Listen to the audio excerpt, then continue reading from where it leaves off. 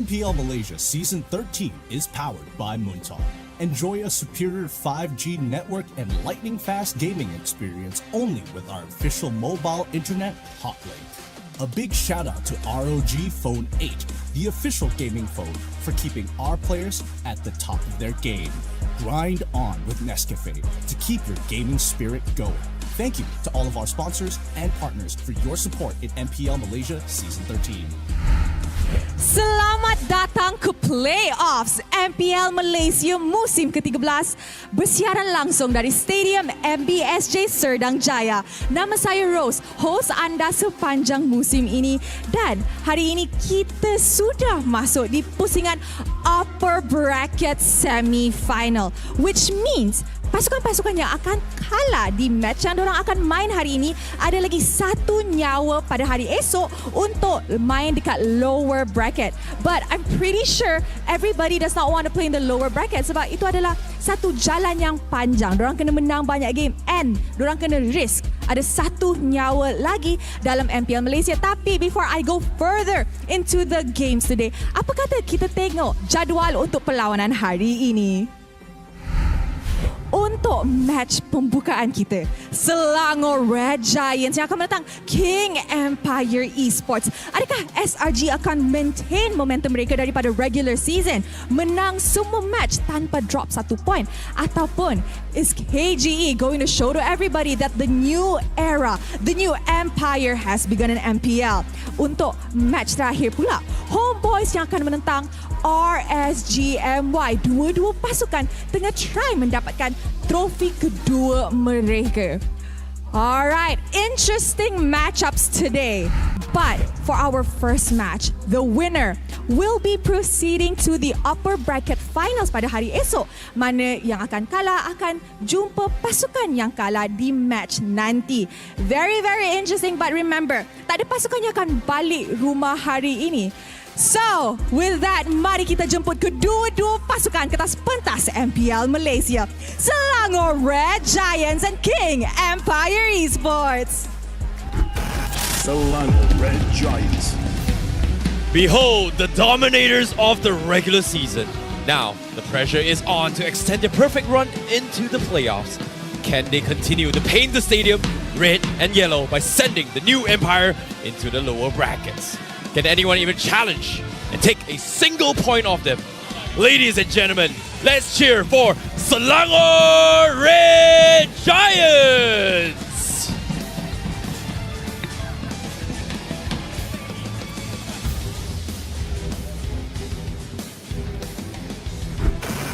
King Empire Esports. The Lions have already eliminated one former champion in their playoff runs. Can they push further and topple the unstoppable giants in their path? All eyes are on the Malaysian legends, Sasa and his reliable teammates, as they strive to achieve the unthinkable today. Put your hands together for King Empire Esports! Sekarang, marilah kita menjemput jurulatih dan analis bersama Head of League Ops Cedric yang akan mengalas tugas untuk memastikan perlawanan sentiasa berjalan dengan adil dan lancar.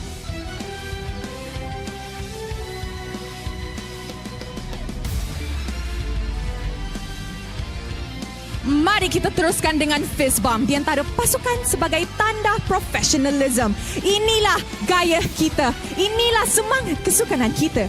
Kawan di luar gelanggang, lawan di Land of Dawn.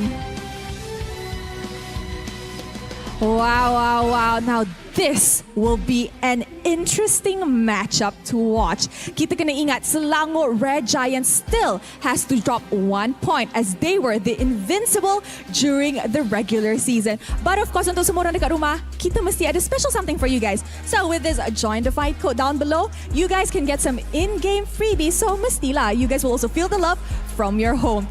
And I'm pretty sure everybody dah tak sabar nak start match ni. So let's show it to the casters. And with that, teams, this is your moment. Game on. The atmosphere trembles in anticipation as we welcome all of you back to the MPL Malaysia Season 13 playoffs. You're watching the English stream for day number 2 of the competition here. My name is Staffa. I'll be one of your commentators for today, and joining me on the desk we have none other than Icy Baby 12 as well as Husky.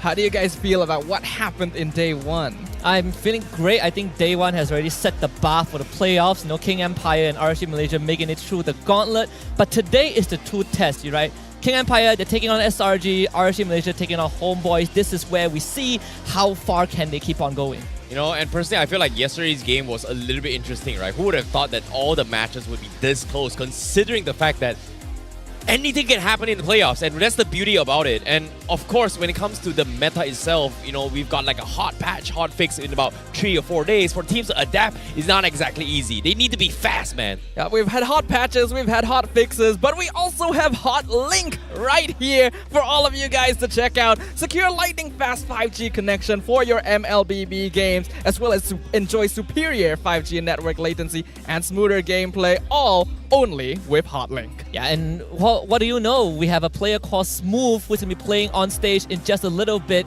and definitely that Hot Link package has been helping these teams perform at the tip-top condition, right? We see some very crisp mechanic yesterday, which I personally feel like we have transcended what MPL Malaysia has been for the past few years. You know, that's the thing about how they've been playing over the years, right? Like, people have been growing and pushing. There's so much pressure on as well, especially coming in from the community. Like, we want the best of the best. Like, is this the best that Malaysia has to offer? And every single time playoffs comes in, we think they are the best, but eventually, can they prove themselves? That's going to be my question here, because that's why when it comes to imports here, it's all for the sake of growing the ecosystem here in Malaysia in general. And to see SRG just dominating overwhelmingly here, it's just phenomenal to think about here. But of course, for these guys who are just tuning in as well, coming to stream here, let's take a look at the brackets of the journey so far. From what we saw on day 1, we had quite an upset here with King Empire taking down Todak. And moving on in the competition, they will be going up against Selangor Red Giants to start off today. Besides that, we also got to witness Team Hack ending their journey in the playoffs at the hands of RSG MY, who will be encountering HOMEBOIS at the end of the day. I find this very, very exciting because last time Selangor Red Giants met against King Empire, SRG basically 2-0'd them, right? In a pretty insane fashion, but at the same time, KG was also the only team in MPL-MY regular season that was able to push SRG to their limit, to their late game stage. And when I say late game, I mean taking one inhibitor from SRG. So if that's the case, perhaps KG can break that record today. Maybe. I do feel that out of all the teams that are left, it is going to be KGE or HOMEBOIS who has the biggest chance of maybe stopping SRG's unstoppable streak. But what do you think, Terrence? You know, to be honest, I feel like Selangor Red Giants have proven themselves to be a staple name here in Malaysia. But in between screens as well, here's a little snippet as well. A lot of the pro teams, tier 1 teams from other region, has said that SRG is a top contender because of the fact that during streams, they have this running tradition, 4-0 all the way. But so far, not and single team has ever 4-0'd Selangor Red Giants on unofficial streams. And there are a lot of praises coming in from the other regions, especially coming from V&Vice, who formerly were world champions as well, on their broadcasts. Yeah, I think the Filipino region has definitely shifted their perspective about SRG as a team, right? And not just a team, but also individual players like Innocent, who has been in the spotlight for so long. But we also got to look at the Sasa, which is on the other side of the aisle, because yesterday Sasa was a beast. This guy came online and put KG on his shoulders. One of the original Kages himself, the Malaysian legend who carried King Empire to victory in an unexpected result on day 1 of the playoffs, up against the Innocent Beast, the brand new goal laner from the Selangor Red Giants, who has been tearing up the Land of Dawn since the beginning of the regular season. It's going to be a goal lane matchup for the ages. You know, to be honest, we've seen Innocent just performing out of his mind. Like, he's set the record and the bar so high that it's crazy. But I really want to talk about our legend himself. Sasa, he has been playing for the longest of the time, and he's also announced that this might be his last season well, actually, he actually confirmed it, saying that it might be his last season to retire. But after a game like yesterday, it's just insane. Like, he just popped off and hard carry all the way through, and it's just ridiculous to see him just retire like that. Yeah, it's always going to be a question whether or not it's truly the case. I mean, we already see the situation with Zorn as well. But speaking of Zorn, I want to know about other roamers too. Okay, Zon, kalau diberi pilihan untuk ideal roamer, boleh tak pilih 3 roamer dalam 3 kategori ni? Okey, boleh. Okay, yang pertama, rotation. Nak pilih siapa? Rotation saya akan letak Yums. Tak dinafikan lah, sekarang dia nombor 1 kan. Rotation dia sangat mantap. I think I will give this to Zorn lah. Sebab dia agresif. Dan enemy macam takut-takut sikit bila lawan dia. Tapi saya tak. Rotation Yums. Noah. Setup, kemungkinan besar saya akan letak Reflecia. Sebab Reflecia banyak pakai hero support. Tapi sebenarnya korang tak tahu dia sebenarnya the king of setup dekat MPL-PH. Setup Zorn juga. Mungkin Zorn. Zorn. For setup, it would be Zorn because I think in any situation he is able to catch any hero that he wants. Short call, untuk short call macam susah sikit. Short call. Saya lah. I will give this to the Roamer KGE. Who the Roamer KGE? Who the Roamer KGE? The Roamer KGE? X-Win kot, sebab saya nampak macam X-Win banyak buatkan playmaker King Empire itu bergerak. S13. Maybe Yums because right now SRG dominating because of his shot call. Yums. Impossible! Okay, one more. Let's retake. This is joke, guys. Don't take it seriously. The job of a roamer is a very important responsibility, and we do certainly have some interesting personalities among the roamers here in MPL-MY. I do agree with them. I think the names that popped up a lot, Yums and Zorn, are definitely the players to keep an eye on going into these playoffs, and we're gonna get to watch both of them today as well. Yeah, I think eventually we'll get to see those two be pitted against each other at their maximum power, right? Disregarding day 1 of regular season, I think the homeboys were not on form. But in the playoffs, I feel like we are just one step away from reaching that matchup. You know, when it comes to this playoffs here, expect the unexpected. And personally, I feel like Selangor Red Giants is one of those teams that are not afraid to be comfortable by being uncomfortable. And multiple times now, they have picked off very, very ridiculous drafts that should not work, but somehow makes it work. And that's the beauty about being young. Just not afraid to just try anything they want. And in this case, without further ado, let us introduce the team here. It is going to be Selangor Red Giants up on screen. All right, we got Selangor Red Giants, the dominators, the win streak, the team that has not dropped even a single game throughout the regular season. We got Stormy, we got Cram, along with Innocent Skies, as well as Yums as the in-game leader. So far, they look unstoppable. Yeah, they look unstoppable. They are currently unstoppable. They are the unstoppable force and the immovable object all in one. But I want to specifically talk about Skies, right? He is now holding one of the highest KDA ratios in the entire league by playing mostly tank junglers, and coincidentally also the only remaining SRG member from last season. And last season he has some crazy hero picks as well. We've seen Hanzo being picked up against Todak. I think SRG right now are in tip-top form. Now, let's talk a little bit more on the opponents here. King Empire Esports is going to be off the screen here. They played a very, very long game yesterday, but today they are back to showcase us some new things. But in case you're wondering here, they're not going to be having X-Wing in the roster. They're going to have Vitter, and yesterday he was doing really well. Sasa, Dato, Smooth, Reader, Suzuki looks so comfortable in yesterday's games. King Empire ran into a bit of an issue later on in the regular season where it seemed obvious that the way you play around his team is by banning out the pocket picks. The Benedetta from Smooth, the Novaria from Dato, Grok away from X-Win. But I think with the introduction of Vitter, as well as a little bit more practice under the hood, they definitely look a lot cleaner. It seems like they're able to play more aggressive early on, which is another weakness that they had during the regular season too. So perhaps they are in a much better spot now to potentially take a game away from the Red Giants. And to expand on that point, Staffa, I think one of the biggest difference between having X-Win and Vita for KG was the fact that X-Win, even if you give him heroes that can set up fights like Arlet, Edith, for example, there's this, it feels like you are still lacking that aggression, right? That initiative that doesn't exist in X-Wing. Perhaps that comes down to the shot calling, but Vita changed that around. I think when it comes to the play styles here, it was very apparent after watching Viter's gameplay yesterday is that he prioritized on the macro aspect of the game, whereas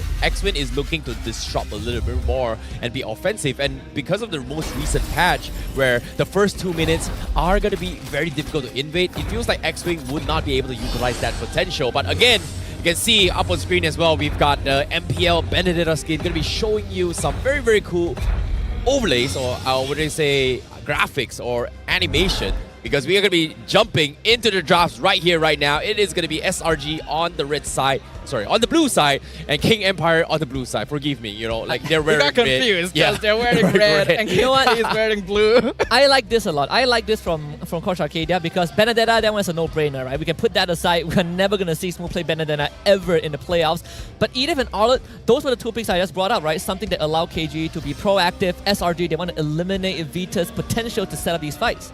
Yep, and the fact is, they've actually allowed the Novaria through as well. This has been like 100% ban against Detto specifically. So perhaps Detto will finally get to pick it up himself as King Empire ban out the chip. Red Giants going for the Moscow first pick.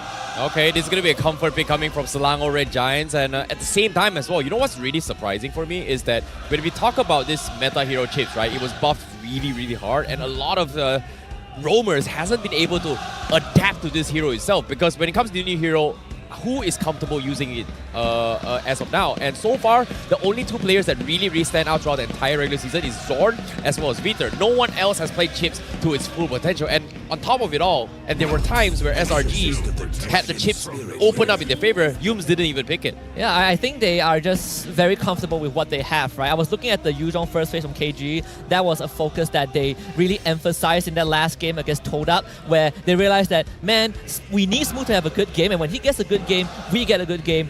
This Yuzhong first pick is something that I think would be more exclusive to KGE, but also you put Baksa in the equation with the recent changes to the jungle, it makes KG's early game a bit more robust. And it's a hero that worked very well for them, considering that Sunsujin did end up going all 5 games with the Baxia. Yeah. So, hey, he's got a lot of practice with it on this stage. Why not bring it to bear? It should be quite effective as well, since we know that Red Giants as a team tends to snowball throughout the early game. So by picking up fighting heroes, King Empire have a better chance. But they're gonna have to deal with the Matilda and Fredrin. I like this. Just Fredrin Matilda, you make an immobile tank a lot more mobile, and you have the Moskov that you don't really have to worry about. We've seen iterations, right? The Guiding Wind, the Praesos Rav, Guiding Wind into Energy Eruption, something that SRG is very great with. And you even pointed out in one of the games that Yums is one of the premier Matilda players.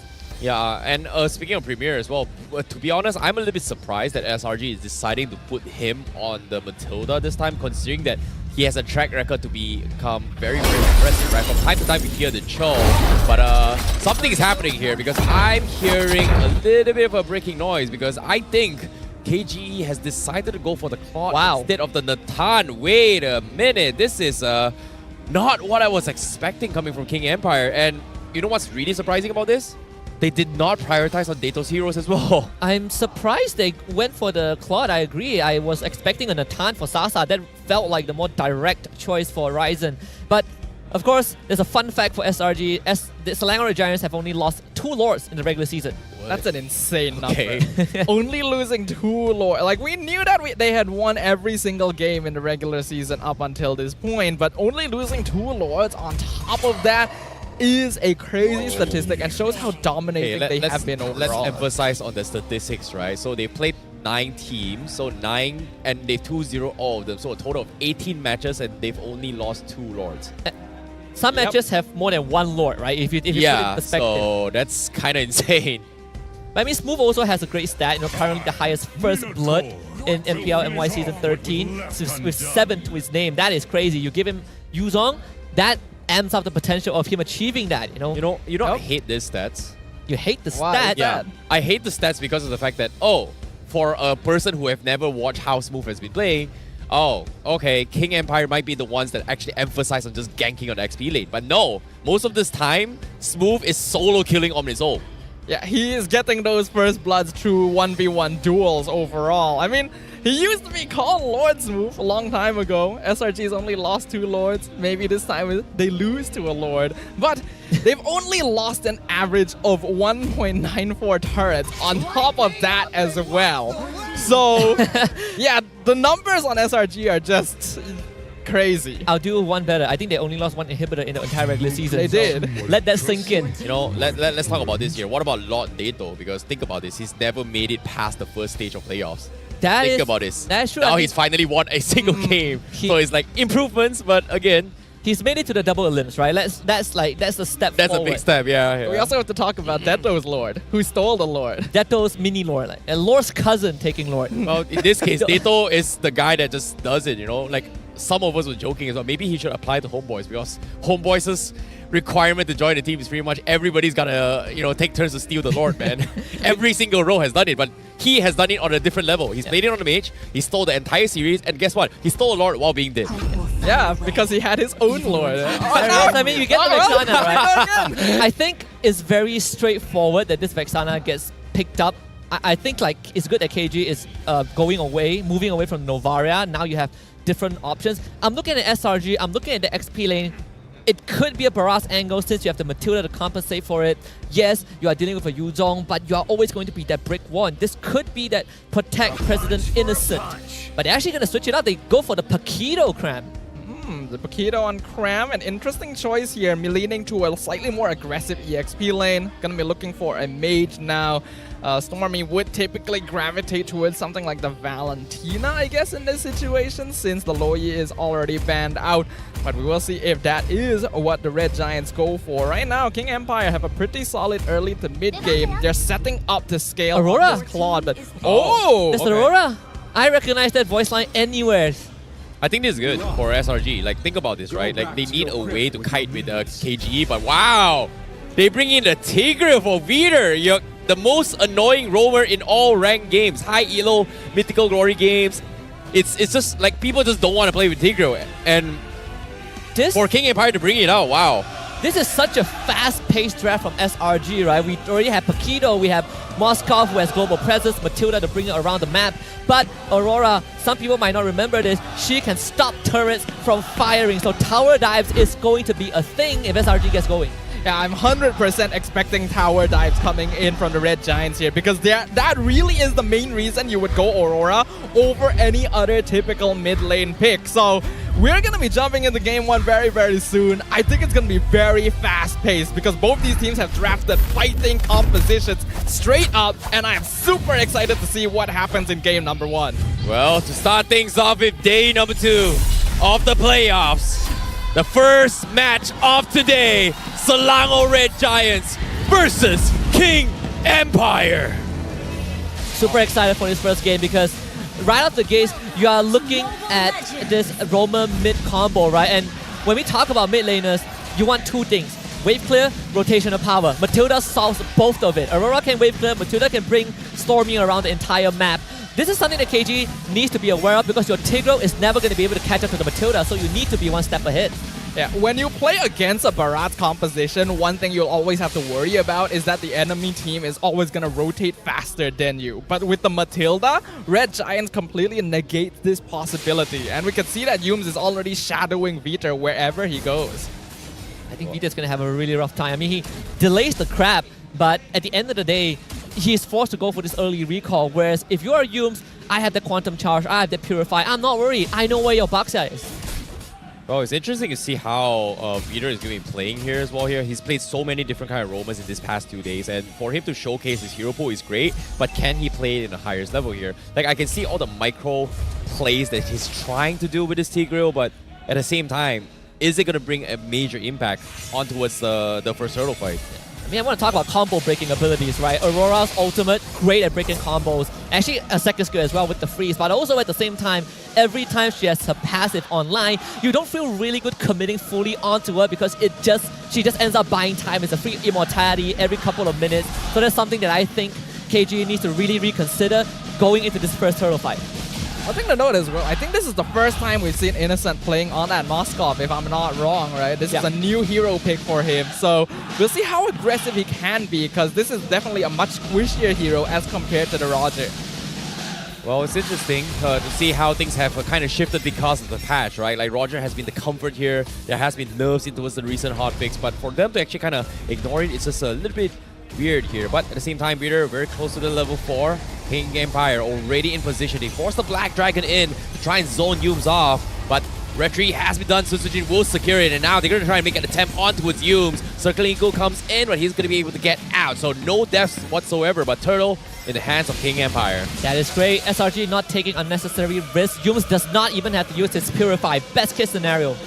But great zoning from King Empire as well, making sure that Skies would not be able to get anywhere close to the Turtle Pit, even if the Guiding Winds were popped out here.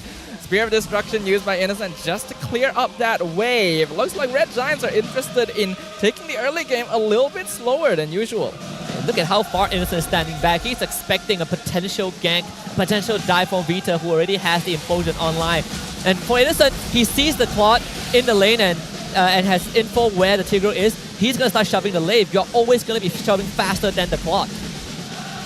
Oh, seems like they're going to try and make an attempt down bottom here, but considering how King Empire has a composition that can just wombo combo one time, but Selangor Red Giants, they do have the drafts to kind of stall this fight and peel slowly against King Empire, and I think that's the idea that Selangor Red Giants wants to do. Just play towards the mid to later stage of the game, play towards their strengths, while King Empire should be a little bit more aggressive with this box here.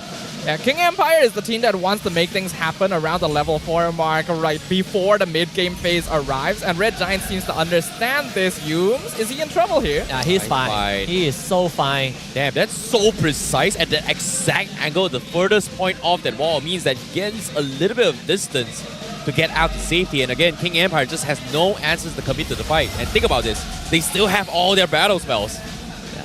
The slower this early game goes, the better it feels for the Red Giants. And we can see in the bottom lane as well. Uh-oh, Sasa in a little bit of trouble. Here comes the spear. Does he commit? Innocent. Waiting the last moment. Finally goes for it. Blazing through red. Purify to turn the tides. He's looking to try and fight against Innocent.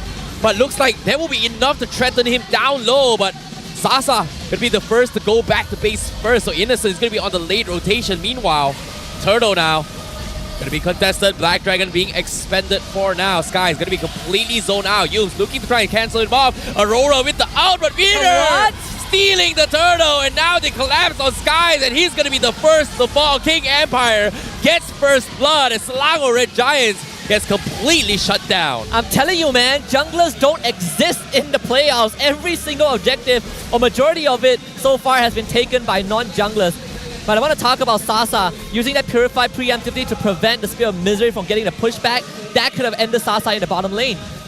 So far, King Empire making their presence known early game, understanding this is their strongest phase. They got to make things happen, and their positioning around these objectives is clean, making sure that Skies is always going to be punished no matter where he tries to go. It's not often that a team is able to so efficiently take that first turtle away from the Selangor Red Giants, but King Empire showing to us why they were the team that pushed SRG the furthest during the regular season. Well, as of yet, getting pushed so far. King Empire having this lead here. How does Selangor Red Giants play from behind? This has been the question that Gideon has been asking them every single time.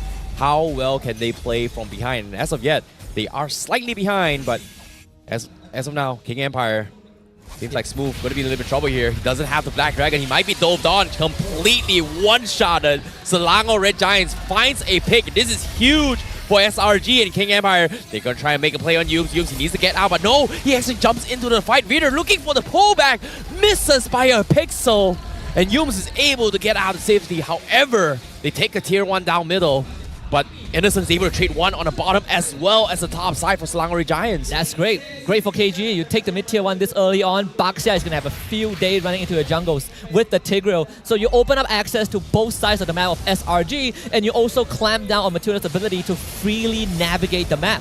You definitely usually wouldn't want to give the tier 1 away to a team that has a Baxia, but I do feel like having that Matilda allows Red Giants to play just a little bit more comfortably even without this map control. As of now though, they're contesting the turtle. Turtle half HP. Peter getting completely Oh thrown my out. No goodness. implosion. He's gonna be the face shield, but no! At the last thing, he pulls them away from Smooth's combo. King Empire, they need to get out. They made a small mistake, and now SRG will be able to retreat. Sasa with the Blazing Duet chips away at the first passive coming from the Aurora, but he's also gonna be able to get out. King Empire losing only one. Turtle now dropping in the hands of Sutsujin. SRG late to respond, but still King Empire, they sacrifice one Smooth. However, on the sides, almost gets one-shotted. But the disengage comes in. King Empire still in the lead. King Empire playing such a good game right now. Very calm, controlled, collected, getting all 3 turtles. But of course, good response from Selangor Red Giants following the protocol. We shut down this Tigreal. We know that he's going to have a big problem getting close to our backlines without the flicker. And even with the flicker, with Matilda, with Aurora, we shut him down. And the fact that no one died on SRG, that's the best case scenario. Red Giants still looking to play for that late game. We can see that even though they've lost basically every turtle in the game so far, the net worth difference is actually nothing. And that is very beneficial for them because it means that they have actually been farming and scaling to match with King Empire, who are spending a lot of time rotating across the map. The main worry though is that Sasa is actually starting to do quite a lot of damage here. And we can see that Sasa, he's really been enabled this playoffs. It feels like he's playing a lot more aggressively, a lot more confidently than he has been for a couple of seasons actually. SRG putting a lot of pressure on, KG putting pressure on this side lane. And if you're SRG, you're looking at Cram and Innocent to do the same. Peter, he's gonna go for the implosion here. He pulls guys to the sides, chain combo all the way through. Implosion, no, it's not gonna be good enough to actually get him out. Meanwhile, Krams is gonna be able to take Sutsujin here. A jungler for a jungler. Sasa overcommitting, gets picked apart. SRG, they get 2 for 1, and King Empire may have made a mistake with that play. Now here comes the spear, almost connecting Keter. Trying to pull Cram away, but KGE, they have to call it quits for this time. Biggest difference maker, Matilda guiding light. That guiding wind, the extra shield saved Innocent. He was about to go down to a full-blown Blazing Duet if not for Yumes and the flash of the Oasis. I can't believe how much health Innocent got just from that guiding wind. I thought that Innocent was gonna get picked off there. That would have been disastrous for the Red Giants, but he had so much faith that Yumes was gonna be there to make the difference. And now that Sasa has been picked off, that's actually gonna really affect his scaling. Red Giants are gonna slowly start coming online unless King Empire can shut down this Moskov. Yeah, I mean, again, Innocent was literally at death's door and then the shield kicked in. But at least for Sasa, he just completed his Holy Trinity. And when you look at the difference in terms of net worth, there's actually no difference between those two. They are literally in the same boat. This Lord fight though is going to be important. Will SRG lose that third Lord in the league? Well, speaking of which here, looks like they are going to try and contest this here. Sutsujin going to be focused down here. Circling Eagle has been expanded, so that's huge for King Empire. Meanwhile, Sasa needs to clear off the middle waves for now. SRG, they're trying to bait something out. His move, he has the Brute Force breastplate. But how are they going to fight this? Innocent from the side. Scares off Dato. He's dropped out pretty low. Forced to recall back. And King Empire, they're not letting off the pressure yet. They're trying to go for the spear. Selangor Red Giants almost catches Dato. It's going to be needing to join the fight anytime soon as SRG still holding them hostage here. Here comes the pin. Peter taking once more too much damage. They're peeling them apart. Still holding on to the Lord half HP. But the Lord gets resetted. King Empire gets the reset as well. SRG has to reset. They don't have Aurora ult anymore. Used it very early to try to get Vita, but he's a bit tanky. KG can now go back on the Lord. Very tense Lord fights. Oh, Peter! Implosion connects on 3. He's gonna drop everything. Peter will be the first to fall, but the Lord will be stolen. The Lord by Skies. They tried to catch his move. He's taking too much damage. King Empire, they lost the fight. But the spear from Innocent. He catches Sasa on the back, finding a double. Sasa, do you know how to play Moskov? Guess what? I can do it too, baby. The Innocent beast indeed. First time playing the hero in MPL-MY, landing a snipe like that. First of all, let's talk about how KG got the engage on a hero with Purify.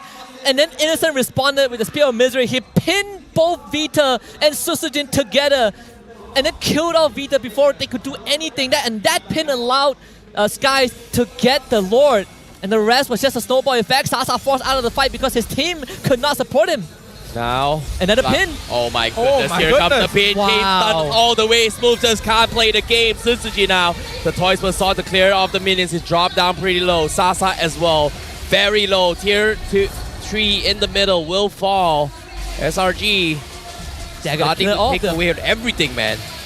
How quickly this game has slipped away from the fingers of King Empire. The Red Giants are completely online. From a game that had been even for 10 full minutes, there's now a 6k gold lead just from a single series of engagements. The Red Giants know exactly what they're doing. Perhaps the biggest difference maker is Sasa, who just got that Winds of Nature. Previously, he was not able to power through Innocent, but then again, Innocent is 5-0. Even the AI prediction is saying that SRG has a 70% chance of winning this. The only thing holding KG together right now is the fact that they still have one inhibitor left on the top side, but damage down ranking is just Innocent pulling ahead of everyone else. My god, where is Innocent getting all this damage? That's insane here. But at the same time, you give Selangor Red Giants an inch, they will take them out. And that's a perfect example of what they have done thus far. King Empire with their backs against the wall. This Tigro from Vader not working out against SRG at all. I think it's also SRG conditioning KG to go for the Tigro, right? They ban out Arlott and Edith, heroes who have way more easier time getting these fights off. As a Tigro, you need Flicker Implosion, but then you have to deal with high mobility heroes with Purify. Yeah, that's the thing, right? King Empire Esports had a composition that needed to make things happen early game. Get big team fight victories around the level 4 mark, snowball off of that. But they couldn't do so because the Red Giants, even though it looked like they were on the back foot early on, were taking very controlled trades. Peter though with the conceal. Conceal focusing on Cram, going for the one shot. They missed the combo again. He's going to be able to get out. Mistakes, miscounts from King Empire, and now they have to back off. Black Dragon expended, and every single CC was just omitted by one wrong move from Vader. What a mistake. And now forced to pick a play, half HP on the Lord Vader, giving the information. Susujin, he needs to run in, but Skies is just zoning him off. And King Empire, they have to just let it through. They have no Vader. ults. No, nothing they can do, but here comes the stun grab! Two-man stun from Smooth, but he's Smooth, he gets pushed away, and now they shove them all to smithereens. Killing spree for Stormy, and now the rest will fall. Selangor Red Giants in one fell swoop wipes everyone, and now Tito in a lot of trouble. Innocent will still run him down through the tier 3s. Selangor Red Giants with a flawless wipeout here in game 1. The undefeated from the regular season. The streak continues for the Giants. I cannot begin to emphasize how crazy this game was for SRG. That last fight, I'm telling you, Smooth got the best possible two-man petrify. And what happened? Innocent Spear of Misery stunned him. He pinned him against his own teammate, and that prevented any follow-up. The Red Giants are too good, man. They're too good to understanding the game knowledge. The way they approach the Land of Dawn is just completely different than any other team here. King Empire put up such a solid performance, and it still was not enough. It felt like Red Giants knew the plan from the very beginning. You can see the fans, the coach, they're hoping that this might be a way for King Empire, but Selangor Red Giants, they have their hopes up.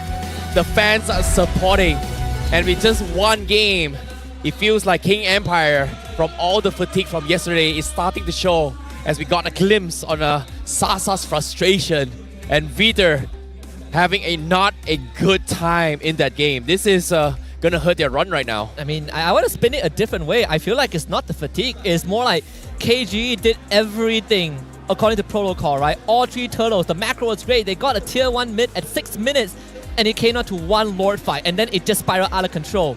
Would you say that KG misplay? I don't think so. I think they were put in a position where it's hard for Vita to make play. But more so, SRG shut them down so fast that there was nothing that they could do.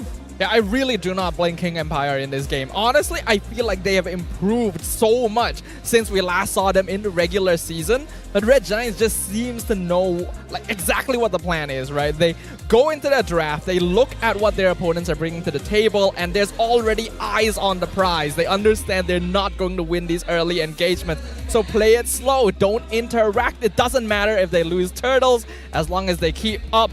And now let's award our MVP of the game. I think we know who it is. It's going to be once again Innocent on the Moskov.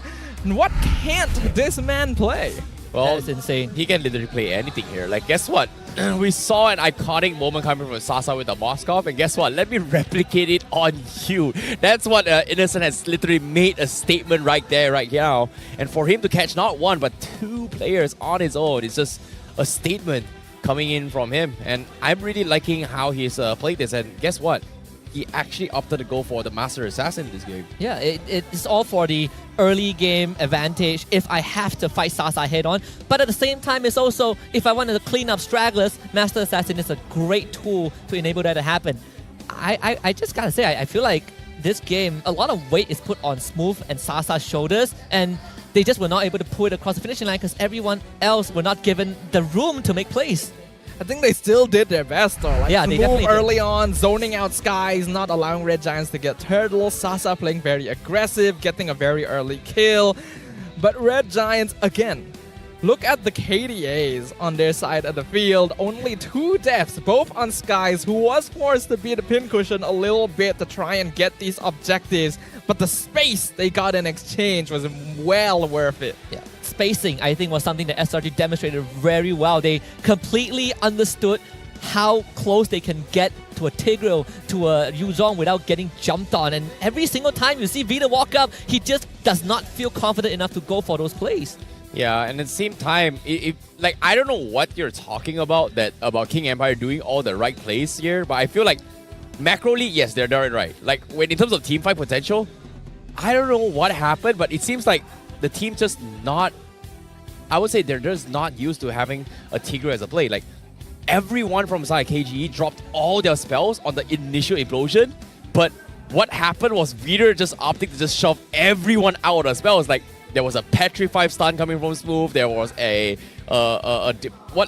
Vexana's out on it, it was the Blazing Duet, there was a Tortoise was on. Everything was stacked up in the one little corner, gets completely shoved out to safety. And I think there was an instance where Cram was able to survive because of Reader saving his life. Yeah, I mean, you have to look at the factors that made that possible, right? Like, for example, SRG being 7k go ahead. Have you ever thought of that? You know, Yoons with Blood Wings and Flash of the Oasis. And the fact that Cram had Flicker and he had the empowered left hook, double shield. So I think KG, they had to make a Hail Mary play. Didn't work out. Very unfortunate that was the case. But if you don't do that, it comes down to the Lord fight. And we saw how that Lord fight went. Yeah, Vita has a hard job this game. Like, Tigreal, yes, usually very strong at catching people, but when you have 2 Purifies on the opposite side, and then you have Stormy who has that passive to keep him alive, it's very difficult to be able to catch out SRG unaware, right?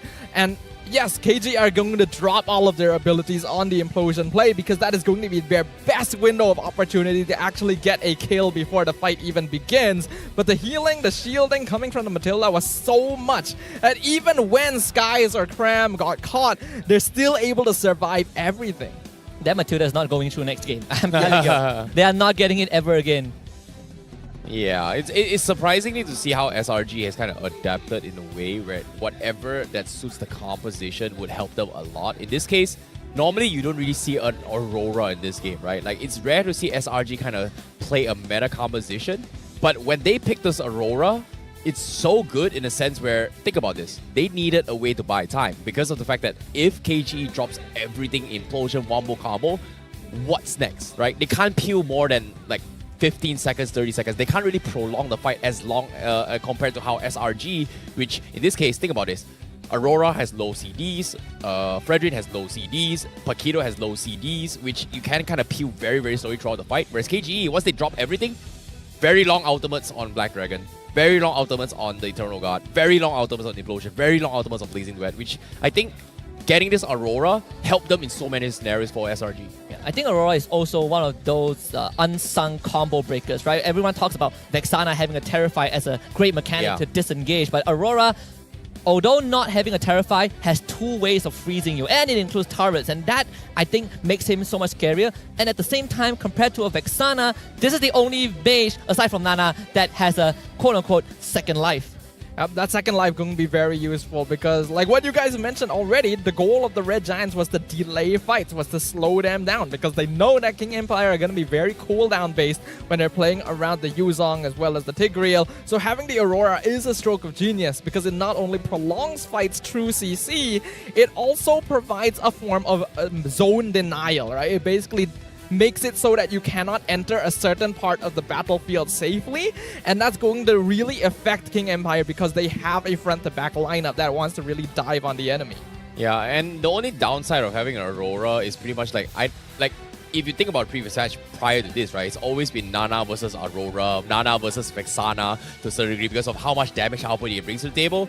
But I feel like Aurora has taken a huge nerf in a way where if somebody gets right in your face, it's hard to actually save yourself because of the cone shape of the second skill, where if right in front of you, you're not going to get the freeze effect. But if you're far away, you get the freeze effect, which is very difficult to actually anticipate. But with Yumes, maybe he can set himself up to actually make a counterplay instead. Yeah, that's why you saw, like, even when this Matilda being in a composition just enables so many things, right? Like, your bulky heroes are suddenly the most mobile heroes on Earth.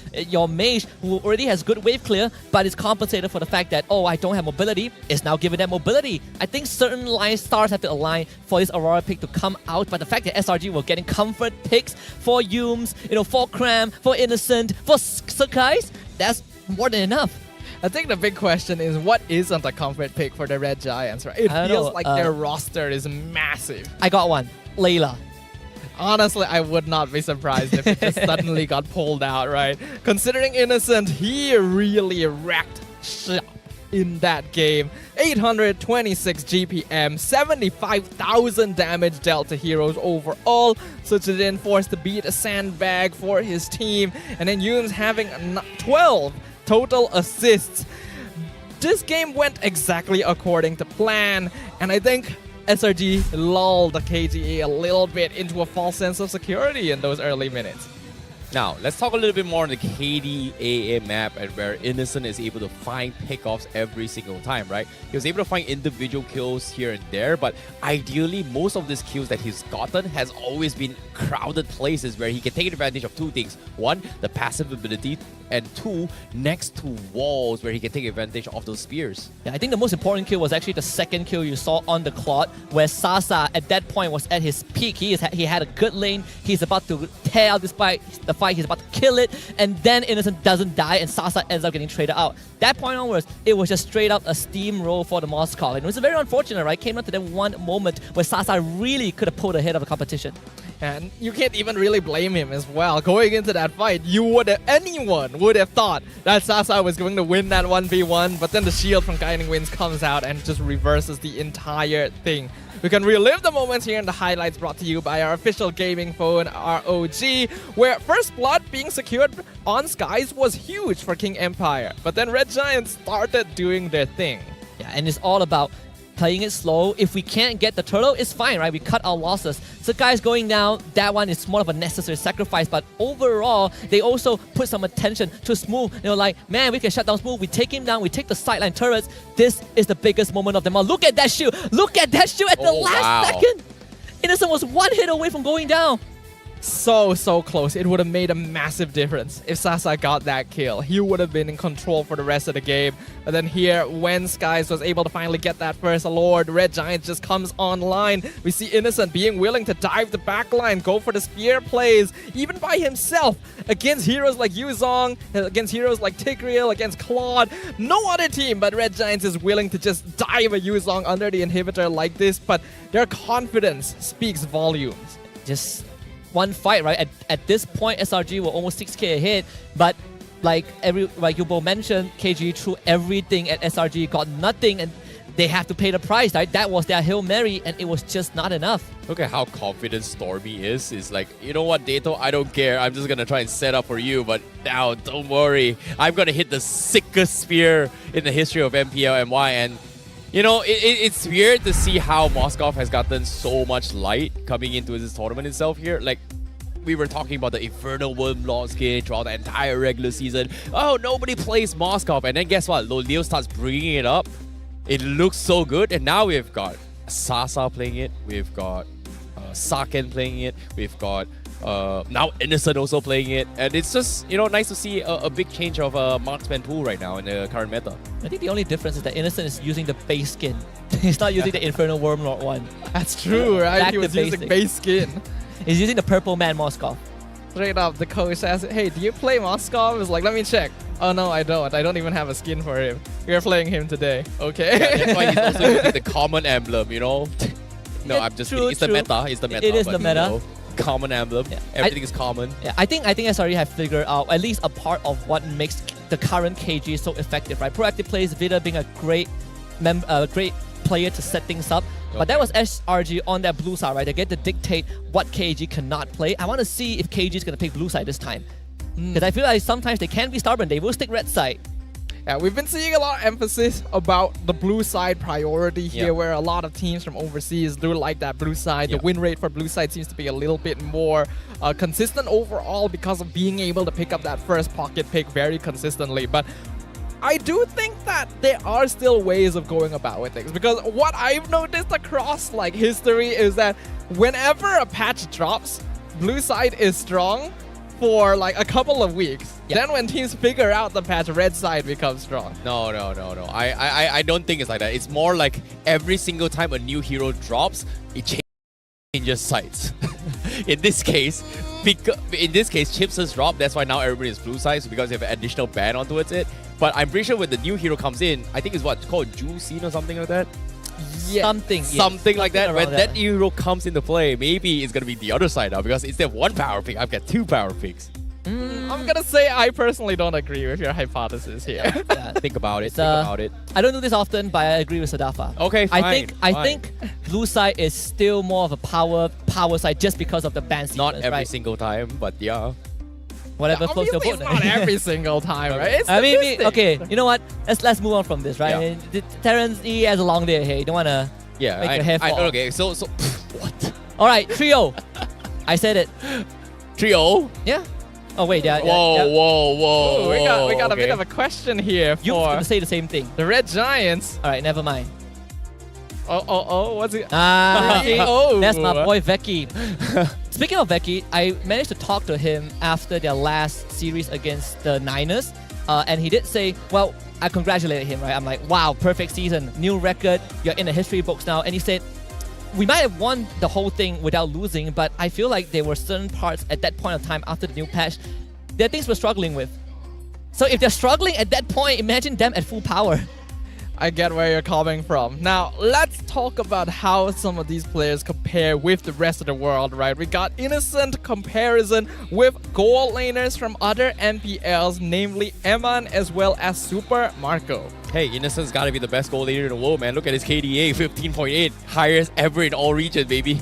And when you're like taking down the entire league by yourself. Yep. But I would say in the Filipino scene, I think that the perspective about Innocent has also changed, right? He went from one of the more worst rated goal laners to now being highly praised, not just by the Filipino community themselves, but by the players themselves. It makes you wonder, right? What exactly did they do to really switch him up? Ugliest pose? I don't think that's the ugliest pose. She's pretty. What do you mean? Like, how can she be ugly? Do a Kuyomi. That's bring us back like terrible. 5 years down, 5 years back in time. Like how can she even win? Like, no chance. She's pretty. That's the whole point. That's the whole point. You see the beauty. That's how you trap someone. Yeah, exactly. Well, let's have a look at the average KDA ranking for Season 13. SRG has been dominating this ranking the entire season, and even in the playoffs, they're still doing it. Man, Cram not getting love, huh? Used as a 9.0 KDA. Check that out. This man's a roamer, by the way. Yep. That is so unfortunate to see Krams is the only one that gets left out here, and I feel like somewhere along the line, the manager has got to be like, Krams, if you don't step it up and get into the top 5 right now here, I'm going to fire you and hire somebody else. Kind of like, your contract hangs in the balance. You better make that top 5. You got to hit those KPIs, baby. He might be able to do it tomorrow. Like if everything goes well, and if let's say HOMEBOIS wins the next series, they play SRG tomorrow, perhaps Kram will make that happen, right? You just gotta kill Udio a couple of times, and then boom, Kram is up there. Oh yeah, you gotta kick him down, right? Yeah, you gotta bump it down a little bit because HOMEBOIS is looking fine. If I don't recall, Kram is actually on 6th place, if I'm not mistaken. I think he's very close. He's very close. Away. Yeah, he's very, very close. But those rankings are pretty close up together, right? Like before this, actually, Skies was number 1, Innocent number 2, and then after he got what 7-0 in that last game, he went up to 1st place again. So Red Giants are just competing with themselves at this point. I bet Sky was like mocking Innocent. You let Barracuda take you down like 5 times in that series, right? You better catch up, kid. And then Innocent proceeded to get a flawless game. So I would say I think this game, it comes down to that Vita. I'm still looking at Vita just because he wasn't able to make the plays with the heroes he was given, right? But this game, KG, please take that blue side. I think blue side is very important for KG, just so you can get a better head start. Maybe that Yuzhong could be a 3rd pick instead of a first 2. It does seem like compared to other teams, the Red Giants are much more willing to allow pocket picks through for the side of King Empire. So maybe they can make use of that information to give themselves a slightly better position going into the Land of Dawn. But as we jump into the draft for game number 2, we can indeed see that the sides have been swapped and now King Empire will have first pick. Yeah, but at the same time, seeing how now King Empire getting blue side, Chips completely, well, Chips has been bad. King Empire will get the priority on Moskov this time, so teams have been prioritizing the gold lane this time here, especially in the second lane playoffs, rather than the majors or even the Luo Yi, which in this case also been banned out from King Empire. Yeah, some extra layer of pressure, right? Sasa getting a bit pumped up because yesterday he was on fire, but this also means that the fragile Matilda gets let through again by KGE, and we saw how that happened. I think KG at this point, you gotta pick your poison, right? You can't constantly be banning Matilda every single game. You just have to admit the fact that, okay, SRG are getting comfort picks, but how do we play against it? What tools do we have? We've seen them go for Edith first phase, now that Yuzhong is not there. I wonder if KG would kind of fall back to that plan, get Vita a good start. It's a good question here. Like, King Empire are definitely in a position where they can switch things up and dictate the tempo of this draft a little bit. Now that they have the Moskov, now that they know that Red Giants may go for a similar style as what they did in game number 1, now is the time to switch things up. Looks like they're gonna go for that Edith. It was actually banned out by Red Giants previously, and they'll also grab the Barats. Huh, okay. To see that the Matilda was not banned at all. It seems like King Empire, they're looking to try and extend this, but it's weird to see how, you know, SRG is just getting away with this, considering how annoying the Matilda is in that previous game. And for them to prioritize Ireland over Matilda, I'm really surprised by this choice coming from King Empire. The easiest explanation is that SRG is confident that KG is not going to take Matilda, and KG have too many things to worry about. Would you rather deal with the Matilda or the permaban Harith or the Luo Yi? I think Matilda probably is a more manageable hero in a certain sense, but I like this Barras, right? You have so much single target crowd control. Barras, Edith, Moskov, and Stormy gets his Valentina first phase. I like how Stormy sees the Barats and instantly is like, give me Valentina, give it to me. I want to eat people this game. You see this Valentina come out early, specifically when Red Giants sees that there are good ultimates to be taken away. And in this case, having that Daytona's welcome is going to be very valuable, since it effectively gives Red Giants the Flying Dinosaur combination without needing the hero itself.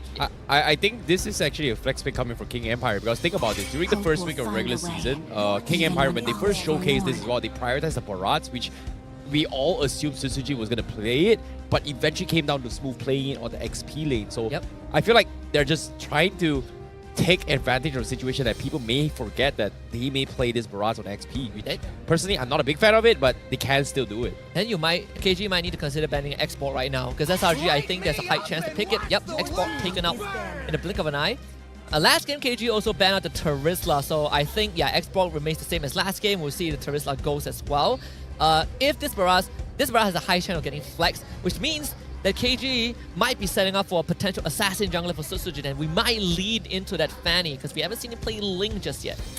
Fanny might not be so bad here since Red Giant still hasn't picked up very reliable crowd control, but it's been a very 50-50 hero recently because she definitely doesn't threaten the early game quite as much as she used to. So we'll see whether they decide to go for that. As Red Giants, will they continue to ban Deto's heroes? Looks like yes, Novaria gonna get gotten rid of. 2 comfort heroes coming in from SRG, from Deto himself, but I've got a weird question here because I know that the Fredrin has been picked here and SRG is kind of lean on Sky playing Fredrin. What are the chances they bring in the Nolan this game? Because we haven't seen any Nolan at all.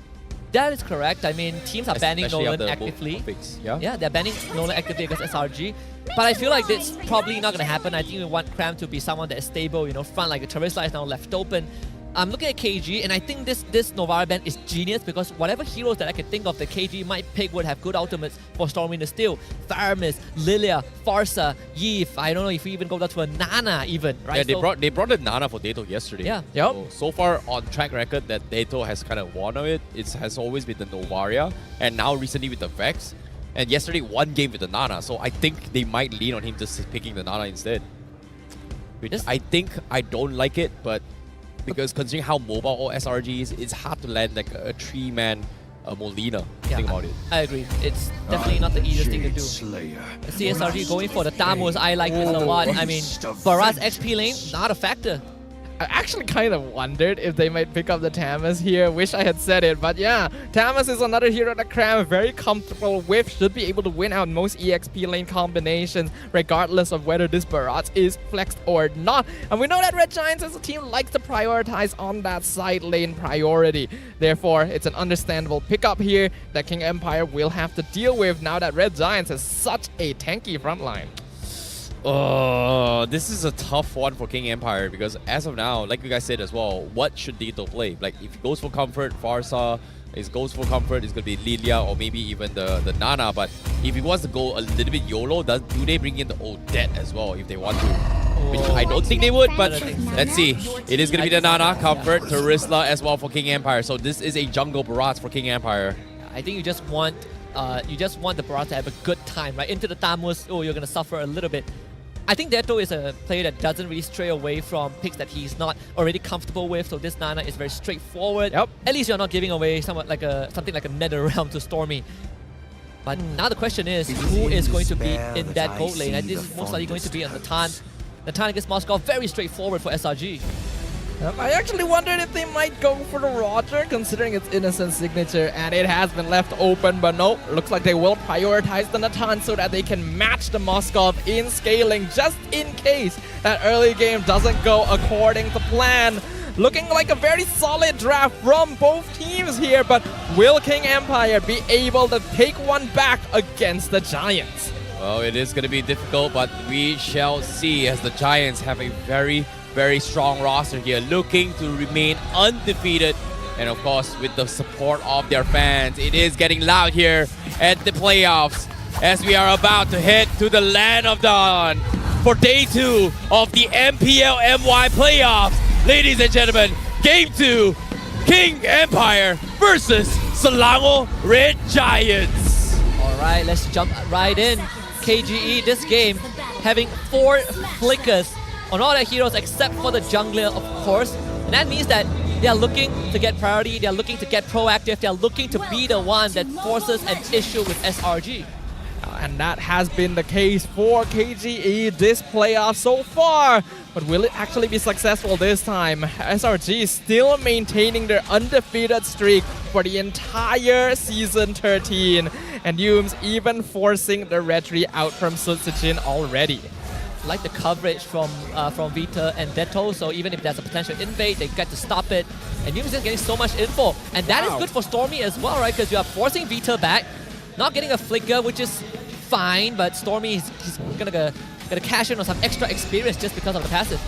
Man, did you see the speed at which Yumes and Stormy split apart for that Earth Shatter? Like instantly, the moment they see it, they're just gone. They're out, and they're able to force Vita back. The micro level of these players continues to impress.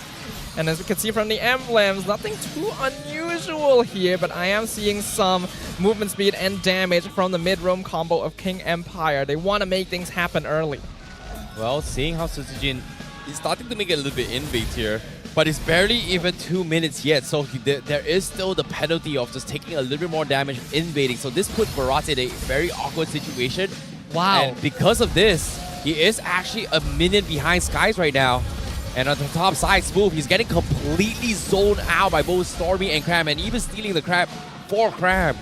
Yeah, because of Cram's early gameplay, Smooth actually missed out on experience. That's why Stormy is able to go to the top wave so fast to hit that level 40. Stormy probably doesn't even need this wave to begin with, and Yums is going to be able to cash in on this mid wave, hit that 4 before the turtle. And note that Yums is gonna hit level 4 when Vita only just hit level 3 as well. Red Giants are battle ready for this first turtle, and we'll see whether King Empire decides they want to contest this or not.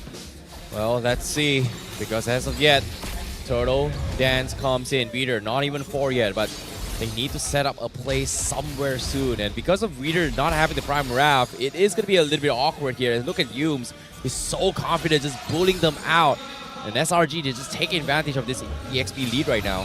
Every time I see Vita use that Earth Shadow to try to catch Stormy, that's a window for SRG to press the envelope. And they're not even in a rush. Rooms is getting all this info. Stormy. Oh no, Gato getting dropped in pretty low. He needs to get out. The Molina comes in the counterplay as well. Will he get the play? And yes, he gets out. Stormy, what a save from Yums. Vita forcing the flicker as well, but he just can't catch him.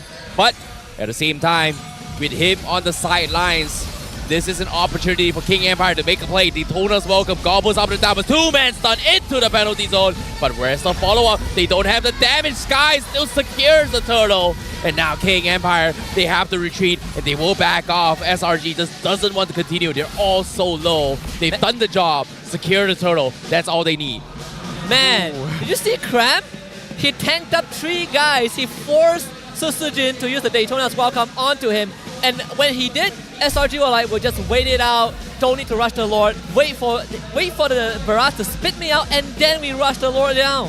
One thing to note, Cram has played Tamas maybe like once or twice throughout the regular season. Definitely not something you'd consider a signature pick, but I always remember it because it is one of the scariest things I have ever seen. It allows him to be so aggressive and he knows his limits perfectly. So jump in 1v3, no problem, I'll do it. Stormy is like, guys, I'm gonna call a timeout because just now I didn't get first blood on Detto. That is not acceptable. So you can see, I believe it's just a type 1 pause. But I wonder if they did get the passive out of the Nana. It felt like Detto still has his passive. I think he does. Yeah, which would have been the best case scenario. Oh, we're asking the fans to show us their favorite MLBB skins. That's actually a good question, right? There's so many skins out there. A good choice, good choice. Oh, the full animation, the whole package. It's a clean and simple skin, but that's what makes it good. Okay, you know, I really like it's a little bit unique as well, but at the same time, you can see the crowd is just absolutely very, very, I would say very serious, very tense, very stressed.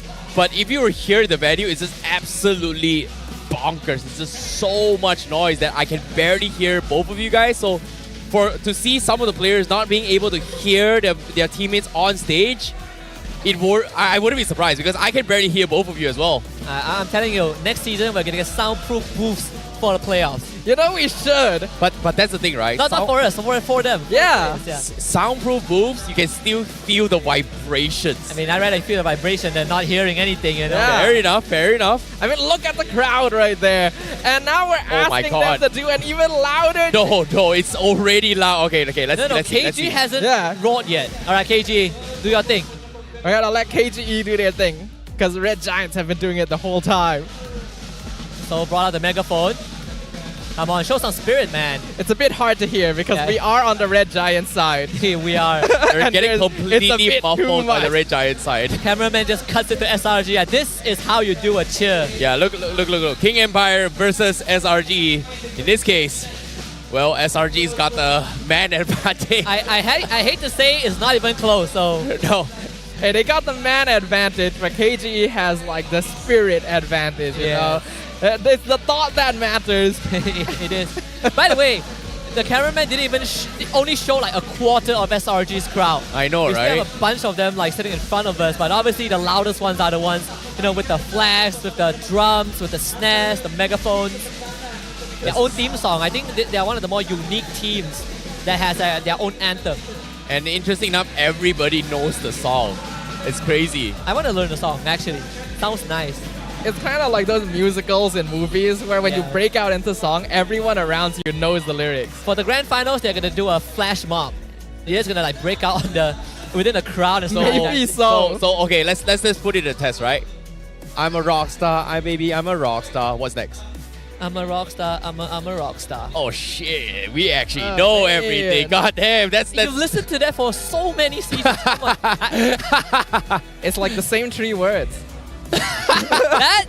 That's a bit too much, but yes, I agree. what's the Malay line? Okay, to be very fair to the song, I think it's catchy, it's great, it's pop, it's it's very hippie. This is the last season we're gonna hear it, all right? So Besides That's true, rock yeah. star, the one that catches me the most is actually Ini kejohanan kita semua orang rock Yeah. star. That's so cool. Ini kejohanan kita semua ada rockstar, yeah. I mean, the rap part was great. Heidi did a fantastic job. But again, it's the last season, it's the last 3 days we're ever gonna hear that song, so we gotta appreciate it. We're getting a theme song change next season. I think it's been so long, It right? has been. I mean, if anyone was like, oh, this guy's leaking something, it was announced, right? It was announced. We're getting a new song. So I will miss this. It is a new era after all.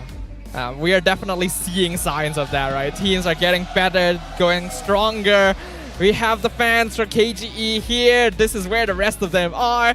We got Pose Like Your Favorite Hero here being requested from our fans. I'm gonna assume that's Paquito. I think that's what Yes. makes sense here. It looks like Masha. Oh, that's possible. He punched one time. It looks like Cho. I think it's Cho. I heard the BM cast say over the speaker that it looks like he's driving. Oh, you might be Johnson as He well. is Johnson, actually. But how would you know Johnson drives? He might be like a transformer. I mean, he has a transformer. He is a transformer. He is a Yeah, transformer. so okay. So how would you animate a Johnson then? Like Oh. you just slide on the floor? I'll tell you, it's very easy. See Optimus Prime, and then you just lay down.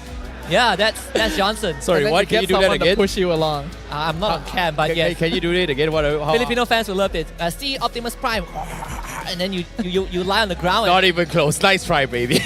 If my voice gets as coarse as yours, perhaps. Okay. Maybe you can try it. Nope, not gonna do it. But oh, we got the MPL-MY on screen, and you know what's up. It's back to the game as we head into Game 2 of Selangor Red Giants, and with one fell sweep, no one has died, but Selangor Red Giants my God. 1K lead right now, and Dato getting completely harassed as Stormy takes advantage that he will have a level advantage from his passive.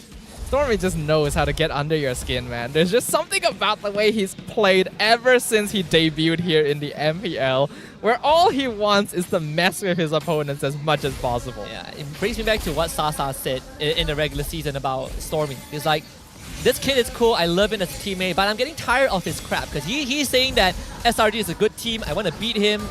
This is their second chance, but so far Stormy has still been perfect. Well, this is going to be a friendly rivalry, but it's going to be a very important one. But here comes again another pause. We're in for a treat, people. We get to see the MPL-MY again. Wait, what, huh? Oh yeah, that Sorry. is true. PCU. Man, you guys are horrible. Really? Horrible. Oh. You gotta give us some heads up. All right. I say P, you say no. That sounds worse.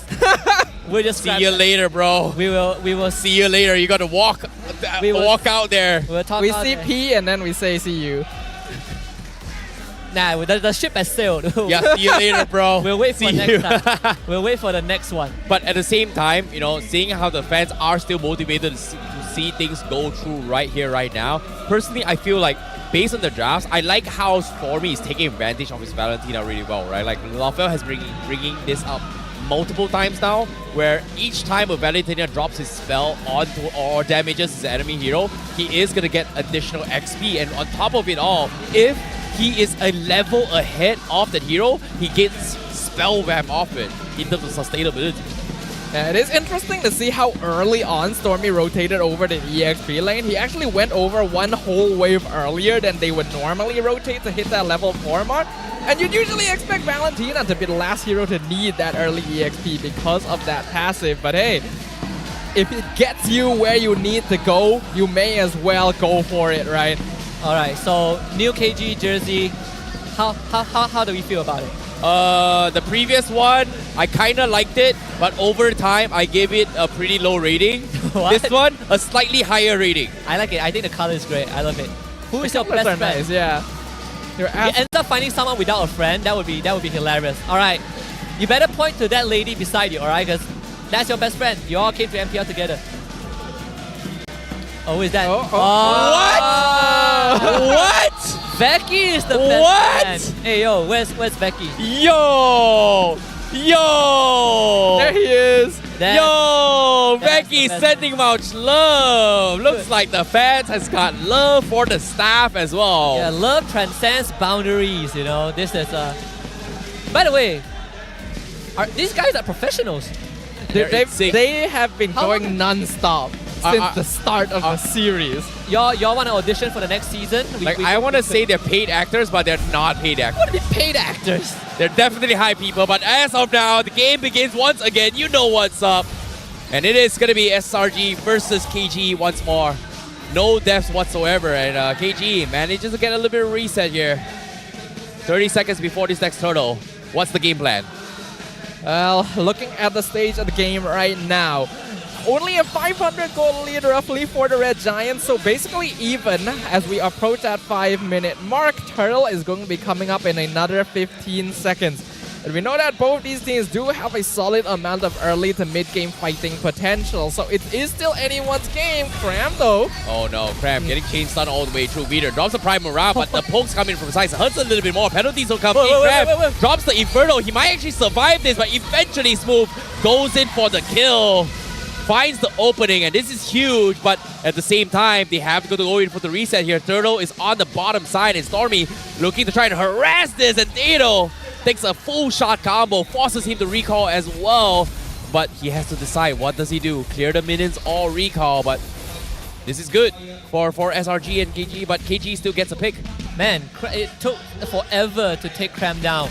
He'll be back for the turtle, no vengeance, so this is, I suppose, a minor plus point. Stormy won't just got his ult back. I don't think you can contest this as KG. Oh, they're jumping onto Peter once again, just zoning out King Empire Esports. Oh no, Vader now drops Prime Wrath. They want to try and focus on Cram once more. Sky secures the turtle. A little bit late with the spear, but now penalty zone defensively to get out, but he's going to get pinned away. Wow. It's the stolen one. No, not even a stolen penalty zone. He actually got shut down completely. The chase was so extended. Sasa had no way into that fight, and he knows it. But KGE, you saw that they were just trying their best to peel away from the fight, and SRG would not let them go. And the best part is that Innocent got the kill. Yeah, I think King Empire needed to just back off at a certain point. Once that Daytona's welcome was used and Suchijin realized, oh, I can't spin him back into my team, that would be a bad idea. That's already too many resources being wasted by King Empire without gaining control over the turtle pit. They should have backed it off right there, and they would have been able to get out with no casualties. But that's going to allow Red Giants to slowly build up their lead again. Already 2K just before the 7-minute mark. Yep, now Circling Eagle comes in. They're Oh my targeting on goodness. Vader. Complete shutdown. Coming in from Selangor Red Giants as they take him out barely a second, man. King Empire. It's just so fast. I know, right? Now, Sutsujin doesn't have stacks. They have to kind of defend against this as Selangor Red Giants starts to kind of cut off all their exit point here, taking so much space of King Empire. I'm starting to get a bit worried right now because SRG, surely you might think that, okay, 2.5, 2.8k goal advantage is not too much. But we've seen Selangor Red Giants work with 0 net worth lead, right? And the fact that they're playing that fast and you see this jungle XP gap is going to be a constant 2 levels until that first Lord, that's something that KG will find it pretty difficult to remedy because what are you going to do as a Baraz? You power farm your jungle and SRG, they're keeping you away. Susujin, he's just like, I need to go into the enemy jungle, but there's nothing there. It's not a good sign because we saw in the previous game, Red Giants knew, oh, our early game is not as strong. We're going to play it slow and scale up, keep our net worth even with the opponents. But in this game, they're playing way faster, right? They're going for that snowball. They're going for the ganks, which leads you to believe that they have a lot more faith in what their team composition can do in Game 2. Now, SRG making an attempt here to zone off Vitor. So once again, this turtle going to be left completely untouched by King Empire as they need to figure out where they should be playing around with. But now, Cram taking a little bit of a harassment. But again, this Tam is just super aggressive. He's so fast. I mean, we expected this Edith pick to be on KG's side because we have no Arlet. Tigro Minotaur doesn't feel like a good option against Matilda. But still, this Edith is struggling because they're not allowed to play fast, right? That's the whole point of this draft. We flicker, we get the single target lockdown, we make sure that we get the kills. But SRG, they're not giving KG room to do that. Yeah, even the purple buff as well has been a fight for disaster here. Oh? Penalty zone on the sides, catches Innocent. He's going to be able to get out here. Doesn't even need to purify though. He still has it. And Free comes in, but the collapse comes in as well. Sutsujin taking a lot of damage. SRG still poking their way through. They're trying to force Smooth to join the fight, but wow, seems like they're taking a little bit too long. Cram already used his ultimate, so they are forced to back off. Skies, however, keeping up the pressure. Vitor finding an opportunity, goes for the taunt, looking for a snap, but Vitor gets snapped at the last tick. Use will fall as well. A roamer for a roamer. An opening for King Empire for the aggression. Man, Sakai just would not let Vita go. Chases him under the tier 2, slams him with the appraisal scrap. Roamers are trade, but still SRG get priority overall. And that goalie slowly ballooning is now just got past the 3K mark. You could see the way that Red Giants was positioning in that situation. They were really deep in the enemy jungle. They force out the Edith ultimate. They force out a couple of resources. Instantly, they back off. Then they start pushing mid-wave. Once King Empire splits up to go and defend the tower, Red Giants pincers them, collapses onto the backline. Anyone who's left by themselves. Like, the way they execute on these is so quick. So fast. So mobility by Vitor with the stun. 3-man into the penalty zone. They have to get out. Smooth now. Doesn't have the backup he needs. Sutsujin trying his best to kind of set up for a play, but Sutsujin hasn't been able to do anything despite a beautiful disengage coming from King Empire. So after all that, they only got a flicker from Stormy. Cram did not have to use his vengeance at all. And that's SRG just giving KGE a bit of a taste of what or how much faster they can go. And props to Vita for letting a 3-man Earth Shadow, but that is not enough. It's not going to be sufficient here. King Empire are quite reliant on Smooth's penalty zone to actually get any sort of AoE engage because Edith is very single target focused, and that's what Red Giants are using, right? That's the reason they're just running as 4 or 5 men at King Empire. They understand as long as they know where Smooth is, they can't be punished. Now Cram is going to pop the Inferno. He's going to try staying his way through. Meanwhile, Lord already secured for SRG. And Cram, despite being dove on, guess what? One small button is all he needs. He flies back to safety. And King Empire, once again, not able to do too much. Sutsujin left completely unaware of what he should be doing. And now Vitor with the damage coming in, forces the primer off, narrowly escapes. Can they make the power play here? Again, the Matilda, the gliding wind, just making it so difficult for Sutsujin to get into the fight. Yeah, Fredrin, I've never seen Fredrin that graceful before. Just fly like a butterfly, slam like a bee. That is very correct. These are hit and run strategies from the Red Giants. They're confident, they're comfortable, they're just doing it again. Oh no, Circling Eagle comes in, Innocent tries to go in for the entry, goes for the gliding wing, gets out the safety. King Empire, they're struggling to find a pick, they're losing members, and now Smooth will also fall. A big catch from Innocent. Vitor getting kited around here. Tier 2 will fall. SRG again, Innocent finds another one. Wow. My God. The Empire is just melting. He entropy forward, purifies, breaks Neto's passive, and entropy came back up before they even broke the tier 2. The Empire is crumbling. The walls are crackling. Are they gonna fall as the crystal dropping half? It is gonna melt. And that is gonna be game 2 in the hands of Selangor Red Giants. Match point for the Giants. If you think game 1 was close, well, if you think game 1 was dominating, game 2 was not even close. It's just too much. The Red Giants, the way that they're playing this is on a different level entirely. Where they were keeping it safe, paying respects in game number 1, in game 2 it was pedal to the metal. All hands on deck, not allowing the pressure to let up for even a single second. We wondered whether or not the Red Giants would be able to keep their momentum going after an undefeated regular season. And it turns out it's not even a question. You know, I mean, they nullified Vita. I think that was a key point in the series so far.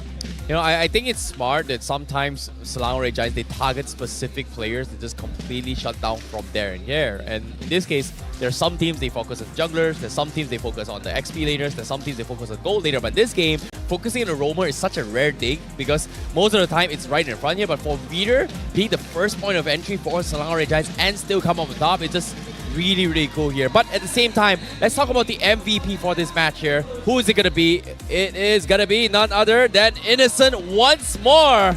You know what? We should just hand him the MVP of the regular season award, the finals MVP award. At this point, it is just way too good. Obviously, it's a team effort, but the fact that he is able to shine when given the opportunity, he takes it above and beyond. That is a skill that really separates you from a normal player and an amazing player. We call him innocent, but he's certainly guilty of stealing every title available here at MPL-MY. His score may not look like much, but having a 900 GPM meant that he knew how much he needed to farm and when he needed to join the team fights. And when he's in there, he just shoots you a couple times, all your health is gone. The timing from the Red Giants gold laner has been peak since the beginning of the season, and he just continues to grow as a player. Hey man, the season's not over. I'm innocent until I'm proven guilty. And as of yet, there's no statement, there's no official. But until I hold the crown and be called the first king, first time Selangor Red Giants gets a crown here in MPL-MY, then he will be proven guilty. I mean, he wouldn't be guilty because he got the crown. He will be a tyrant at that point, right? So far, he is, 10-0 across both games. 7-0 on the Moskov in game 1, 3-0 as a Natan. I don't know. Like, what do you want me to break down about Innocent? He lost his #1 ranking in the KDA to Barracuda at the end of the regular season, and then he took that personally. Coming into the playoffs, he's just going for that KDA here. But we gotta give props to the rest of the Red Giants as well. Hume's continuing to save everyone who's out of position. I think Cram especially played a massive role in this game because I want to follow up on what you mentioned earlier, Terrence, about choosing which player to target. In game 1, Viter was focused heavily to make sure he couldn't set up implosions. In this game, Cram was assigned to Smooth. Jump on this Terizla and he can never catch anyone with penalty zone, and then the rest of the members can deal with Viter by themselves. Yeah, and at the same time as well, I really want to talk about the itemizations coming from Skysys now as well. He actually opted to go for the tough boots and then going in for the brute force breastplate as well as the Oracle, right? This is a build that I think has been really, really popular in the recent scene, but what really makes it very interesting for me is that he is going to be able to have extra resilience, right? So the reason why junglers kind of get kited around, getting focus fire throughout the entire fight is because of the fact that you want them to miss retreat. But because he's got so much resilience that's right from the get-go, especially when he got the brute force breastplate prior to the first turtle, it's so hard to just drop spells on him without him missing the retribution because it's reduced to about 50 to 60% of all CCs. Yeah, I want to also quickly bring up a point that I discussed with LaFell, I think a week ago, where we were going through Fredrin, right? How Fredrin has evolved as a hero. He's an all-rounder. Sure, sometimes you look at his win rate, you're like, man, this guy has below 50% win rate because everyone's using him, but he's just good all around, right? He never really has a fall-off point compared to like Baxia or Barats, but at the same time, his build has also changed from, I'm gonna go Molten Essence into Garden Helmet and straight to Brute Force Breastplate, Oracle, full-on cooldown. The more I spam my energy eruption, the more annoying I can become. Yeah, now for him it's just rushing Brute Force Breastplate to prioritize his resilience, and then Oracle because you've got a Matilda to get more shields, right? So in this case, I think the biggest changes when it hit Fredrin was that he's got increased cooldowns, and Oracle provides a lot of cooldown reduction, which actually helps him a little bit more. And in this case, players like Sutsujin, in this case, I think Barats was one of the heroes that got affected heavily, where we saw like War Access priority into Brute Force Breastplate. And now it's like you can't really do that anymore because you are going to be so squishy. And Barats not being able to do that means that he's not going to get super ahead in the early stage game. It's an item build that helps out a lot because, like you mentioned, Barats is no longer quite as tanky as he used to be after the recent patch. But Fredrin also got nerfed in the fact that his energy eruption has a slightly longer cooldown than before that make him less sticky. Right? So that's why having cooldown reduction on items like that Oracle is a lot more useful because it allows him to retain that sort of presence during team fights as compared to before. It's riskier because he's not going to be as tanky as if he went for Curse Helmet, Dominance Eyes, Guardian Helmet. But when you have that Matilda, when you have this sort of confidence in your micro play, why not? Yeah, I think at the same time it's also how Cram, the damage he took was almost the same as what Susujin and Vita took in that previous game, and primarily SRG, Cram is more of the tank than Sakai's is, which is pretty ironic. But when you look at the total healing, it gives a very good indicator of why SRG's draft was such a big threat. Cram has his Festival of Blood, Brace Might, he can heal back up. Yums obviously has the Matilda, you give the shield, and Sakai's he's gonna get the Garnet Helmet at one point. But also he heals by dealing damage when he has great health. So overall, SRG from the total heal itself has already outlasted KGE. 121,000 total healing done across not a very long game. 12 minutes. It explains to you why King Empire could just never break down the front door. Yeah, look at Sky's healing as well. Like, technically, you should see this on Yums a little bit more because, he's a healer, right? He's a Matilda, he's got shields, blah, blah, blah. But for Skies to have the Oracle, it just helps him get so much more value from his damage output as well. So I think now it's gotten a stage where it's all about sustainabilities and the meta has kind of shifted into Enchanter style. But who can actually utilize the best around this Oracle build rather than the usual Brute Force Breastplate, the Anti-Kiras, or even the Radiant Armor, which I think is not as strong as before.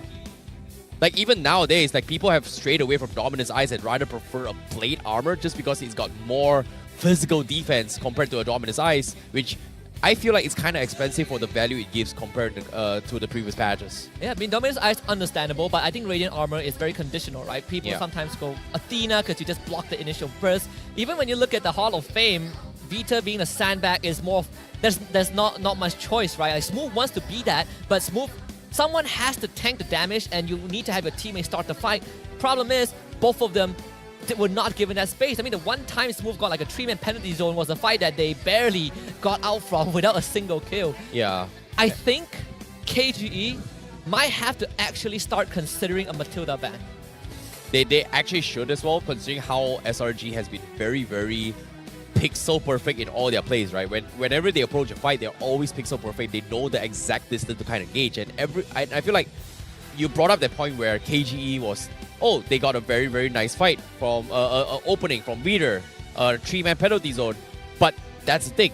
For a Barats, if you're not pixel perfect and you're like a pixel away from that fight, you're not going to be able to join the fight in time. And because of that, it kind of broke the chain of layering that they need to combo against SRG. It just gets completely disrupted and forces KGE in the point where they're just left helpless because he can't do anything.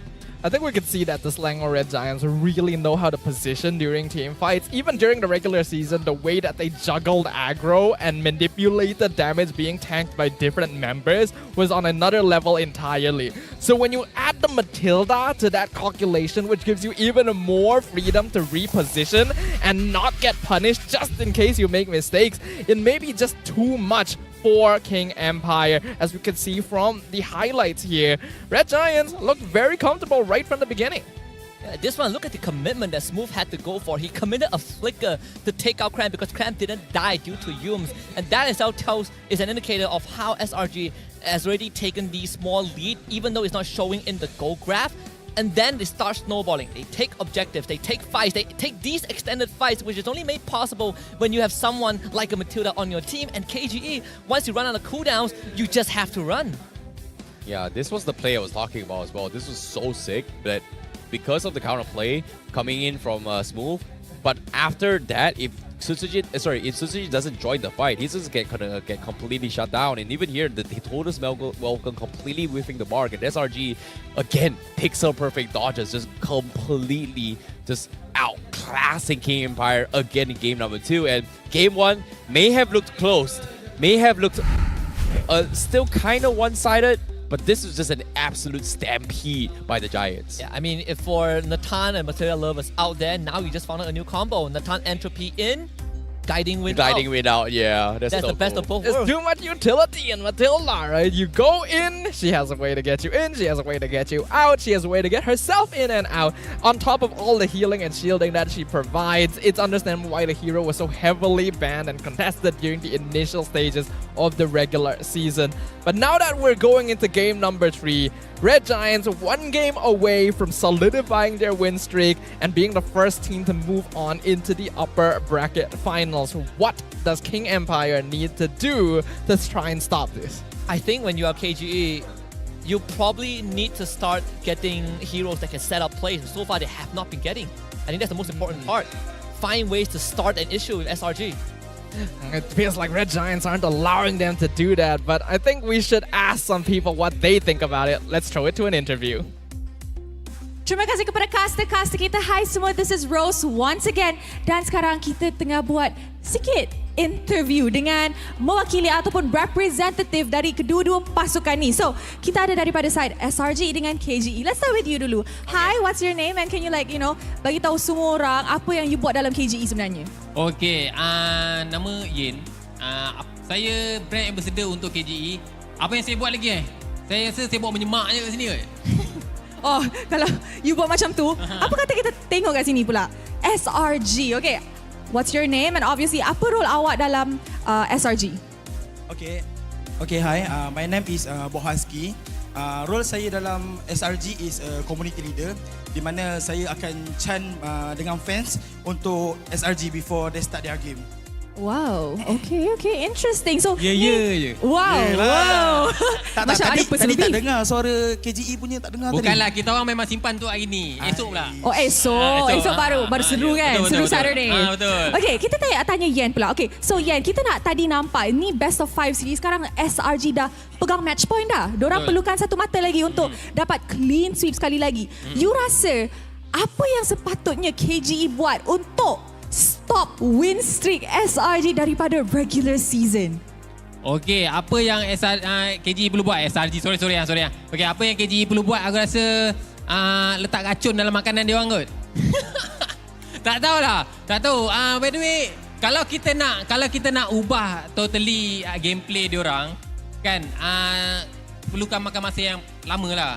So, nak tak nak kita kena admit kekalahan kita macam mana. Macam itulah. So, kalau kita nak menang lawan SRG, totally nak menang 3 straight, kita kena ubah.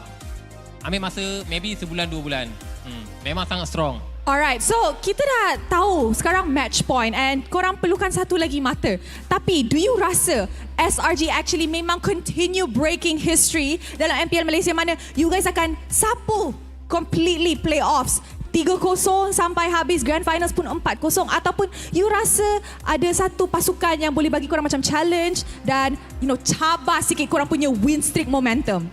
Okay, bagi saya, pendapat saya, sekarang ni SRG too strong. Diorang dekat atas dah kan.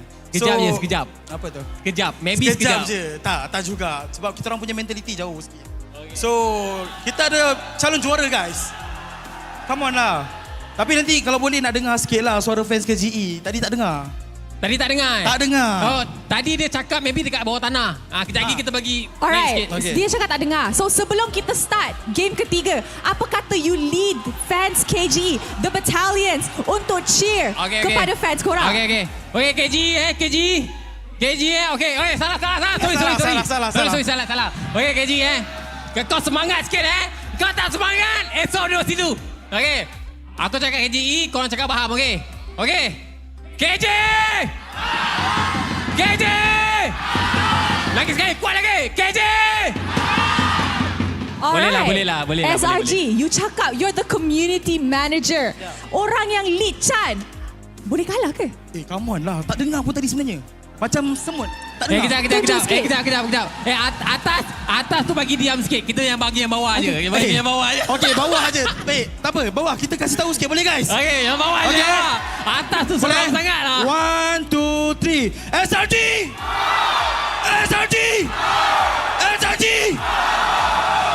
Tak boleh tipu. Nak dengar lagi tak? Okey. Lagi sekali Kau kuat-kuat. Jangan malu kat aku. Tolong sekali je. Aduh. Okey. KJ! KG! KG! All right. Okay, kita dah nampak fans are cheering for their favorite teams. This is a match point game. Pasukan mana akan dapat game ketiga? We're about to find out about Mari. Let's throw it back to the casters for game 3 in this best of 5 series. Casters, silakan. It's heating up in MBSJ Stadium right now, ladies and gentlemen. Fans of both teams are very eager to find out how this match is going to conclude and whether or not King Empire Esports will be able to halt the momentum that has carried the Red Giants throughout the entirety of Season 13. I personally feel like there's a bit of an outclassing going on here. But how about you, Terrence? What do you think? I think King Empire needs to figure out what they should be focusing on as well, right? Like yesterday, they were able to kind of figure out what works and what doesn't work internally. But this game, they have to pull in all their strategy here. At least fix their position. Even if they lose now, it's fine. It's still tomorrow. But they have to use this as a standing ground to kind of figure out what went wrong. Because Peter, 2 games in a row, hasn't been performing like he is yesterday. Yeah, and it's also limited by the heroes he's getting. I like the Matilda ban, right? Brought it out just now. I think Matilda is a core part of what allowed SRG to really steamroll KGE, but that's just part of the problem in this equation. That's just part of the equation, in fact. The solution is still needing to get Vita a hero that can set up plays, and that means that we are looking at Arlet as the primary run, perhaps Edith and Minotaur as the second choice. So far, KGE, they're still going back to the Harry ban. I can expect a Loi coming up pretty soon. Yeah, Loi should be eliminated here. It's a bit too effective for a team that... What? Ooh, they banned the Minotaur instead, so they're trying to focus down Yumes in this game. Huh. But that Loi could be a big problem against a team like Red Giants. Unless Deto first picks Loi. I don't think so. But at the same time, I feel like right now, KGE might just still prioritize the Moskov once again. But I feel like Loi... I don't think Dato has a good track record with Loi. I know like Stormy, the Mage Prodigy, can play anything here. He's close to becoming the king of Mage in Malaysia. But again, flawless run for him. He's played almost every single Mage he's played so far has had very, very high impact in games. And I feel like SRG has put him in a spot where they like to put him as a flex role in terms of draft, just because of how big his hero pool is. But you have a good call here. Loi being banned out. KGE now. Do they still go for the Moskov or Sasa? 2 games now, not having the perfect game as a goal laner. You probably go Arlet here, right? I feel like you need to set Vita up for success first. You need to allow him, you need to give him a hero that can be aggressive early, that has big impact moments, like Arlet with the final slash. And it can be a flex pick, although for KG's case, I don't think Smooth is going to play Arlet anytime soon. But if you first pick the Moskov here, there's a chance that SRG just takes that Arlet away.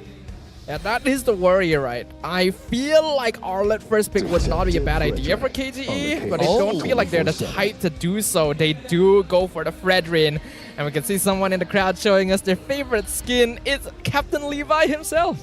Yeah, I like that skin. That skin is so good. Levi Ackerman.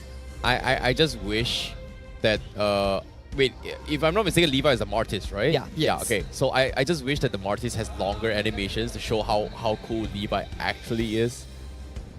Actually, the animations are longer. They're just sped up, so they don't take the entire game. Yeah. I wanted to be taking the entire game.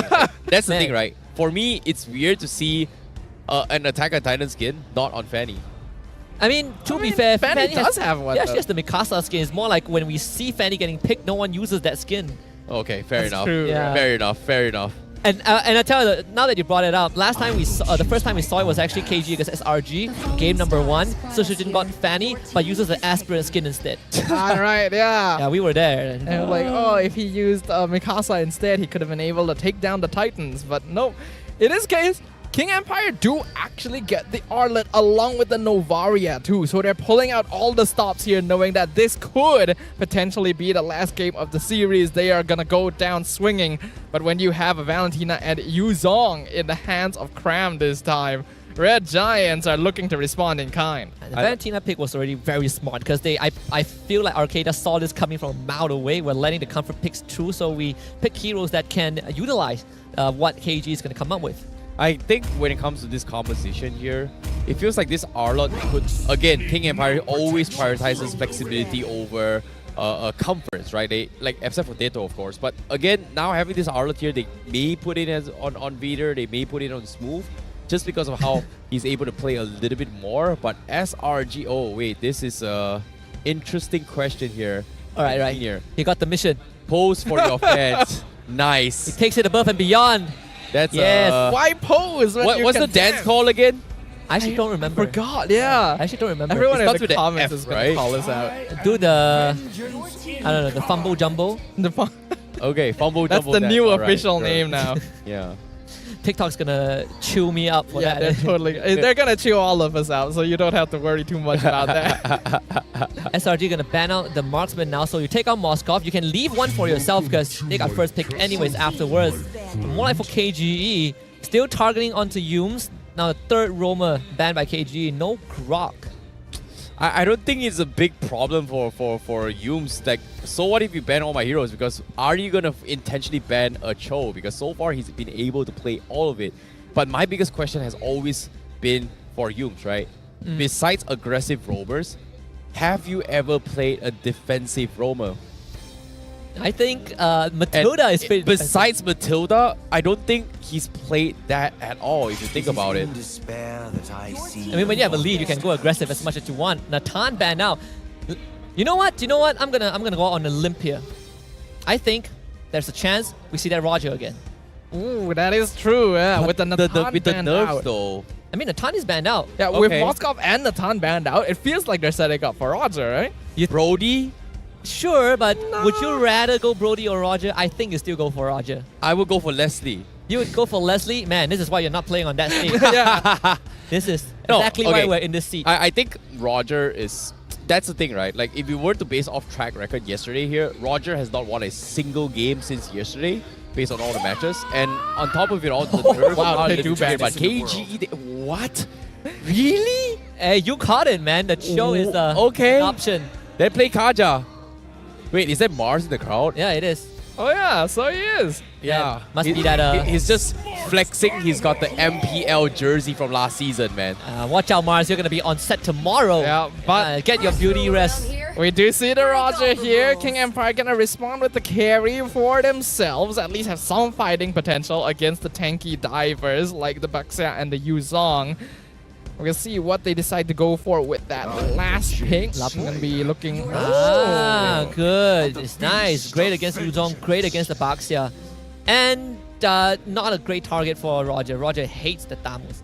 And I do wonder if this is the case, what if Innocent would consider not playing the Trinity tank build and just go down the Golden Staff one. We've seen some iterations of that from Liquid Echo. I think yesterday we saw it from Sasa as well.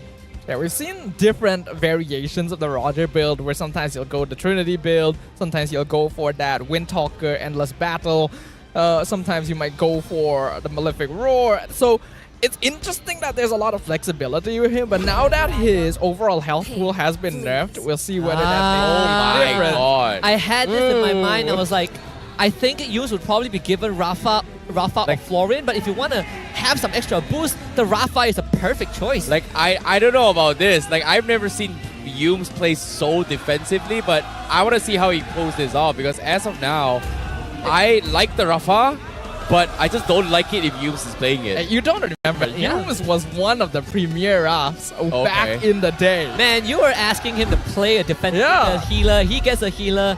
But then again, I mean, he probably is going to be the one that like flickers Holy Baptism Sasa or something. Which we just have to find out though. But I do like the Rafa pick. Yeah, the thing is, this is Raf with Baxia, Yuzong, and Roger. They're going to run at King Empire so fast and just stay alive in the fight. So we'll see whether King Empire are able to stop this, because this could be a clean sweep otherwise. Well, will the Empire strike back? Or will the Empire fall? Match point for Selangor Red Giants as they go up to crumble, potentially, the kings of the Empire. This is Game 3, King Empire versus Selangor Red Giants. I feel like out of all 3 games thus far, KG's draft for Game 3 probably has the best chance in a lot in every single aspect to be able to start fights, to scale, to be able to play this early in the mid game. Oh my Man, goodness. I say that Detto had to blow the flicker already. Oh. First blood. Oh, Stormy solo, one hit! Nice. That's exactly what we want. You give Vita the Arlet, he gets to make a play. His first blood on Stormy. That is already great. Oh, one more hit, The Vita! heal, He's not healed. heal. Oh! Let's go, baby. He thought the regen from the Vengeance would be enough. Oh, Man. so unfortunate. If only he had 2 stacks of that, that would have been different. No, he tried. Like He only had really one. tried. Like, how the heck did Veer got Stormy down low all by himself? That was really impressive here. So the aggression coming in from Selangor Red Giants, and this is what I'm talking about, right? Like when you have Yumes, he's super aggressive, but this time Stormy doesn't have that backup because of the fact that it's a Rafa. Level 1 to 4 before 4. What can a Rafa do? What do you mean Rafa do? Like, he's slow, but you know, at the expense of losing Stormy, was it actually worth it? I do get where you're coming from. Red Giants got a little bit too greedy. They thought they could bully Detto out of lane straight away with Raph and Valentina, but they kind of neglected the damage potential coming out of an Arlet at level 1, and that resulted in them losing Stormy, which is actually not so good. Even though they did kill Vita in the end, Vita getting a kill on the mid laner is actually more valuable for King Empire. Yeah, that means that Detto is going to hit 4 first, and Stormy will need a bit more time. This turtle will be given to KG unless the guy steals it. Oh my god, Veer has just had enough of Yumes getting bullied here as he shuts him down. But Sujin, he secures the turtle, but he's pinned in the rock. A Brazier comes in, it does connect, drops Cram down pretty low, but they need a finisher. It's up to Veer. Smoke looking for the Smolten Snipe, it doesn't connect, but it's Veer that saves the day once more. He's had enough of bad games. This time, he's here to prove himself. Very well done from KG. Vita again. The base damage from the Vengeance and the final slash was great, but at the same time, Smooth just running Stormy down, knowing that he did not have his flicker. So KG getting an objective and 2 kills in the process, now setting themselves ahead in this early game. Yep, great positioning there. Smooth aiming down Stormy like you mentioned, making sure the Valentina is not in that fight, and that's a lot of Red Giants damage at this stage of the game. Just removed from the calculation entirely, after which they can chase them down. Vita looking a lot more comfortable now that he has a hero he can set up with. And Red Giants actually on the back foot here in this early game. Yeah, but at the same time, Innocent also losing up a little bit much. And a big play from Vita, the final slash to try and get him. But Innocent is going to be able to get out here, but Innocent is getting a little bit greedy. Snipes comes in. Oh my god, the side step, so close. Almost popping his life here.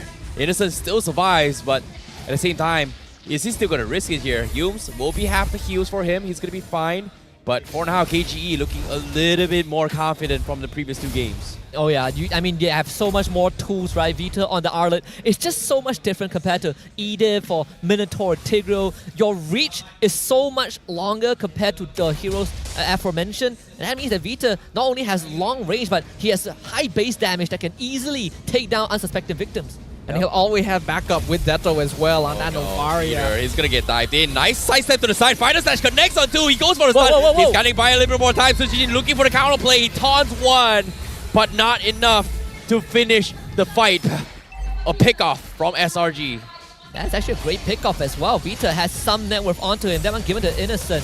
Oh, actually, no, Yumes. Sasa forces the Purify, take a little bit more. Here comes the Echo, comes in! The snipe is good!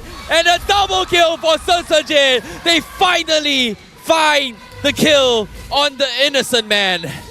Honestly, this is just a very good proof of why teams ban Novaria on Detto. That Astral Echo and sniping presence is so good in helping out all of these ganks, and King Empire getting that 2k net worth lead, getting a turtle.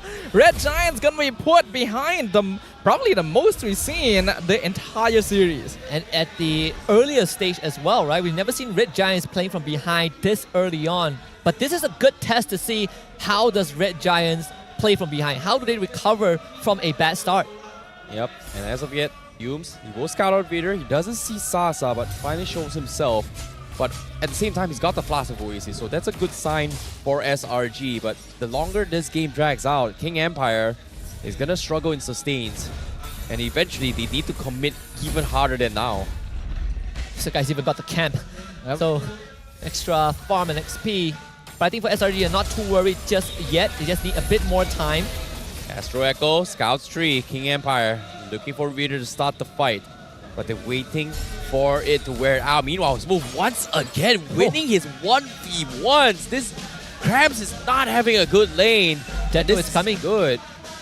Smooth finally being given a proper 1v1 hero in the EXP lane, and we can see the impact that it creates. Cram is no longer free. Oh no, Innocent, he made the dive, and now he's gonna might be paying the price here, but looks like the engage comes in. Holy Baptist comes on the beater, forces the flicker, needs to get out. Retribution comes in. Innocent looking for the fight. Beater with the vengeance. He buys us enough time for Susujin with the taunt, but they need to wrap things up, but they cannot do so. SRG with the hit and run gets them out to safety. They pick up one off once again, but here it comes. Take two. Do they want to go again? No, they can't. That was sick from Vita. I don't know if it's intentional, but he timed the final slash with the Lycan Pounce. That could have actually killed Innocent if they have a bit more damage. But the fact that SRG got out of there with a kill, I think it's on to Yums again. He has 3 kills on the Raph. Wow, I didn't even notice. 3-1-0 on the Rafaela. He is the carry in this situation, even on an Enchanter support. Regardless though, King Empire are still the ones in control of the map right now. Still a 2.4k net worth lead, 7 minutes in, have control over the turtle pit. Here comes the fight. Well, Astro Echo has been used from both sides. Sky is going to be completely dived on. Smooth trying his best to actually kill this, and he will be able to find a pick. Stormy also going to get picked off as well. Meanwhile, Krams on the back lines for close to Dato. They're losing members left, right, front, and center, but Innocent, look at this. He's so low. He's running for his dear life. He's making a play. He's making the greatest game, but it's not good. Sasa will be able to find him, but at the same time, both sides drawing blood, losing 3 each. 2 survives, and SRG, they may have lost a little bit too much. Sasa remains alive throughout it all. Big appraisal round for Susujin. He slammed it onto Stormy and Innocent in that turtle fight. If not, I don't think SRG would have lost that fight in that fashion, but still, Innocent is a wild beast on the loose. Took King Empire almost everything to kill him and almost losing Detto in the process. Whoa, look at Innocent's build. It's Hepta CC Halberd. He's going for assassin style. Final stash, catches and cram. Big new coming from Sasa on this carry. Yums now, Holy Baptist catches Peter, forces a flicker, but a counterplay from behind. Move, going for the collapse. SRG, they need to get out. The healings from Yums will be able to force them out. And here again, reset once more. King Empire once again still in the lead. Man, Innocent with the one-shot build, huh? Malefic Roar should be the 3rd item at this point. Of an interesting choice, but would be very good to just one-shot heroes like Sasa and Detta once we get into the later stages of the game. As of right now, King Empire still in control of these fights as they have such a tanky front line with the Tamas and the Fredrin along with that Echo. So Red Giant's not really given a chance to engage, especially Cram. He's just being targeted every single fight. Oh no, Dato. Okay, good call here. Veeder now, he's looking for the play. But Echo comes in. He's gonna slow them down. Here comes Final Stash, catches two. Dato catches Yums. Now they find Skies as well. Black Dragon being expended. King Empire knows where to strike it now. Susujin looking for the 2-man fight. The stop comes in from Dato to try and keep him alive. Susujin makes the mistake. Veeder tries to salvage this, but he overcommitted. But now Cram so low. Dato missing the snipes, but again, Dato very on point on this Novaria for King Empire. Yeah, with Susujin down means no Lord for KGE, so that is still a silver lining for SRG, but this is the best game that we've seen from KGE. Even win rates for both teams, and like Sadafa pointed out, the furthest anyone has pushed SRG from early game onwards. But still, this Lord is going to be a big turning point for both teams. We can see that the way that Red Giants have been changing their approach to team fights, it's all about hit and run. It's just do some damage, do some poke, see if you can set up anyone for Innocent to get a free one-shot and then back up again. That's the way they are forced to take these engagements now that they've been put in this situation.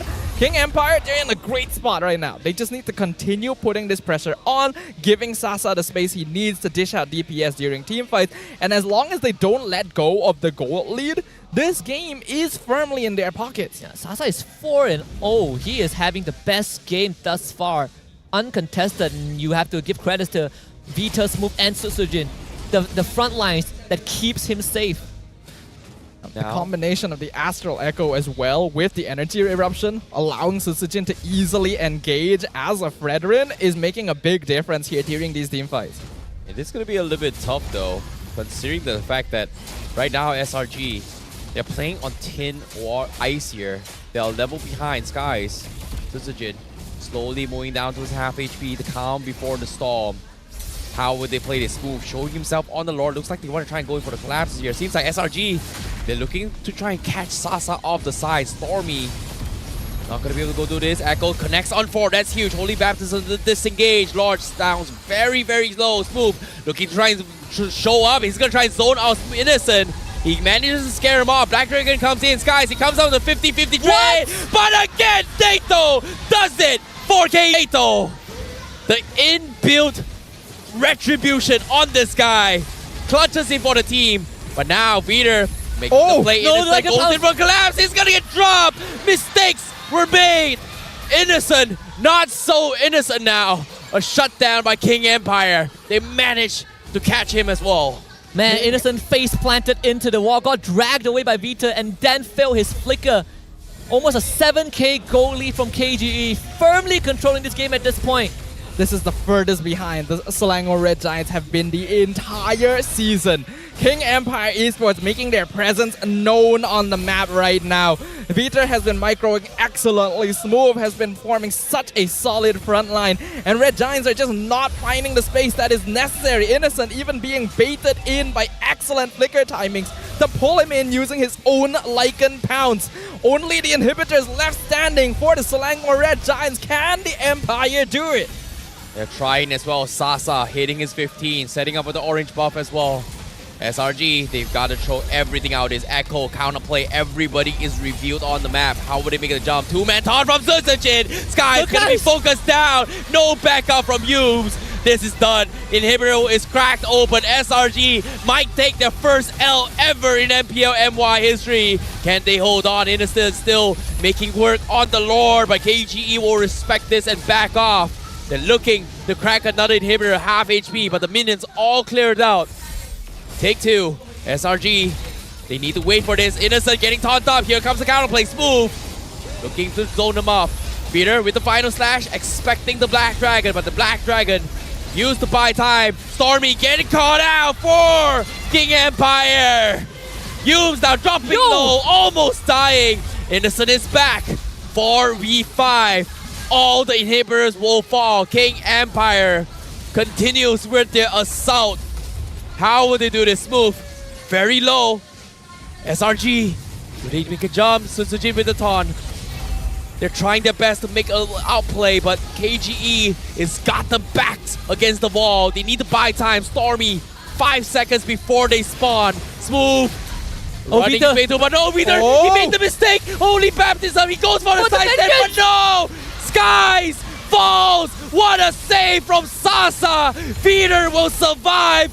King Empire, they shut down the jungler once more, but Innocent is still alive and they cannot push no more.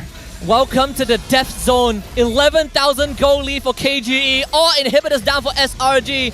Seemingly impossible scenario for SRG to come back into this game, and yet still they have earned one last fighting chance. But Lord is not going to be an option, not without Sakai's. KG have now gone so close to breaking the perfect season for SRG.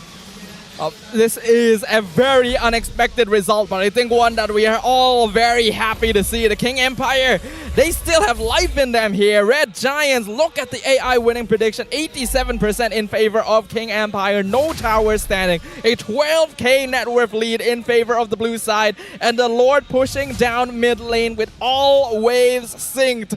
I don't know if they have enough wave clear for this. The undefeated Red Giants may have fallen for once, as now Skies gonna be pinned away. The Lord crashing in. Echo connects on 4.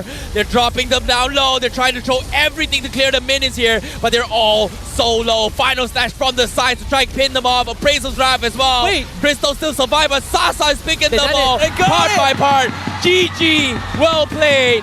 The Giants has finally bled for once.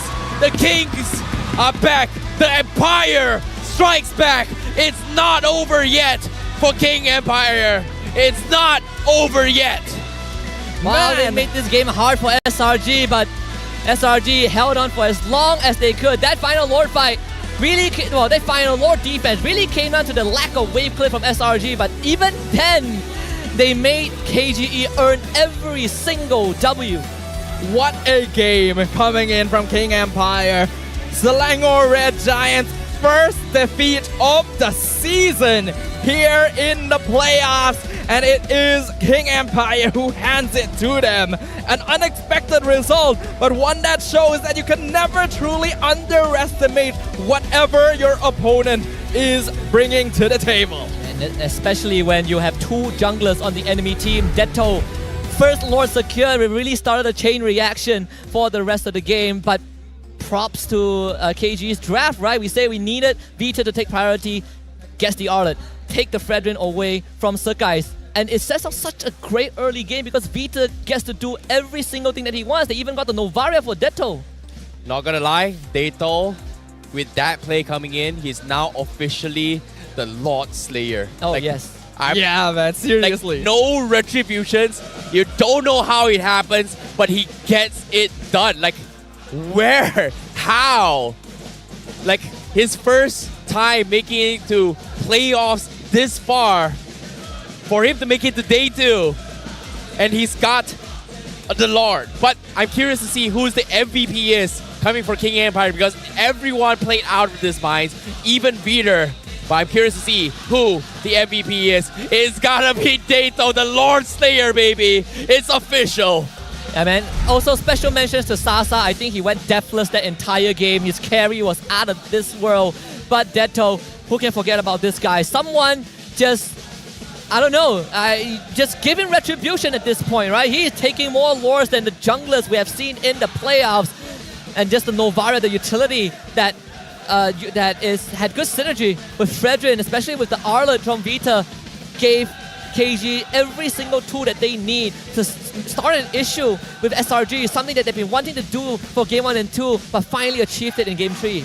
You gotta respect Pocket Picks, man. The moment that Novaria finally slips through the cracks again, Detto shows how it's done against the most dominating team of the entire season. The Astral Echo providing information, providing extra hitboxes so that Sutsujin can get stuns more easily, so that Smooth can engage more easily. Unfortunately, I do feel like the Red Giants went a little bit too greedy. I think they challenged themselves a bit too much in this game, giving King Empire pocket picks and locking themselves into an early game composition. Now, let's talk a little bit more on the itemizations coming from KGE, right? Like, Sutsujin is still going for the traditional build here, Molten Essence, Brute Force Breastplate. But again, he still prioritizes the Brute Force Breastplate because of those resilience. But this time, he did not go for the Oracle because of the fact that his team did not have healers to compensate that. So that's going to be a little bit of itemization on changes for his item for a jungler. But for me, Dato, my man, he is... someone special here. He rushes Durance, but I feel like the biggest problem that SRG faced was that they needed somebody to start the fight. And Yumes usually does that for the team alongside with Stormy, but when you put Yumes on an enchanted style hero like this, he gets completely shut down by Vitor. And even though Vitor played terribly in the first 2 games, third game, he was just popping off. Again, it depends on the tools you're given, right? If you're a carpenter and I gave you a blunt saw, I don't think you can even make me a chair. It goes the same for Vita and Yumes. I think Vita, given the Arlet, and then look at KG's bans. They use 4 out of 5 bans just to shut down Yumes. No Grok, no Cho, no Minotaur, no Matilda, and it definitely put SRG in an interesting spot. And I think this also kind of might just shape up the rest of the series, where it's about whether the roamers can enable the rest of the team to make a play. Now, it's not just that as well. When Selangor Red Giants is on a composition like this, we can see that their late game scaling is going to fall heavily behind King Empire, which means they need to make things happen early. They gotta snowball, otherwise they just fall off the game. That's why we saw Yumes and Stormy try to zone Detto out instantly, but that cost them, because now it meant that Stormy ended up giving that first blood over.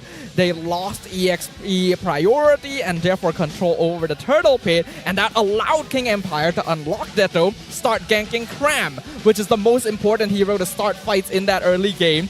And when both Stormy and Cram have been disabled, Red Giants don't have enough of a foundation to go into team fights with. Yeah, it's all about those push and pulls, right? We want to play extended fights. We want to be able to run away and re-engage whenever we need. But Innocent, he's getting played like a fiddle this game because a lot of the Lycan bouncers kind of got him into very rough situations. And yeah.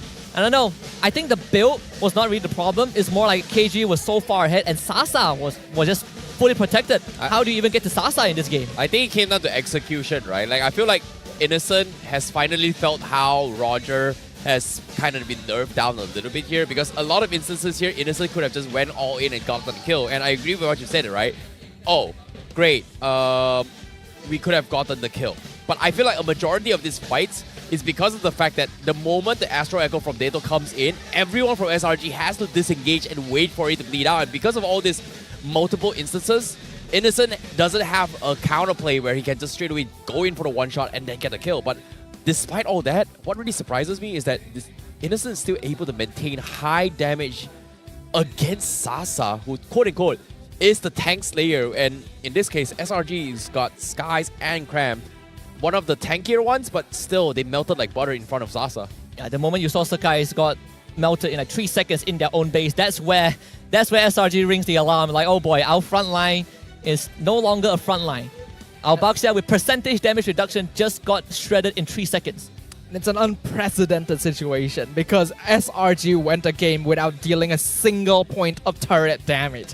That has never been seen before. It was such a one-sided performance that you wouldn't even expect it coming out of these two teams, right?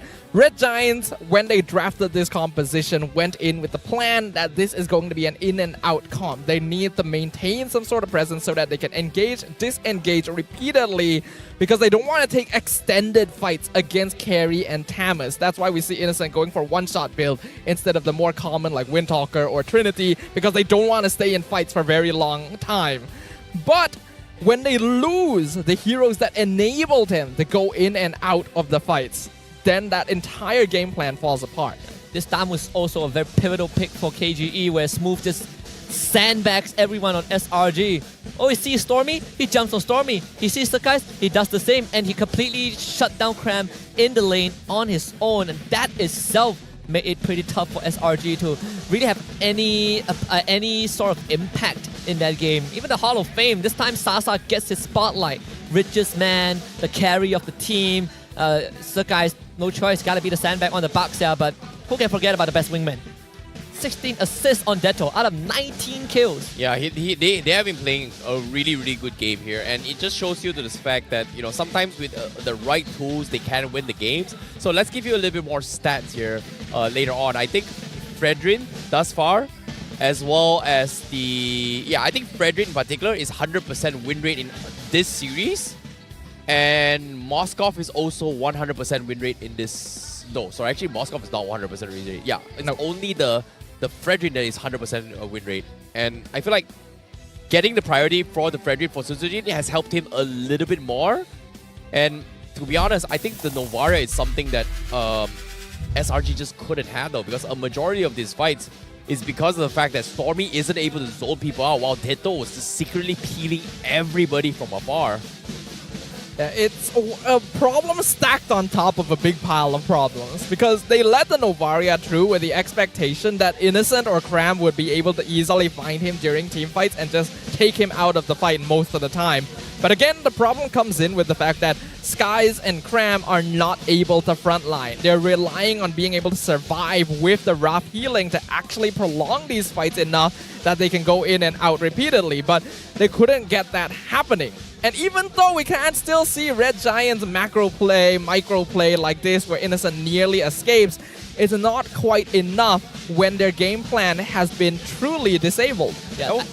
I think the turtle fight right before that almost great escape was really what set the snowball in motion, because I think if Suzujin did not land such an impactful Appraiser's Wrath to bring SRG members down low, I think we probably would have had an equalizer. But from that point on, where Sasa had already gotten 4 kills, and then we have the Deto is the true jungler moment.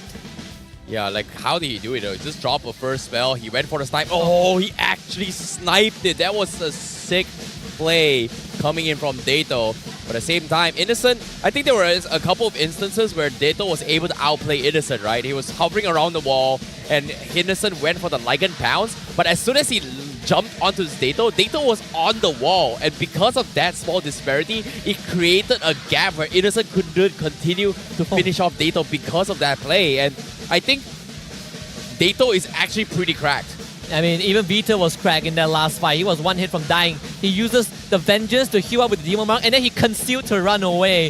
I think if Vita went down and Innocent got that reset on the Lycan Pounce, we probably would have seen another defense. Game probably would have gone on for a couple more minutes, but KG really wanted to lock it down, give us that game 4. Oh, we pose the question, can the Red Giants' dominating win streak this season be stopped? And King Empire shows us that they can bleed as well. And it's an incredible result, an incredible performance from a team that was very shaky throughout the regular season, bringing to us their full potential. We're now going to be going into game number 4. And now all cards are on the table. Who knows what could happen next? I feel like, again, when it comes to playoffs, anything can happen. And I feel like if you give the right tools to the right person, they will be able to make it happen. In this case, KGE broke SRG's 20-game winning streak. Now, the question here is it impossible or is it possible for them to make the full 3-0 sweep? We gotta take a look at game 4. I think SRG is in this position where the view up top is so much different, right? But now they've tasted their first defeat. And it's a feeling that I feel like they probably have not felt in quite some time, whether it's scrims or on the MPL stage.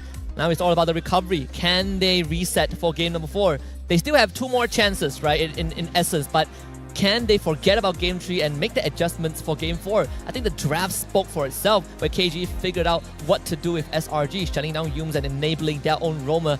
But if we are talking about reverse sweep, I think we gotta see game 4. If you ask me personally, what separates the top teams from the rest this season has been adaptability. Right? Being able to switch things up during the game itself is very important. But being able to switch things up outside of the game is something that we have not yet seen from the Red Giants due to circumstances. So we will see what happens. In the meantime, we have to let you guys know that you should not miss the Snapdragon Pro Series Open Final week number 3. We're gonna ask all of you guys to follow us on social media. You guys can see all the links at the bottom of the screen right there. If you guys want to check out even more MLBB action between all sorts of international teams. Yeah, 2 Malaysian teams still remained in the Open Finals. I believe it was... Actually, Monster Vicious already qualified to the challenge stage. The one team that's still fighting are the Niners. SRG will also be playing. They are directly invited to the challenge stage. That's going to be very exciting down the road. KG is also part of it. It is only going to build up to be an even bigger occasion when we get to that point. To be honest, I feel like it's going to be a very, very stressful moment when you talk about the Snapdragon, right? The Swiss format is all so brutal. The strong fight against the strong, the weak fight against the weak. But in this case, what I do know is that the Empire has struck. And in this case, is it enough to topple the Giants? Because again, whoever loses this series will be forced to play in the lower bracket when they have to play longer matches. In this case, if they have to play tomorrow in the loser brackets, that means they have to play 2 additional best-of-5 series before making it to the grand final. So it is going to be very, very tired. But now, I've brought up the point of 100% win rate thus far. Let's talk about the most picked hero. And as of yet, Novaria played by all these players here. Moonji having one of the lowest win rate, most picked, but guess who's 100%? My man. Every time you give him the Novaria. 7 picks. 100%. There's a reason why Jetto always does not get to play Novaria after like week 2 or 3. Everyone just perma-bans it. SRG, deciding to let it through after a long time, only to discover Detto is not rusty. He still got that Novaria wrist in him. Ooh, you gotta respect it now. I do personally feel like Red Giants may have used Game 3 as a bit of a testing ground, right? Yeah. They let Vita have Arlet, they let Detto have Novaria, then they picked like a pretty risky comp themselves just to see how far they could push themselves. But let's see what Formaze has to say, because we asked him who he wants to see at MSC.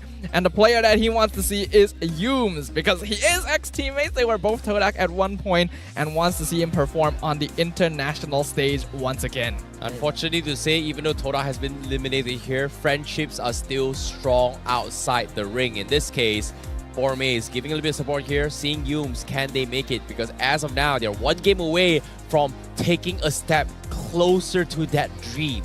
Yeah. But they're also 2 games away of being kicked down into the lower bracket. So anything is possible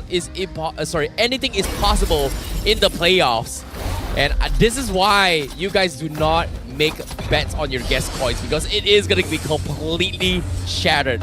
Expect the unexpected. And so far, it has been surprises after surprises after surprises here at the playoffs. I would say though, if SRG beats KG in the series, they've already achieved the minimum of their results from the last season, which is top 3. So that itself, I think, well, actually, no, yeah, actually top 3. So that itself, it's a big deal for SRG, right? They came in 2 seasons ago, they finished 5th, 6th, and then last season they got 3rd. This season, they're on track to doing that again. The bans definitely changed SRG back on that red side, still opting to be on the red side. Bans out the Arlet and the Novaria. They've right, alright, testing time is over. And even in SRG's own words, right, a perfect season was not part of the goal. It was just an unexpected coincidence. It occurred naturally. They let Benedetta through. They let Benedetta through. Testing again, okay. Okay. I mean, Loyi was wait, through what? as well.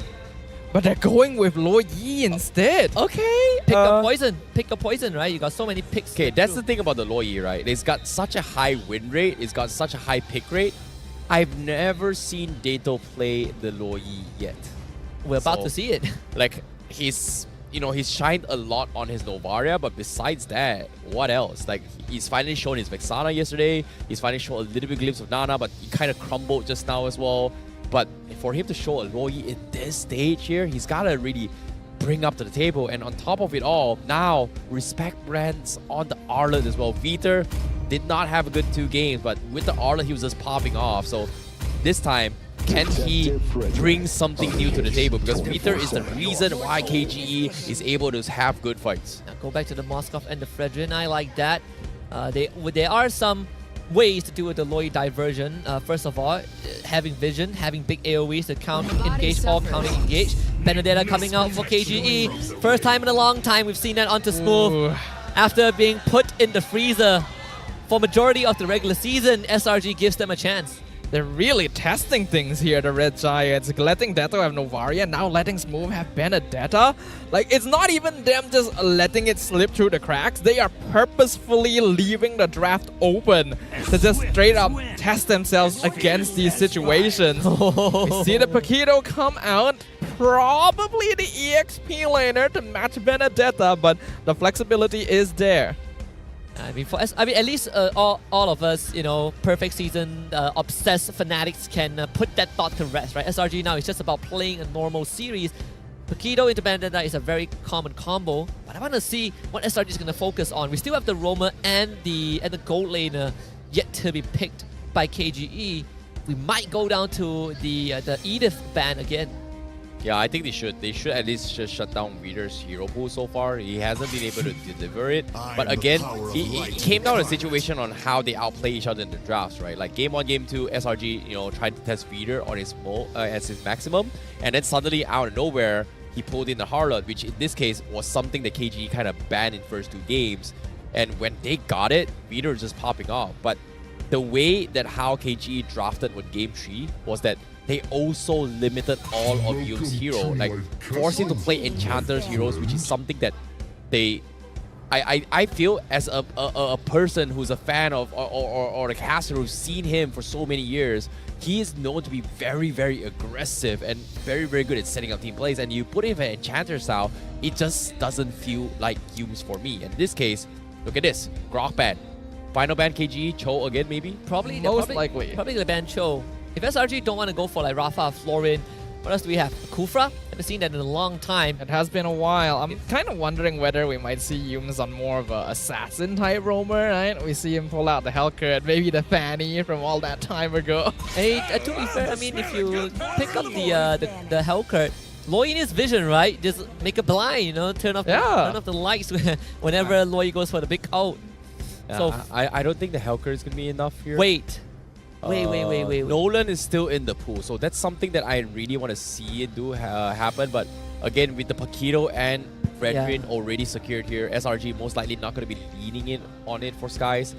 Man, both teams really just locking down the Romas, huh? Yeah, they have to just shut down everything here. So Cho's gone, so only healers are left. But you know what's really surprised? Angela just completely ignored by both sides. What if SRG picks Diggy?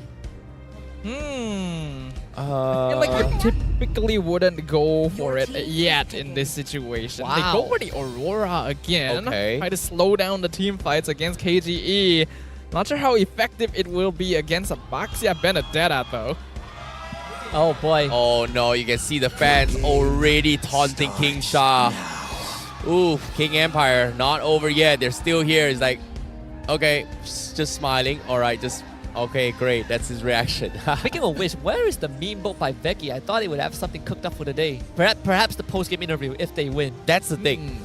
He doesn't do it to KGE, maybe because it's their rivalry, right? Throughout the entire regular season, the only time that SRG has struggled is against King Empire.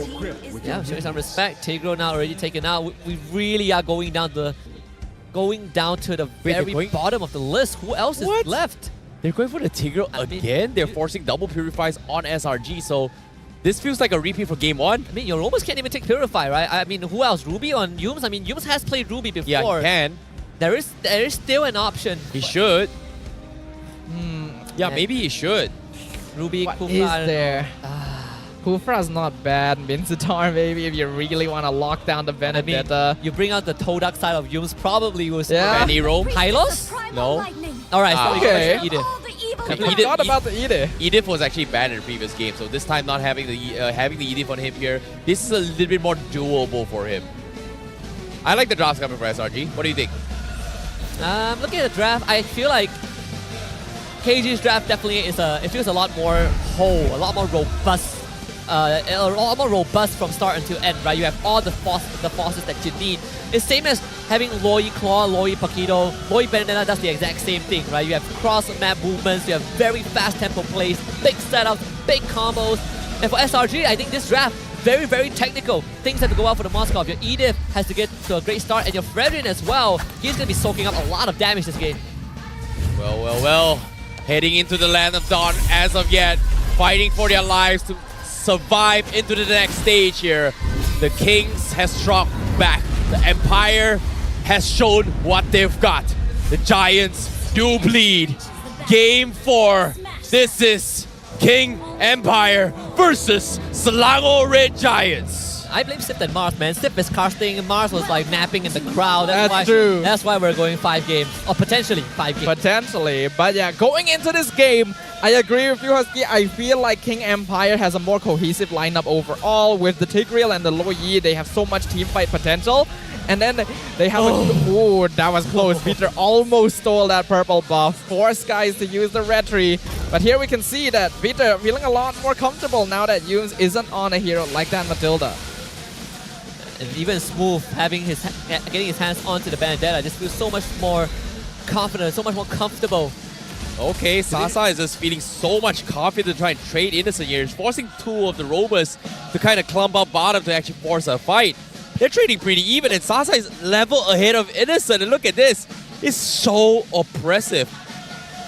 Okay, finally gets this 2, so it's fine. Not too bad now for Innocent. I think experience-wise, they're still in the same boat because Innocent just hasn't cleared the wave yet. Sasa gets priority on that, but it's fine. Innocent has Quantum Charge. He's going to heal back up. A lot of pressure onto the Roamers. Oh, Cram nearly getting ganked up here. Will just barely survive, but Flicker wasted. Smooth, man. Like, you give him anything, he'll somehow just win the XP lane. And for him to just completely shut down Cram not once, but multiple times now, this is a big statement. And Selangor Giants, they have to be worried about this. Sasa now losing his matchup down bottom. And with the Turtle going to be back on 10 seconds here, they need Peter up. Sasa needs to be careful. Innocent, very strong. Sasa seems to be finally losing out on the lanes now. Yeah, those minor consecutive pokes is going to start cutting into Sasa's health pool. Even with the heal that you get is not enough. They want to get that level 4. Oh. Okay, Crab. Oh, nice dodge coming from Smooth. He's going to be able to get out there. Sunsujin blocks the rotation coming in, but seems like Turtle will be in the hands of Selangor Red Giants. Getting a little bit too feisty, and Selangor Red Giants bites back. Stormy makes the exact same play to try and catch Dato. Even the spear committed in case Dato got messed up. So for now, SRG committing so much utilities. The fact that they push Move back, force it to recall, guarantee them not only the turtle but also allow Cram to move cross map and make some impact. Now Cram will have priority in terms of movement just because of that play. Cram now top side in trouble. He needs to get out. He's getting completely dived in. Cram looking for the KO punch. Electro final blow committed as well. First blood for Sunsujin, and again King Empire securing another first blood. I think King Empire is starting to notice that the Red Giants tend not to put a lot of priority onto that EXP lane. They usually expect Cram is able to hold himself well. And because of that, there's more ganks coming out. Cram being punished a lot more in games 3 and 4.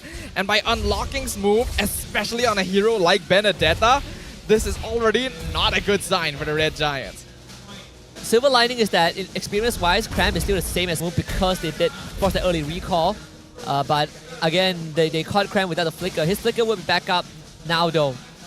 They would probably consider clearing this wave and going for a lane swap just because Turtle is spawning bot side. Bottom lane, KGE, they've got the whole team here. Selangor Red Giants makes an attempt, but it seems like it's going to be very difficult to do so as the Turtle preemptively going to be set up from Selangor Red Giants. They go for a spear, okay, clear the minutes, but that's all as Sasa freezing the lane intentionally against Innocent once more. It's going to threaten Innocent. The diversion, huge. Now Peter, Implosion comes in. Cram gets completely shut down, and again, Peter pulls him out of the Yin Yang over combo, but still will fall. Sunsujin is here to fight against Sasa. 4v2. I think Sasa might be dead. Aurora with the CC dodge. He goes for the sidestep. Sasa is trying to hold on for his dear life, but he eventually will die. Now Skies will be able to get out, but Smooth, he makes it the last moment, but the stun from Innocent saves Sky's life. But Stormy needs to get out. He's not in the clear yet. Peter looking to try and fight it, but Yooms saves him at the last moment. And guess what? Graham finds a kill on the sides. SRG, near-death experiences. That's a win for SRG. That's insane, actually. A huge win for the Red Giants. They're going to try and transition it to a turtle take. King Empire not really in position to contest. Oh boy, Turtle, Skies. Okay, he's got the Retri. They know they've got this, but King Empire just pouring everything for their play. And now another divergent play. They set up top. Bottom lane, Scoop is here. He's getting chain stun. Nice eye for an eye to get a two-man stun. Electro final blow as well. He's sidestepping everything. He cleared the minions, and SRG, they are threatened. They will back off instead. Man, if that Earth Shadow was a second earlier, or the onwards was a second earlier, Smooth would have straight up died there. But he again absorbed the pressure of the entire SRG team, allowing Sasa to get a top tier 1. Stormy getting doved on, dropping half HP. Sunsujin, he wants to finish him off as well. Winner with the two-man implosion. They commit 3 guys, but they can't kill him off yet. KGE may have overthink this a little bit here. The King Empire seems to be, again, much more refined in all these fights right now. I feel like we're actually already seeing some Grand Finals level gameplay here. King Empire has come on a line. They don't want to lose this. Smooth, he's trying to go for the Electro final blow. He's got caught up, but again, he's able to get out. But top side, Sasa fight Cram once more. XP later, getting shut down by King Empire. Yeah, you can see the pendulum, the scale's really tipping towards Smooth right now. He has escaped 2 ganks. I think he has a tough boost. That's why the combo from Moskov Edith didn't exactly follow up properly. But the fact that they shut down the Paquito 3 times in a row makes it a bit tough for SRG to make any moves. Smooth is holding this bottom lane all of his own, and he's attracting SRG because they want this tier 1. Can they get it though? Seems like they're calling it Sunsujin to stop this. Innocent going for the play. Divergent already used, but the minions finished off. Very, very good decisions coming from Selangor Red Giants. They need to make a play. They're transitioning up top. But Sasa, he needs to get out. He's hiding here. He finally shows himself. But SRG would not pick him off. So Turtle going to be priority for Selangor Red Giants. Wow. for King Empire is going to be the purple buff. State of the game right now, still slightly favoring the Red Giants. They've done. Oh, hold on. Mistakes. Suzuki, he's gonna get caught out. Here comes the chain start, but he's so tanky. He's able to survive. The toss comes in, but the implosion comes in. Cat next on 2. Sky still gets the catch, but Dato will settle with Yubes. What? But the fight makes out. Sasa is on the hunt. He found Innocent, and now he's looking for Skies. He's gonna go for the finish. Appraiser's draft has been used. Sasa survives, and Smooth now looking for the rest of SRG. They're so low. They're holding on from behind. Potato, Sasa from behind. They're so low. I don't think they realize this. They want to go. Okay, they can't. They have to back off. Man, Sasa killed Innocent with the Lycan Pounce before he took that spear of destruction behind Susujin. If not, Innocent would have gotten away, got a kill, and perhaps extended team fight. These small minuscule moments allowing KG to come out ahead. Sasa 3-1-1. And even then, KG has not gotten a goal lead. You put that into perspective, SRG are holding on pretty well considering everything that has happened. Yeah, they're going to be relying pretty heavily on Innocent here. They know that Cram has been focused very hard, so it's going to be difficult for this Paquito to exert too much presence during these team fights. Oh no, the divergent play. No way. Just a pixel off. They know what's up. They know they scouted this out, so Cram is safe. He finally gets to play the game for a bit. Oh, careful there, Cram. He's testing. No way! Crab, you just saw the Roger! He still walked up. He got caught. Feeder. What a catch. And now, SRG, they have no choice but to try and defend this here. Tier 2 is very important for them for the space. Aurora drops the out. Feeder trying and stall them off. But SRG, every single objective counts now. They're trying to secure it. And they will be able to get a purple buff while KGE still looking for that opening against this fight. I'm so impressed by King Empire Esports. They have brought this so far. Sasa's firing on all cylinders. Deto, Sutsujin, Viter all looking a lot more confident. They got their eyes on the prize. They know what they're looking for. No way, they don't see this divergent. No, they really don't see it. They're going to try and snipe the Lord now. Wait, maybe not. Selangor Red Giants. Okay, they're going to check. They're going to be fine right now.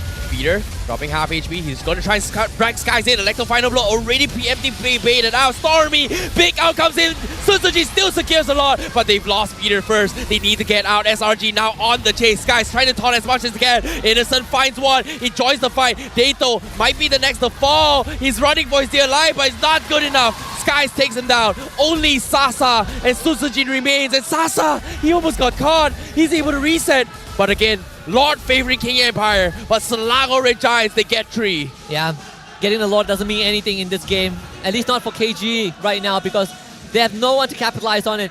SRG, they've cleared the mid tier 1 and tier 2s. Cram has already cleared out the top wave and the rest of SRG will just deal with this Lord. There's nothing much that Susujin can effectively do, not against Innocent at this point, who also cashed in on a couple of kills, and assists for himself. Oh no, Susujin, he's got no mobility, he's in trouble, he needs backup. The Toys Person has been used on Peter! What? 3-man devotion! What a play! Dato comes in, but they still lost the fight. Sky still comes in. SRG, they turned the fight. It's not good enough. Sasa was nowhere to be found. The wombo combo was good, but SRG was prepared first. What a save from Stormy. Man, Vita was good, but Stormy was great. That ultimate completely broke King Empire's momentum. That is the tempo breaker we were looking for. 2 team fight wins for SRG, knocking on KG's doors. This might be it here, Red Giants. They got the turnaround they were looking for. A 3K net worth lead now. And we've seen in previous games, all it takes is that one fight to reverse the momentum. Despite all the pressure they were put under, every single player of the Red Giants. Oh, no way. Oh. They're going to try again. Do they go for it? They need one more. They're calling his move. Graham is going to be able to get out for now. King Empire playing absolutely out of their minds right now. One small mistake is what is going to be costing them. And SRG looking to find that inch to stretch it to a mile. The calm before the storm. They're waiting for the flicker to come back up for Vita. That's the key battle spell that KGE needs. 40 seconds on both Feeder as well as Yubes on that flicker. How will they do this? Because as of that, King Empire, they cannot afford to lose another major fight like this because SRG, they got a huge lead out of it.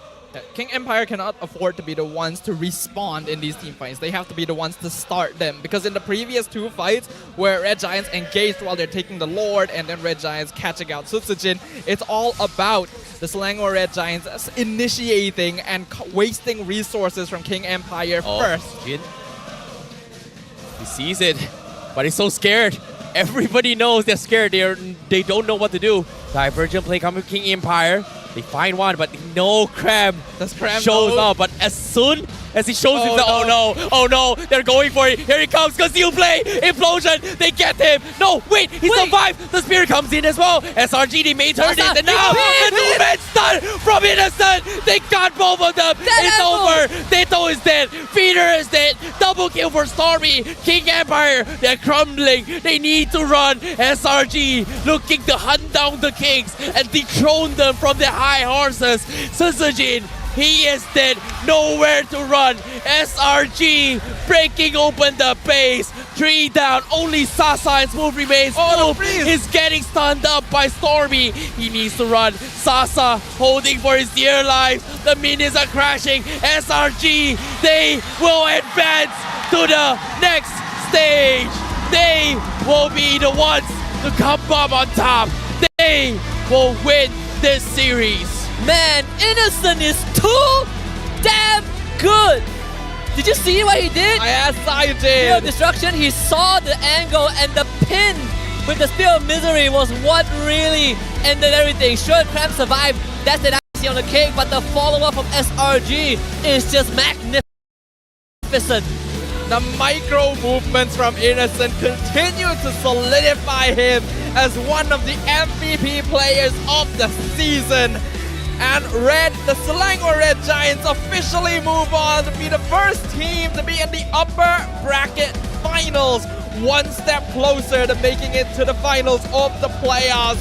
But props to King Empire. They have grown so much.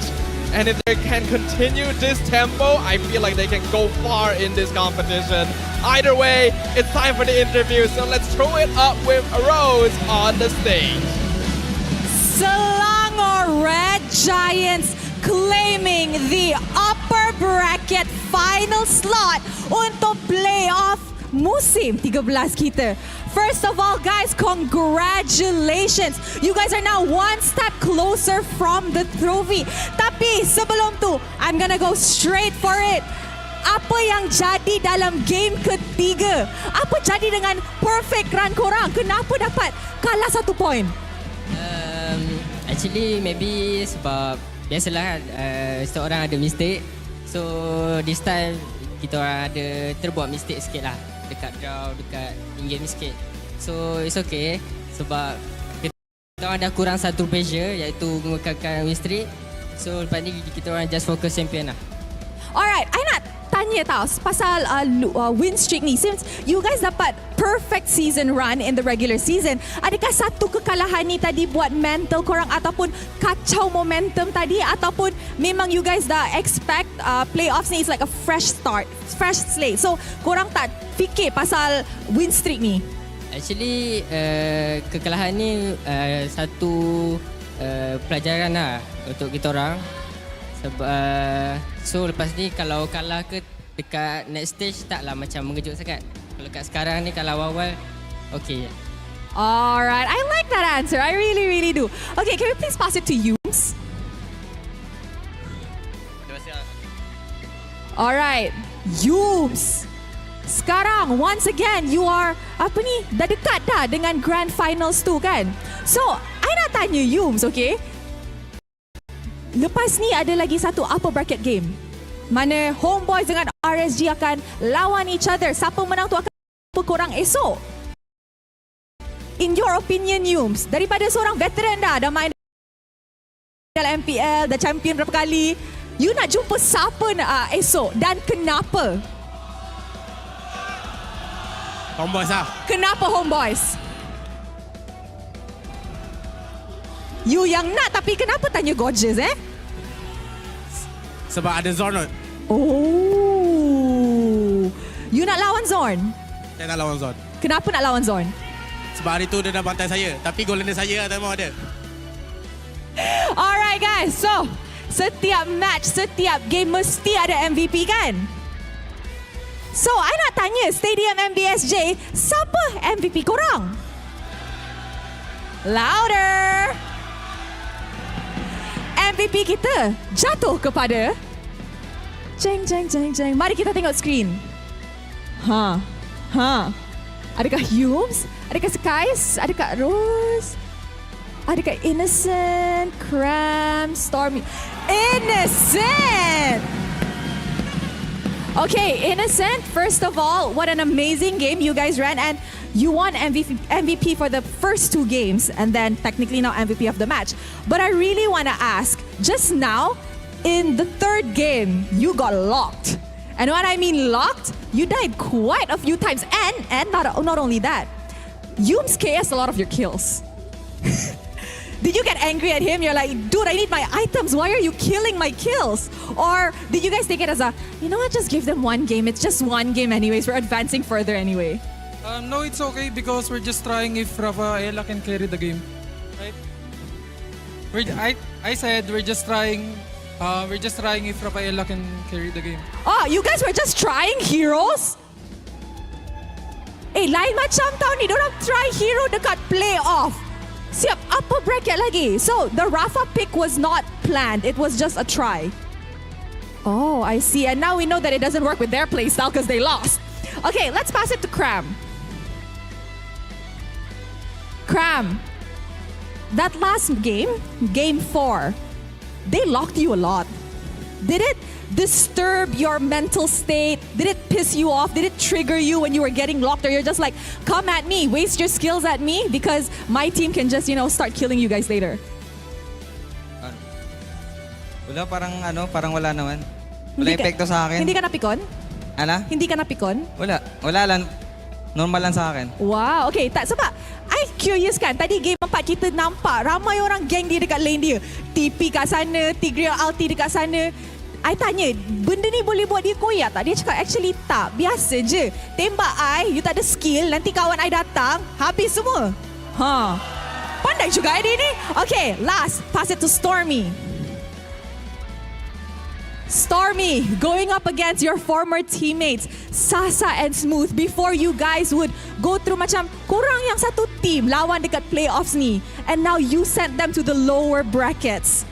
Do you still want to meet them potentially dekat grand finals kalau dorang menang game dorang dekat lower bracket? I hope so. We went to easy game more. Oi, Yeah. Stormy, jangan macam ni. Okay, Gorgeous? Gorgeous, ada last words tak kepada fans, kepada orang yang datang, kepada nak tengok bila dia ni dah tengok I macam ni kan, I rasa he's up to no good, which is usually the case. So apa tu Gorgeous, kenapa you pakai spek kat sini? Terang sangat ke? Silau ke? Terang sangat. So, what do you want to say to anybody lah, fans ke, KGE ke, your next opponent ke, mana-mana?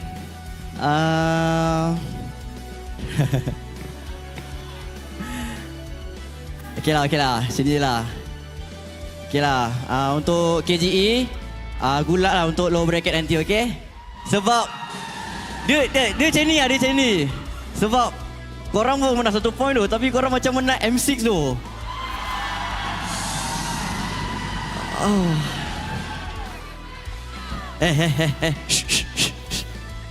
Untuk fans Selangor Red Giant and the Ultras, thank you sebab support. Korang memang terbaik lah. And untuk esok, kita respect, memang kita akan jumpa HOMEBOIS. So game HOMEBOIS pun memang ramai yang tunggu rematch kita orang. So may the best team win. Wow, gitu. All right. You guys may now go celebrate your victory. Once again, congratulations on securing the upper bracket finals. Kita akan jumpa Selangor Red Giants pada hari esok. Tapi selepas ni, kita ada satu lagi upper bracket match mana kita akan saksikan perlawanan Homeboys menentang RSG MY. Tapi sebelum tu, let's show it back to the casters to wrap up what happened in this best of 5 series. Casters, silakan. It does always impress me how much stage presence Gojas has when you consider that he as well has only been in MPL for like 3 seasons and he's matching up to other players that we've seen dominate that stage in the past. But the Selangor Red Giants showing how it's done once again and Innocent at the forefront of every victory. Oh, I just thought of something, right? The one game that SRG lost, that Innocent lost, was with the hero that really made him kind of the face of SRG, was on the Roger. But nonetheless, I'm staying off the internet for a while because I think it's about to blow up after this series. Probably. But yeah, SRG, the entire series, well, aside from Game 3, the games that they won, Innocent only went down once, and I believe it was Game 4 on this Moscow.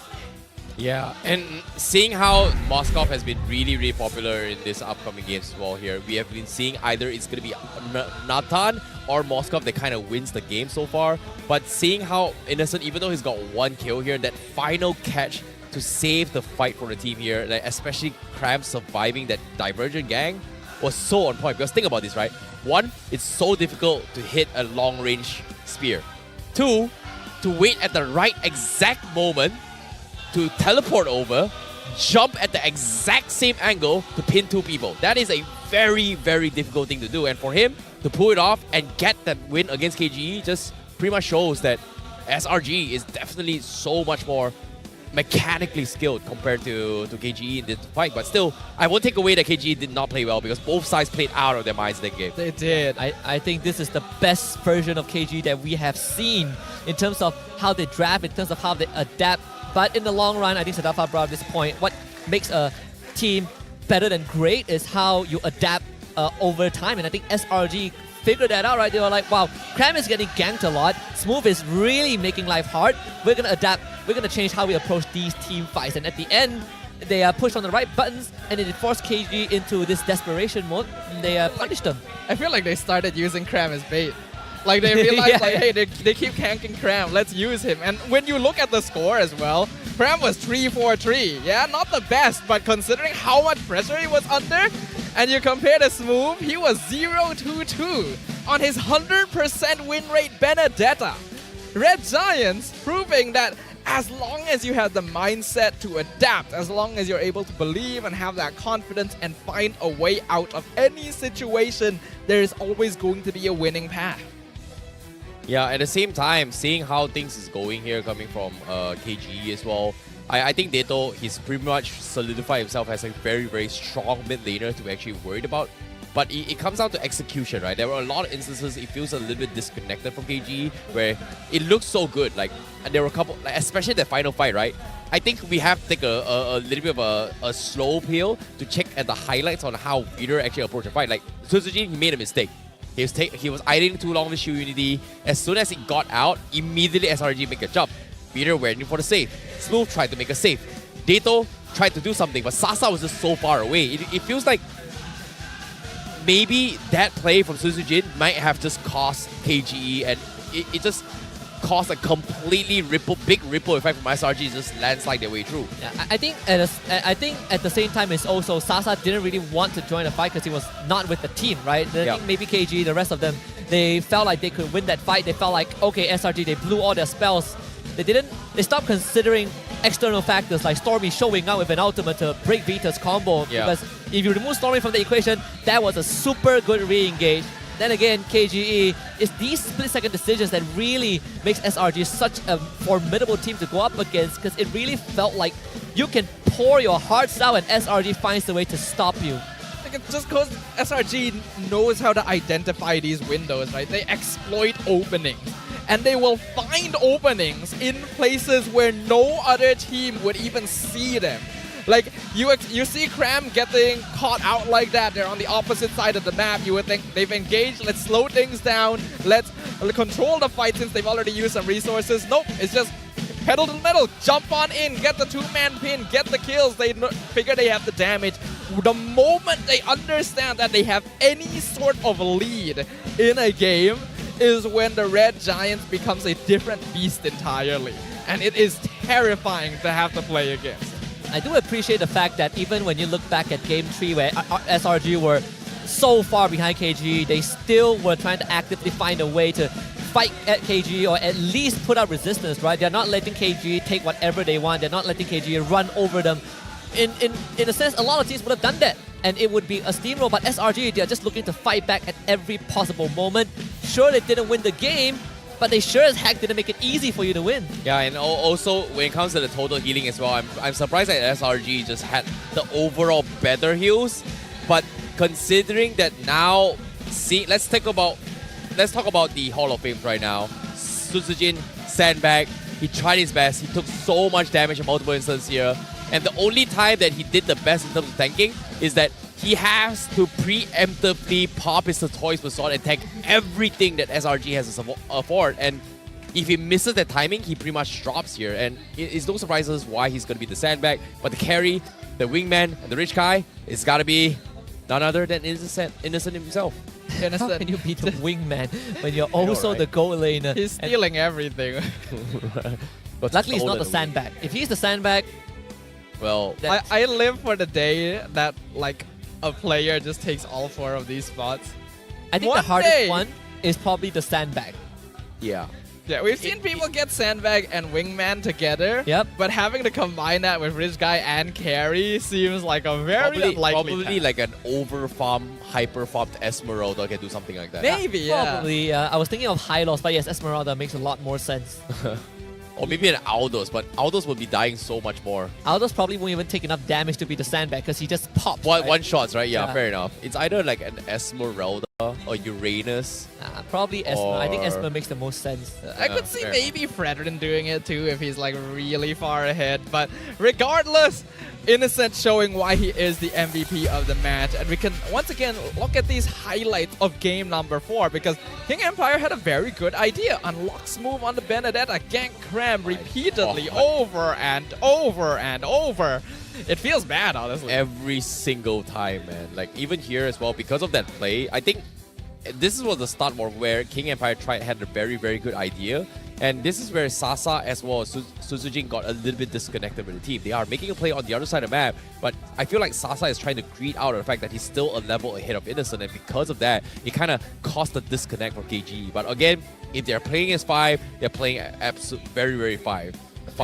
There's also a point that I want to bring up right now. Despite Cram being kind of the punching bag this entire game, KG just wanted to really go hard on to him. He was never really far behind Smooth, right? Like in terms of levels, he's almost the same as Smooth. Net worth, probably a bit of difference, but even up to this point, there's not really a net worth lead for either teams. Yeah, if you ask me personally, I feel like Smooth needed to play the map just a little bit more. I feel like King Empire may have forced him to participate in a few too many team fights because yes, his presence is very important to split the fight in half. He does a lot of damage, but because of that, he's not actually getting a lot of farm, right? You can see that the way they play the map, they're spread up trying to look for farm, but then someone gets caught out, and then even after Vita engages, the rest of King Empire is so far away and they're still looking to try and connect on the fight for no reason at all and giving up more and more advantage. Yeah, this was the fight I was talking about as well. Like they made a mistake, but again, pretty much the winning moment here was this spear coming in, connecting to 4. Instantly, Sasa and Peter got pinned. That was done. It's like there's no way out. Nato tried to turn this fight. Stormy caught him. Game over. Double kill. You can see how the moment Vita runs out of cooldowns, it was already lights out, right? The rest of the team was not even in any position to help them. And even if they were, what can they realistically do, right? They just do not have the resources to deal with SRG in these extended fights. That means SRG is our first upper bracket finalist. And for KG as well, luckily for them, they do still have that second life. They'll be dropping down into the lower bracket where they'll be facing off against the loser of the next match. And the winner of the next match will be moving on into the upper bracket finals as well to face off against SRG for that first grand finals slot. Red Giants already expects it to be the homeboys, but we've been surprised quite a few times this playoff, so I think we gotta really keep our eyes open. I mean, at least for SRG, they have, by the bare minimum, repeated what they achieved last season, right? Guaranteed top 3. And that itself, I think, is already pretty insane because not much teams can have this kind of consistency. And now it's just one step closer, not just to the grand finals and to the MPL trophy, but one step towards Riyadh. Hey, that's baby steps, right? Like sometimes you've KPIs you gotta hit here. SRG pretty much, coming back to originally where they were. Now just one more step to grand finals, and who knows, maybe a championship, right? And so far, getting number 1 in regular season, SRG is so close. Probably the only team that has maybe can hold the undefeated streak. And if I'm not mistaken, the only time that a team has ever done it was Todak. Yeah, but that was in the playoffs, right? Because they did drop a game in regular season. Either way, I mean, with that behind SRG, they can definitely just focus on the future and focus on playing at the optimal potential. And I think if you guys want to focus on playing at your optimal potential, you need the optimal tools, just like how you can dominate with spectacular gameplay via the ROG Phone 8, the king of performance, your ultimate gaming phone. We want to take the chance to give a big shout out to ROG Phone 8 for being the official gaming phone of MPL-MY and for keeping our pros at the top of their game 100% of the time. Well, of course, to see how things has been going on for all the game here, I feel like Smooth, he played out of his mind. He's got so much Smooth skills, but again, without the ROG phone, it's hard to play at that level, man. Like, there will be winners, there will be losers, but again, what's most important is the FPS, man. You gotta have the best FPS, you've got the best screen, no lag, no delays. You gotta get it. Now I'm reminded of something. I have a small complaint, right? That is the first time in a long time we ever see Benedetta got played. Smooth didn't use the MPL skin. You're right! He used basic Benedetta. Come on, man. That's such a waste too, considering how often the heroes banned out against him. But, well, we digress. Let's talk about what's going to be coming up next. Now that SRG has solidified their spot in the upper bracket finals, we're going to wait and see whether it is the HOMEBOIS or RSG MY who will be joining them. And this is quite a rivalry, right, between these two teams. I believe they actually debuted around the same time. Yeah, and of course, coming up next is going to be something that I think everyone knows what's going to happen here, right? Like, it is going to be the loudest, biggest, most packed crowd in this upcoming match here. It's going to be HOMEBOIS going up against RSG, and that's something that I think I'm looking forward to as well. I know you guys are excited, but we have to take a short break now, and right after this break, we'll be back with that match. This is going to be HOMEBOIS versus RSG. Let's go. Present. No flicker chop back sana, you want cram? Ya, boleh. Let's go, Sir. Aman, Sir. Aman, Sir. Boleh. Golok. Watch out. Aman. I got. Nice, dude. I cancel. Push me. Can. I start kalat. Baksya! Baksya! Let's go. Tekan, Dek. Tekan. Go. Atau. Let's go. Bobo. Balik. Boleh. Gak ada vengeance. Mati dia. Nice. Gua tur dulu. Dah. Tar tur. Tar tur tuh. Bisa tur. Oke, guys. Gua aman. Lo banget. Lo semua. Lihat gua kan. Mati. Hijau belakang. Ini. Lihat. Kena dua. Satu doang enggak apa-apa. Mati. Nice one. Nih, aman. Nice one. Lihat gua. Aurora di biru ya, most of the mid bisa. Gua ada konsil sih, mau enggak? Mau enggak? Yuk. Enggak ada orang di bawah. Ini. Mati dia. Nice one. Bene sini ya. Oh, mama, outplate. Boom. Let's go. Down. Let's go. Wait, chill, happy there. Chill lah. Okay, let's go. Tawa. Tawa.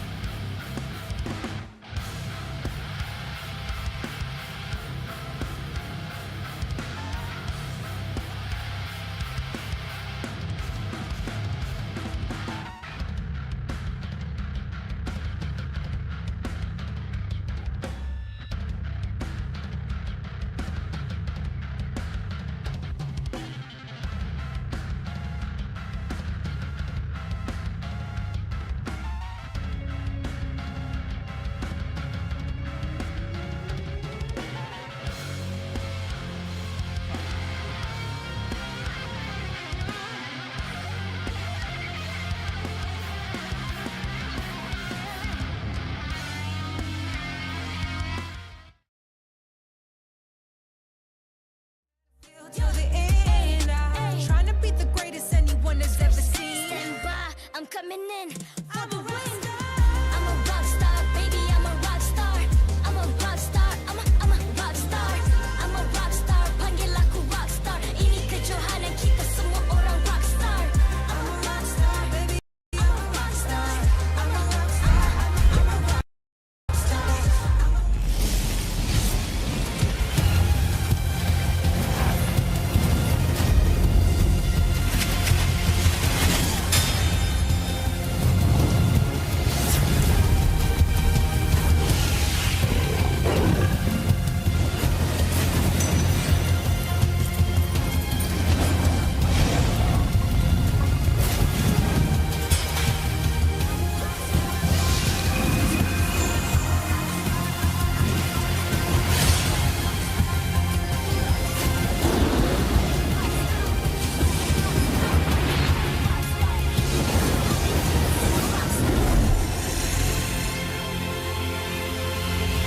MPL Malaysia Season 13 is powered by Moontalk.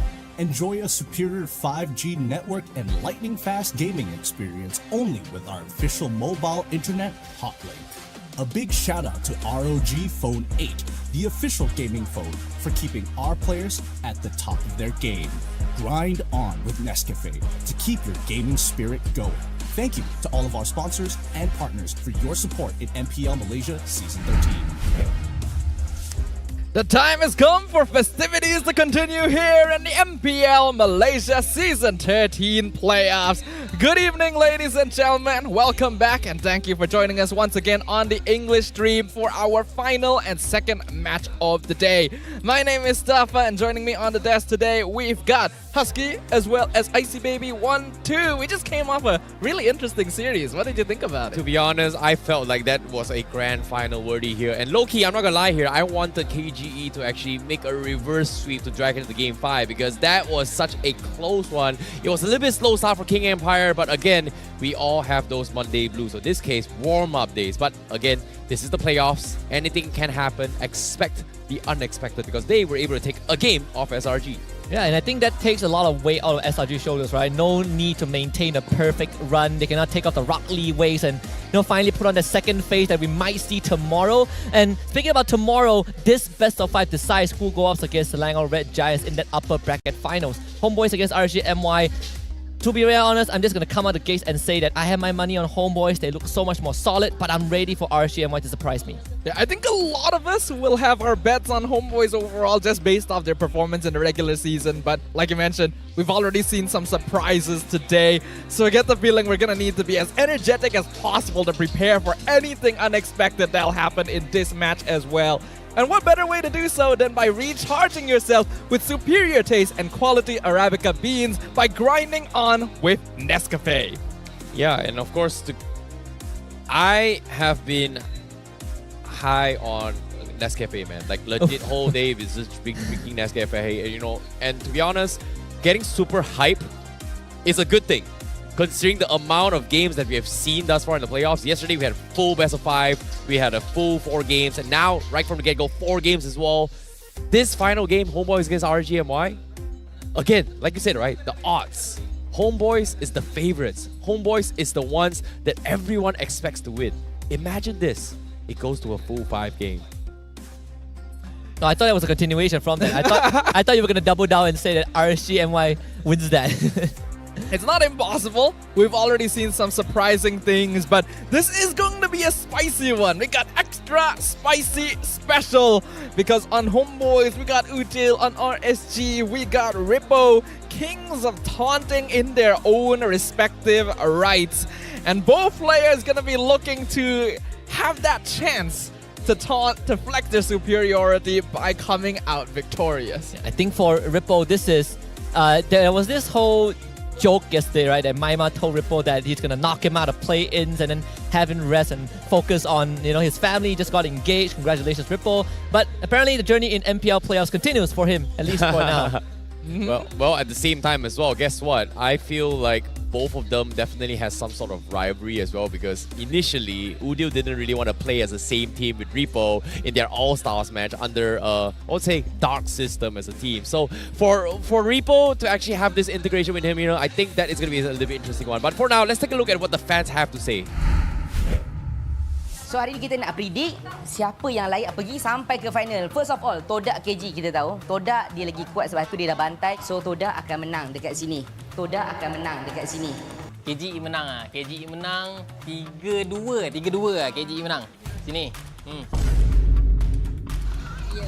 Alright. SRG lawan Todak, HOMEBOIS RSG. Dekat sini kita tahu. Diorang datang daripada bawah, tempat diorang pergi mana? Tempat diorang pergi bawah balik. SRG KGE pun masih KGE walaupun tak berapa logik. Of course, SRG will win. KGE. Sorry fans HOMEBOIS RSG. Sebab kalau KGE tak boleh pergi, HOMEBOIS pun tak boleh pergi. Kat sini ada Udil, ada Chibi dia semua. Tapi kat sini ada Innocent, ada Yums. So HOMEBOIS akan kalah. HOMEBOIS akan pergi dekat sini dulu. So maksudnya SRG akan tunggu dekat grand final. HOMEBOIS KGE. HOMEBOIS. Be fair, okay? HOMEBOIS dia akan turun mengutang Todak. HOMEBOIS dengan Todak. So permusuhan di antara HOMEBOIS dengan Todak ni, antara bos Lan dan juga Daddy Hood. Kat sini Daddy Hood menang sebab Daddy Hood sokong Chelsea. Untuk final, you rasa siapa akan menang night? KGE, of course KGE. Champion KGE lah, tetap champion. Okay, SRG. Sini SRG menang. Menang SRG duduk sini. The God. Okay, itu je saya punya prediction.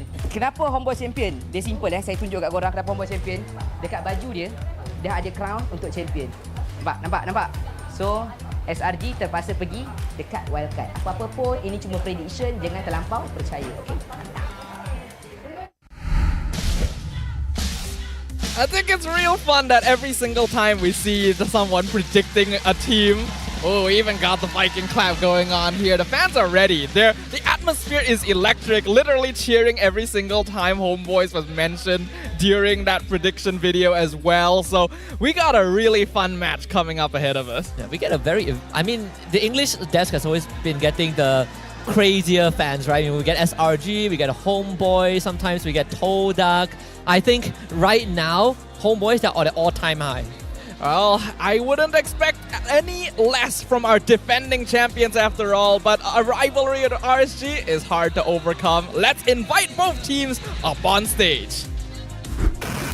HOMEBOIS! The moment has arrived for the defending champions to take the stage and prove they have more than just popularity. They have the power to dominate the league in a back-to-back seasons. Udil, Zorn, Sepat, Nats, and Chibi are each game winners on their own. Together, they set the storm their way to Riyadh, presenting the almighty Owls, the crowd favorites, the HOMEBOIS!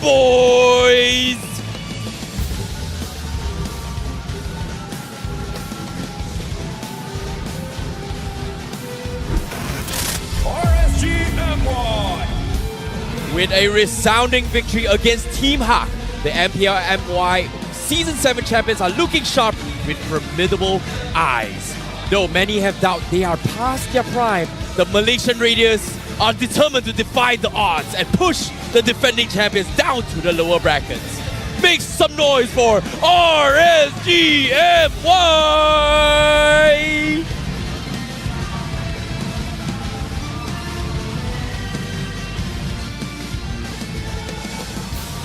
Introducing the coach and analyst for both teams, and head of League Ops Cedric, who will ensure fair play and professional integrity of the match, which coach Pops as well as Nobody from HOMEBOIS and Sora from RSG.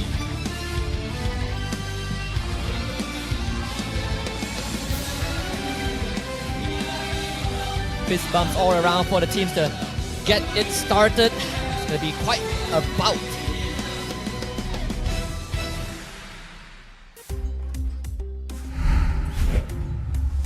Two former champions in their own right. HOMEBOIS currently looking to defend their title, and RSG looking to regain the glory they gained all the way back in Season 7.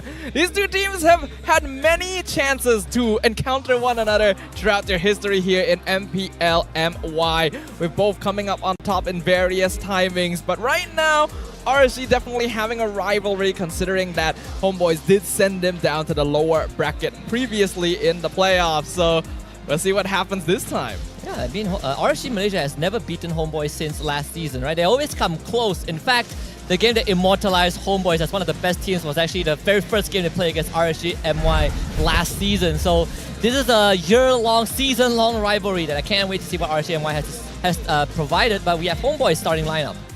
Yeah, when it comes to the roster as well, Udil, Sapat, Nats, Chibi, and Zorn here. When they first came in, there was a little bit of a shakiness between the team themselves, the players themselves, maybe communication, but eventually they kind of figured out around how to play around Udil's comfort picks, right? Like, he's going to be the guy that is going to be doing so much work as the main player here, even though he doesn't have the highest GPM in this game, but he has been in all the fights which crucial details that can set up for the team to actually take objectives. However, again, they've lost their game against SRG. That's the only downside, the only team that they have lost to. If SRG as a team is flexible and adaptable, HOMEBOIS as a team is aggressive and bombastic. This is a team that wants to come out the gate swinging. They look for setups, they look for ganks, they want to get kills, they want to get objectives. We know Zorn as the in-game leader has been making a lot of strides for the HOMEBOIS, but will it be enough when they're going up against RSG MY? Yeah, when we saw a video in the previous series talking about favorite roamers, Zorn has been mentioned countless of times in different roles, such as, you know, being shot caller, being aggressive, playmaker. But I think we are overlooking Storm, right? I think he himself is overlooking himself in this regard, because I feel like when you look at Storm and his capabilities to take initiatives and make plays and make those necessary calls for RSG MY to get ahead in a pinch, he always finds success with that. Yeah, and of course, Storm going to be the ones that is going to be taking charge in the roamer position here. But generally, after seeing RSG MY's yesterday's performance against Hawk, I'm generally worried about Vinogo, because when we talk about best junglers, right, we immediately think about how Chibi has been consistently winning all the Retributed battles since their debut from Season 7 until now. He is still very, very on par with his mechanics. But Vinogo, yesterday, didn't seem to be able to get much retry for himself. Honestly, Vinogo himself recognized it when he was in the post-interview, right? He said that he was not performing yesterday, missing all his retry timings, and wants to make up for it today. But when he's up against someone as consistent as Chibi, is that going to be an achievable result? I think this is going to be tough, because people were drawing comparison of Chibi wanting to take out, you know, the Filipino junglers, right? He was issuing challenges to Demon Kai last season, and even Rose asked Vinogo, do you think you can live up to that? And I think for now, Chibi definitely looks a bit better overall, but I'm not putting Vinogo aside. I think if he cleans up yesterday's performance, he can stand a chance, but when push comes to shove, I think Chibi is more on the ball. Yeah, and speaking of Chibi's consistency as well here, he was the guy that set the tempo, right? When nobody was playing Nolan, he played the Nolan and got one of the highest ever GPN in all MPR regions for this season. So for him to actually set the standards is a statement here. And my question here is, this was before the hotfix. Will he be able to do it exactly the same here in the playoffs? With the hotfix being introduced to the game, it logically sounds like Assassins would get more of an opportunity, since now it's no longer quite as safe and easy to just invade into the opponent's jungle. But tank junglers still provide that safety, that efficiency that Assassins don't. So we'll see whether Chibi still is able to pull out that pocket pick. For now, we're also gonna real quick go over to the side of the HOMEBOIS, ask for a little bit of fan service there, ask for some poses from Sabat. He just read it. He's like, oh wait, okay. Yeah, he thought he was supposed to be the one that holds the card. That's funny. A small pose there for the HOMEBOIS fans. And speaking of, we have a lot of HOMEBOIS fans here. Hey, I mean, this is not even the grand finals just yet, right? Imagine if we get to that stage. A lot of people were looking at HOMEBOIS to be poised to take one of the slots. I'm expecting, if this is only the second day of playoffs, oh boy. Yeah. And of course, now let's talk a little bit more on how Sapat as well as Repo, right? Because these are the two best XP laners. And in this case, who is the better one? Because personally, I feel like Repo, whenever he steps in, he makes ripples for the team. Whereas Sapat, he's there when he's... I don't know. What do you think? Tell me more. Sabat's the type of player that likes to set up a little bit, right? Like, in the past, when Sabat first debuted, he was more of an ego challenger. He wanted to take those 1v1s, he wanted to kind of make plays across the map, but I think he's definitely taken a bit more of a supportive role recently to set things up for the rest of the team, whereas Rippo is still a little bit of that former style. Now we're gonna ask Rippo to do the same thing. He's the smooth one. But again, who's better? Like, answer the question. Who do you think is better? Rippo or Sapat? I think they fulfill different niches, but I do think that Sapat is a EXP laner, is a bit more consistent. Either way, let's see what Daddyhood has to say to the homeboys. He says, do your best, trust in your strength and your team, trust everything that the homeboys have, and that they'll do the very best to become a back-to-back champion. No one has done that yet in MPL-MY. Yeah, and especially I think when we are entering kind of a new phase. And speaking about new phase, let's enter the drafting phase for Game 1 between these two teams. And just special shout out to the Homeboys Syndicate team, which is Homeboys Academy team. They are all in the front seat just seeing how the big brothers take on the big stage. You know, I like how every team, actually almost every team has got the new jerseys coming to the playoffs here. And I'm not gonna lie, Homeboys' jerseys. Ooh, what do you think about this one? Like, do you like last season's one or do you prefer this season's one? Hey man, Daddy who gave me a jersey before, I'm happy. Really? You give me another one. Yeah. I want a jersey. No way! After so many seasons, I've not received a single one from Daddy and you got one just 2 seasons into MPL? No, you're wrong. One season. I got it last year. No way, Husky! Thank you, Daddy Hood. Love you a lot. Love you so much. Homeboy's gonna win this for sure.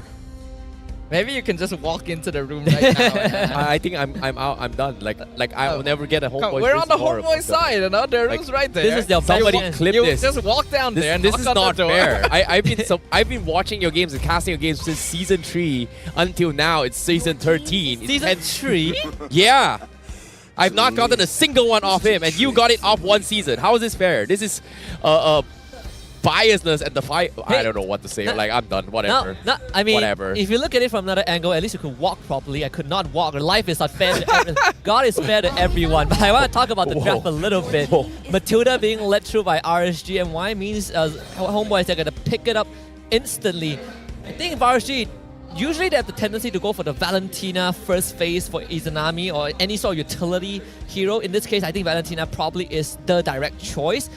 And then you probably couple it up with a jungler. We'll see whether they go for that. RSG has definitely shifted up their style of drafting here and there. Sometimes they'll prioritize Leo's hero first. Sometimes they'll prioritize Benogo or Izanami first. They do usually like to leave Storm and Rippo until a little bit later on, unless they can guarantee a specific hero. But RSG, now that they're going to be face-to-face with the Matilda, which dominated earlier today in the hands of Yumes, they're going to be going for the Fredrin and the Novaria. Okay, looks like we are going to see a little bit of comforts here coming from Homeboys. They might get the Barats here for Chibi, but the question here is, does Chibi want to play this, right? Like, we saw how Matilda has made a huge impact in the previous game for SRG, even yesterday's game as well. So, for it to be led through here in the current patch, it's weird to see that now they are prioritizing on other bands over the Matilda. Yeah, I feel like for RSG MY, if you think from their perspective, their hands might be a bit tight in this banning phase, right? You cannot let a Harry through no matter what. But you also have to ban the Chip because Zorn has been tearing up a Storm. Oh! And Chip just got buffed. And we now get the Nolan and Natan for Homeboys. Comfort picks. And the crowd goes wild instantly. The Nolan pick in the hands of Chibi, which achieved the highest GPM overall across all MPL regions this season. Going to be making an appearance alongside that Natan. RSG goes for the Roger, but the success rate of this hero today has not been particularly stellar. I think just like, 2 games of Roger, both of them ended in losses. 2 or 3, 2 games, I think. Yes. Yeah. But overall, I think this is probably very direct. I don't see too much of an anomaly yet. I know Homeboy Chibi loves his assassin, right? He's probably one of the few junglers that is still actively given that Nolan, despite the minor meta shifts.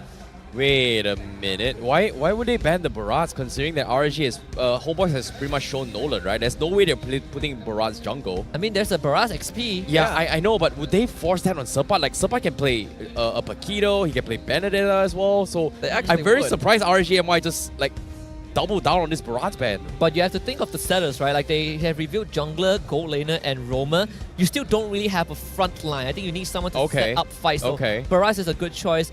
You probably have the Terizla, Tamus as well. These two are probably the options. Xbox, so 3 more premier picks that I think Homeboys can get their hands on.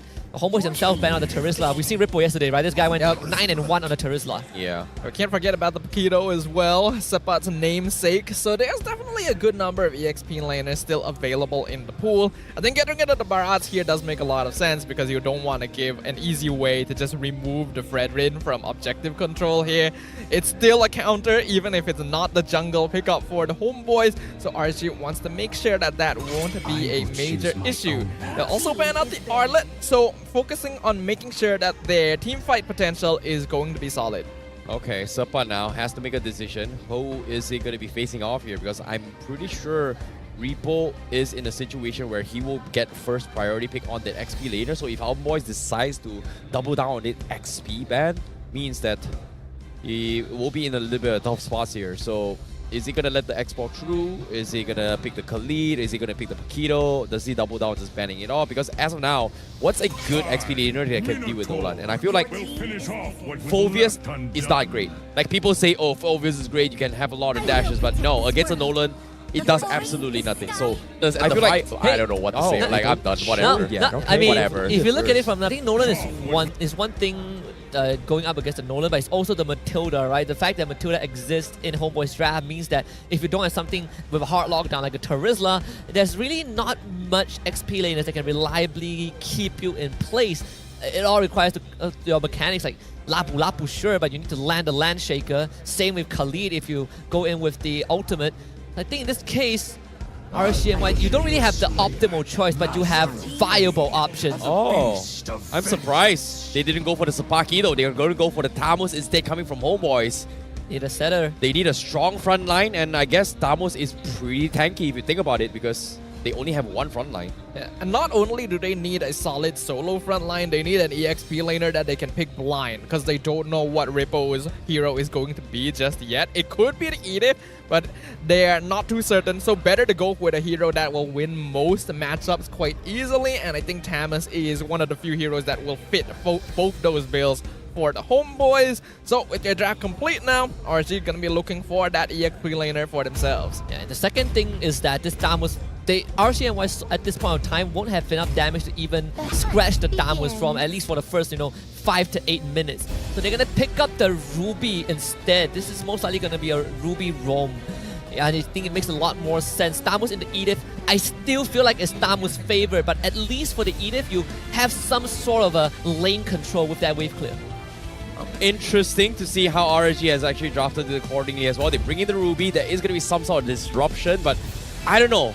This feels like there's a lot of mobilities coming from Homeboys, whereas RSG-MY, they will have a more annoying comp. What do you guys think? I think based on what we're seeing here, yes, you're correct. Higher mobility composition from the Homeboys. They want to snowball, they want to gank, they want to get kills on Chibi's Nolan. So RSG knows they're not going to be out-mobilizing a Matilda, so they're going to play for strong side lanes instead. By having Edith and Roger in the side lanes, they're heroes that are difficult to gank easily, and that might delay them enough to get to mid-game. Oh, well. We shall see. Will the defending champions dominate? Or will RSG-MY go and defy against all odds to prove themselves to be prime? This is the best of 5 series, Game 1, Homeboys versus RSG-MY. Homeboys literally in their comfort zone right now. The draft allows them to not just be mobile. This is first blood already. No, what? We're seeing the damage, the hot fix in the jungle coming into play.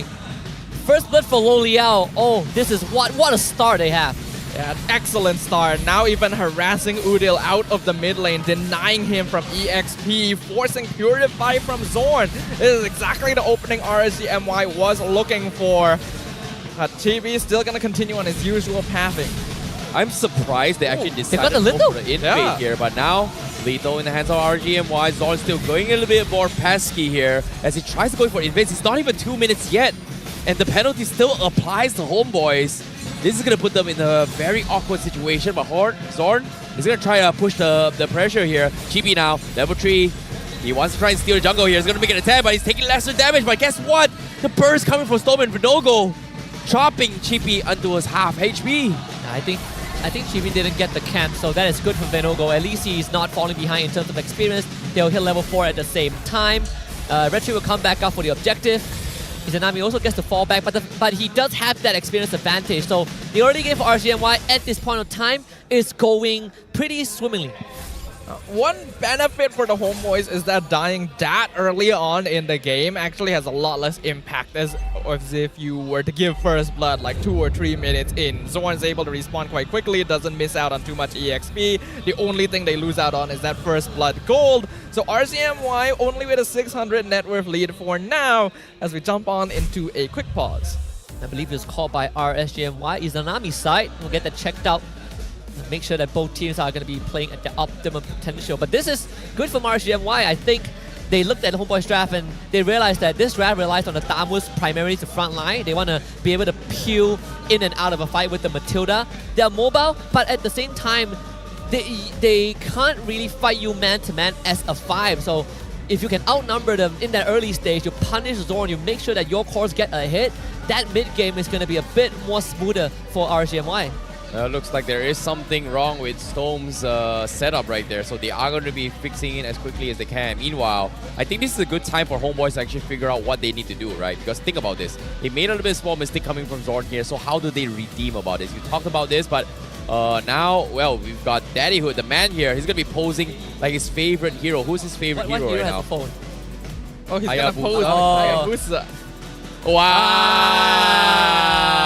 That's pretty good. That's pretty good. That's pretty good. I like it.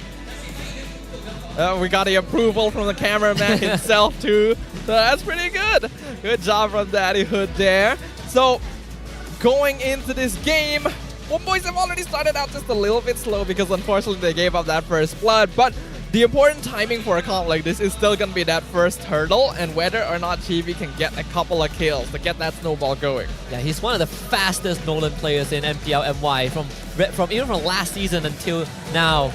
We get the Amoy, yes. You know what's up. It's about game time and we're jumping back into the game. And as you can see, RSGMY, they're going to be trying to contest for the turtle pit for now. Homeboys already in position, dropping down pretty low. Here comes Echo coming in, but what? They're going to force the fight by Vinogo. He wins the Restream battle. Homeboys, they need to back off. They're going for the combo as well. They're going for drop. Vinogo finds the kill on Audio. And now Homeboys, they need to get Sapat out. Fortunately for them, they are able to do so. But Storm with the flicker play, he wants to chase Sapat. He doesn't want to get him out of there. Izanami missing the snipe. Venture sends him off Storm. He's going to try and commit to this, but Sapat eventually falls under turret. Zorn also needs to get out in one fell sweep. RSGMY wins the Restream battle, picks up 3 kills, and now they're looking for more. TV tried to be a little bit cheeky, he's also dead. What happened to the defending champions? Wow. Prime RSGMY. That's a 2k gold lead from that sequence. Everything went right for RSGMY. Props to Ripple. His Flicker Earth Shatter completely messed up Udio because it sent him into a straight up Appraiser's Wrath that killed him instantly. And of course Storm taking out Sapat, forcing the vengeance of all things. And icing on the cake, they even cash in on Chibi trying to sneak away the purple buff. So this early game is a disaster for Homeboys. And that is straight up a disaster. We already talked about how important that first turtle timing is for composition as running a Nolan. Not only did Homeboys get dismantled there, not only did Chibi lose Retry to Vinogo, but trying to vertical jungle cost him his life, and that's going to put an assassin jungler in a situation where he's not going to be able to contribute for a little while, and is exactly what RSGMY is looking for. Oh boy, this is something that we did not expect right from the get-go. Who would have thought? RSGMY putting Homeboys at their own place here. Maybe a little bit of mistake, but they definitely are putting on a show. Meanwhile, bottom side, Circling Eagle comes in, still taking a little bit too much damage here. He's buying a little bit of time here. Eventually, here comes Nets with the entropy, but he's not able to get the kill. And RSGMY, they hold on once more. They even get a kill on the Sapat, right? They brought Vinogo up top, and Ripple cashed in on that. And now Vinogo is a level ahead of Chibi, takes the purple buff away. Oh no. The snowball continues for RSGMY, 3k goal advantage as the second turtle spawns. This is terrible for Homeboy, straight up, but really good if you're an RSG MY fan right now. Storm taking a lot of poke damage, but I'm not sure if this is the fight they're looking for. Oh, I'm a Fender comes in. They are going to try and force the issue. Circling Eagle comes in. Oh, Zord not committing to Storm, so they are going to both disengage, knowing that it's just not worth it. Udi also popping the ult here. Not going to be able to do too much damage, so but thinking about shoving the top side, but Turtle completely ignored from both sides, not having red tree. If you're RSG MY, you probably don't need the turtle as much as Homeboys does, but even Homeboys can't really walk up. Chibi needs to start power farming, just got the Hunter Strike, but Venovo, he's starting on the turtle already. Oh, let's see how it goes here. Zorn still trying to body check his health as well. He's looking for the right timing. Echo comes in. Chibi looking for the backline. Circling Eagle as well. Repo taking a little bit damage, but Chibi snipes him from right under Vinogo. Vinogo with the Appraiser's Wrath, not going to be able to connect. Homeboys is able to steal it away like the sneaky little chicken they are. And Nets gets killed off. Again, the combined efforts of Storm and Lo Liao. We talked about RSGMY not really needing the turtle as much as Homeboys. Chibi got a drive-by, but they lose their Natan. And we're seeing really smart plays being made here by both teams. Homeboys choosing to go for an in and out, steal the turtle, disengage from the fight because they know they're behind. But RSG also taking advantage of the situation to play the opposite side of the map and start giving advantage to Lolil. We talk about the snowball on Nolan, but a snowball on Roger is just as scary. And Lolil currently is already 2-0-1. RSGMY currently 3k net worth lead, and now they're going to try and force an issue. Nets gets caught out in the middle. The Tilda with the saves forces an entropy as well to get out to safety. So he's going to be A-OK for now, but Chibi getting zoned out by Repo. Not the perfect Nolan game for him this time, as Homeboys is struggling to make ends meet across the map. Yeah, RSG Malaysia just straight up abusing Nets, knowing that he does not Purify for a while more. If not for the guiding wind, Ness would have 100% died in the situation. Even despite that, RSGMY, they're going to cut this bottom wave in an attempt to get this tier 1. Loleo's not going to be scared of Chibi. Oh no, Loleo's taking a little bit too much damage. Chibi's looking for the flash. Nice light compounds coming from Loleo to die the initial burst. But Chibi is down towards the final 2 charge. He might die to this, and yes, he's dead. Killing spree for Loleo's. Now top side as well, another engagement happens as well. Repo is going to try buy time. Zord manages to escape the slot shatter here. What did we say? He's not going to be scared of Chibi. He's just way too strong. If Chibi can't land a full combo without him dodging it, and Loleo will solo kill him. Starting to look a little bit like desperation from the Homeboys here. Chibi knows he needs kills to start becoming relevant in this game again. But RSGMY have drafted very smartly here by just basically not giving Homeboys easy heroes to get easy Nolan chain kills off of. And that's making Chibi's life very difficult. So much stuns, so much CC from RSGMY. Homeboys, all they gotta do is just wait for time now. There's like, what can they do at this point? I think you just have to play the side lanes, right? You gotta farm up a bit, let Nets get his items, because Sabat, he's gonna eventually fall on this Thamus, and in a game where Thamus is behind, it's just twice as worse. So it comes down to Nets, perhaps Chibi to kind of make ends meet, catch up to RSGMY.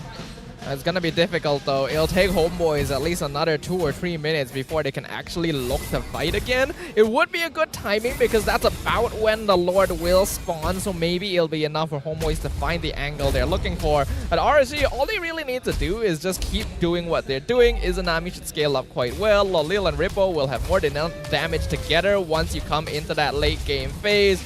So as long as they continue to deny map control and space for Homeboys, RSGMY actually have a straight shot to victory here. RSGMY taking away what Homeboys needs the most. Oh no, Sabat, he got caught out. He needs to get out. Zord as well. They're taking so much damage. They're able to escape. Chibi tried to go for the backlines to snipe Loleo's, but doesn't seem to be able to do so. Vinogo stops him in his track. Homeboys making an attempt, but still a very risky one. Yeah, that fight was not even close. RSGMY didn't have to use too much. The ultimates are going to come back up very, very swiftly. And the best part is that the Lord is spawning on the bottom side, so... Oh my goodness, Echo comes in. He does see the Homeboys. They're like, everything they're trying to do is getting completely read by RSGMY, and now even the purple buff as well getting completely slowed through. They're going to send Sabat to try and zone off Vinogo. Middle lane defended. Homeboys now defending the rest, but no, they'll lose it as well. They're bringing in Chibi to go in for a snipe. She tries for the combo. Stone almost losing his life, but he will get out. Homeboys, again, struggling, desperation, another attempt, but Repo's only half HP. They need somebody to get a finisher. And unfortunate to say, RSG MY is just too tanky right now. And they gotta slow it down. Nets is basically their only win condition now for the Homeboys, and RSG MY should be aware of this. I wouldn't be surprised to see a little bit more focus towards this Natan, but I think that the Homeboys are doing a good job here of just splitting up the map, trying to steal away jungle camps, playing the opposite lane. They're not gonna contest for this Lord. At least let Nets get the top tier 2. If Chibi can steal this Lord, Homeboys are going to stabilize this game in a blink of an eye. Yeah, but it's going to be close here. They're calling himself out to try and zone him out. Down towards very, very low. Chibi, they don't have the information. Not going to make the attempt. So RSG MY secures the Lord in their favor, but they may lose a tier 2 up top. It's the best that Homeboys can hope for. Just let Nets get everything. He is, like Slava said, the only win condition. If Nets can pop off and kill everyone on RSGMY, they win the game. But if Nets goes down, the game ends right then and there because RSGMY have completely outskilled everyone on Homeboys, and this Natan is their last hope. Gonna be pushing in the mid lane here. Chibi still trying to make something happen on the opposite side of the map, but Rippo alone is more than enough to deny him that possibility, and RSG just running down mid lane. Yeah, it's going to be tough here. It's going to be a very difficult defense. Lord already matching from the top side. Nolan securing the purple buff on the enemy jungle, so that's a big plus point for him. But again, they need more out of Chibi. This Novari is becoming a big menace. No one on Homeboys can catch Izanami, and he's dealing way too much damage. He's giving way too much info to his team. Oh no, Chibi is making his way from the flank here. He needs to be quick a little bit more. Lord's going to about to crash as well. Homeboys, they have to throw bodies for this, but at the same time, RGMY, they don't know where Nolan is. He's hiding in the bush. Meanwhile, here comes the attempt here. I'm Offended has been used. Subpa needs to pop his out to back off, but Chibi again, I think he briefly saw him. Izanami, he found him. He needs to get out. RGMY, they will back off, and this is good. Chibi is somewhat making space for the team, and RSGMY looks like with all that aggression has given up with the assault. But really good discipline, right, with the positioning from RSGMY. Even though they could look to straight push into the Homeboys base, by recognizing that they don't know where the Nolan is, they're still positioning safely, checking behind them, making sure that no flanks are left exposed. Chibi is looking desperately for Izanami especially. Oh no. Are you sure? You should be recalling here, RGMY. Do they check this? They're thinking about this. Oh, Izanami, they found him. Oh no! Mistakes were made, Chibi. What were you thinking? You are gonna get punished for this. He could have gotten out. Tried for a risky play, but RSGMY, they've got him completely shut down. Desperation. I don't think you can even kill Izanami. Izanami just got the blood wings. You won't have enough damage to blow through him unless you have another core item. Oh, now Stone with the catch coming in as well. Sabah, he's going to try and play through it, but the chain stun's coming through. Izanami killing spree. RSGMY 9-0 in the second day of the playoff against Homeboys. An absolute domination. And now, Benogo looking for the taunt here. They even find Odil. Homeboys, they're crumbling. What happened? Wow, this is cinema from RSGMY. They can just take the next Lord and wait to beat up Homeboys in their own base at this point. Oh no, Zord, he's getting pulled back here. He's trying to make a play, but RSGMY is just... Ugh. RSG is being too efficient here. I don't know what kind of practice they went through during the break, but this is a very different team than we saw at the end of the regular season. Rotations seem cleaner, coordination is good, and their understanding of how to draft to counteract this Nolan pick from the Homeboys, which has worked for them the entire season, is showing a higher level of mastery right now. They're gonna take the Lord for free. Yep, and at the same time, admitting your own mistakes and working on improving to become better. RSGMY, Vinogo, he's admitted himself to play really bad yesterday. Today, with self-realization, he's playing a better game than before. I think also you give props to Storm for opening up so much space for the team. Of course, you have Izanami, this Novaria. It's always efficient when you want to get info, but this push might be the one. Yeah, but now with the echo coming in, I'm Offended from Storm. Catches up, but he's going for the vengeance. He's going to be able to survive this, but the Lord has to fall, and it will do so. Loleo spit the pounce, doesn't get the kill. He needs to back out a little bit more, but Zorn, he is gonna die to this. It is gonna be meat shield for Homeboys. They're still holding on. 4v5. Vinogo forced to back off. The snipe comes in. Chibi again could not find a single kill from the side of Homeboys. As RSG MY, they are continuing this. Vinogo walking back from the base. 4v4 for now. As they are gonna try and poke this from the flank. Zorn gonna be scouted out as well. Sapan will be bursted down. GP from the back lines finds Izanami, but Izanami flickers out. He's gonna be okay. Nets, he tries to make a play, and he's gonna be able to scare him off guard. They get a double with this defense as RSG MY underestimated the power of Nets. No Vinogo. Yeah, Vinogo needed to be there. I feel like without Vinogo, Udio stealing the primal wrap, and this Natan coming online. You're starting to feel the heat from Homeboys. The damage not to be underestimated, but still RSGMY, they have a massive lead.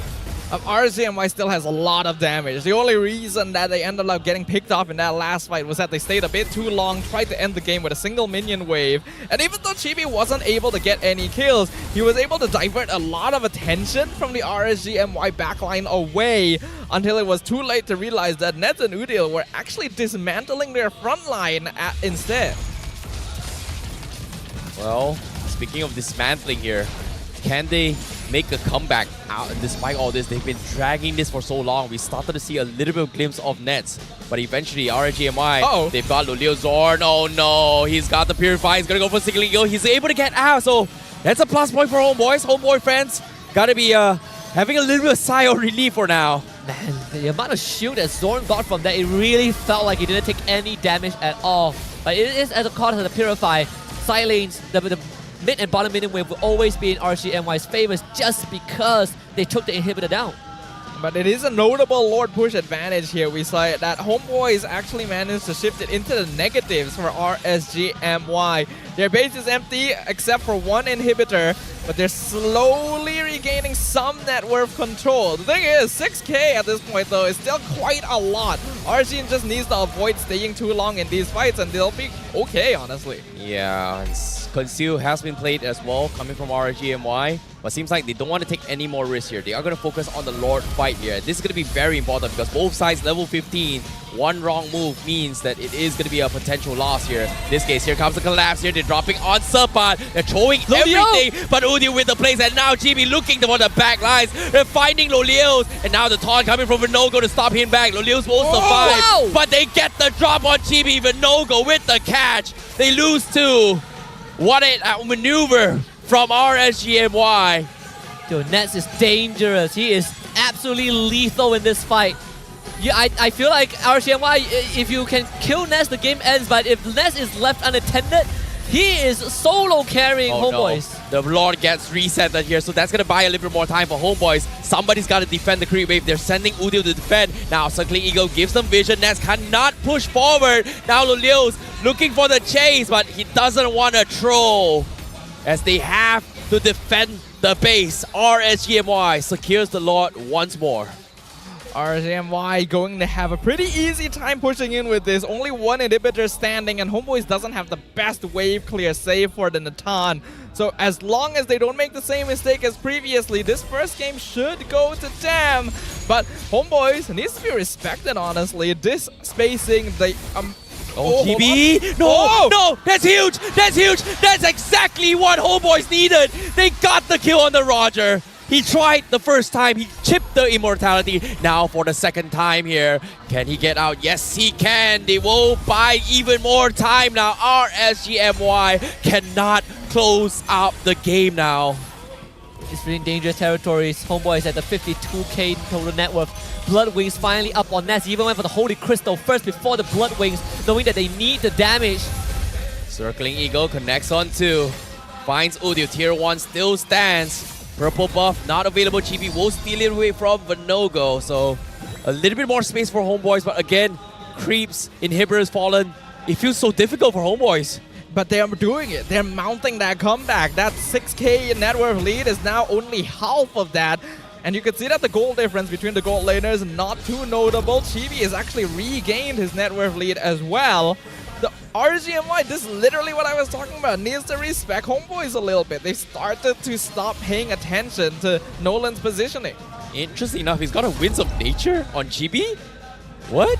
Okay. Chibi, does he? Oh, sorry, on Natan. Okay, never mind. Forget it. I'm confused. I'm lost. Like I thought it was Chibi on the Natan, but you know it's Nets. Sorry. Yeah. But at the same time, now looking at the Echo coming in, they are gonna try and force a fight on Subpot here. Looks like he's gonna be very tanky. He's diving the back lines, he's connecting on Lulio, but they can't seem to finish him off here. Chibi forced to diverge. He focused on the Verdugo. He gets taunted up. That's gonna be the immortality chopped away. Chibi, can he get out? No, he cannot. Got stunned. He's gonna be permanently locked down. As RSG MY now shutting down the jungler means that is the opening they need to take a jab on the crystal. Thankfully, Chibi will be back when the Lord respawns. Credits to Ripple for landing the Primal Wrath stun onto the root onto Chibi. He could have dashed away easily, but this is RSGMY's second chance to try and end the game. They're not gonna try and wait for the Lord. They're gonna try and see if they can do this while Chibi's still dead. Yep, now Nets is gonna be the savior boy here, the wonder boy. Can he do it? No, he went forward. He's gonna get taunted out. But no, the damage is good. They actually have the damage. They will survive. And Nets, he's 1 HP. He survived. The winds of nature. He's got everything. The wonder boy does it again. Chibi, I got you. Don't worry. Avoiding that Appraiser's Wrath with the winds of nature literally saved them. If Inogo hits that out point blank onto Nets like that, he's surely dead. Homeboy just pulling this out of the pocket. What used to be a close to 10k goal advantage has now shrunk to non-existent. This 1.6 does not matter at all. They're called Homeboys for a reason. They're gonna defend their home with their lives. They've turned this game around and now it's a 50-50 Lord at half HP. Now to start things off, Zorn going to be a circling Eagle looking for the knockup. He doesn't get it, but no go. He found Nets. A big appraisers round. That's huge. Chibi, he needs to win the red tree, and Chibi does it. But Homeboys, they need to get out. Subpot, run. Subpot, run! He's got immortality. Vinogo, he's so low. He's trying to find a pickoff as well. Oh, boys, they managed to get out. No, stop with the pull. The snipe from Zanami. They found Chibi. Vinogo so strong. Tried to go for the appraiser's wrath. He cannot die. Winter trying to get the buy time. He gets out, but Homeboys, they need to reset. It's 4v5. Lord in their favor. They've lost Nets. They've lost Chibi. Nets, 15 seconds left. They're throwing bodies for this. Subpot, he needs to defend with all his life. That's going to be the first immortality. Circling Eagle connects on 5. He's buying so much time. It's not good. Subpot is dead. Nets as well. Sword is the only one left. It's not good enough for the Homeboys. They tried their best, but RSG MY is the one that takes game 1. Man, RSGMY steamroll Homeboys that hard and still struggle to close out the game thanks to the mechanical prowess of Homeboys. What a game 1! The rivalry persists here. It looked so one-sided, but the Homeboys bringing it back from an entire world's worth of gold advantage and almost closing it out. Nets unfortunately let down his guard at the last second. If he didn't get hit by the appraiser's wrath there, it could have been a different story. And we're starting off our second series of the day in probably the most interesting way possible. I don't know what's up with playoffs, but for some reason, MPL-MY playoffs is just different. It's spicy, it's hot, it's like every game is this close. Like, oh, we thought it's gonna be a land sweep by Homeboys, but guess what? RSG MY, do not underestimate them. They were former champions. They will pull off some really interesting pocket strategy. And guess what? Bam! Homeboys, no chance. I mean, it does make you wonder that if Homeboys play at this level when they're that far behind, imagine if that game went the other way. Imagine if Homeboys got the lead. That game would have ended so fast. But gotta give props to RSGMY though. They were able to really shut Homeboys down to prevent them from ever getting a hit. And we gotta award MVP. Who's it gonna be? Is it Vinogo? Is it Izanami? Izanami, yes. It's Izanami. The Novaria continuing to be a very powerful hero for maintaining map control and giving you advantages during team fights. 5-0 and 11 in a game where there's a Nolan as well. His positioning continues to be clean every single time.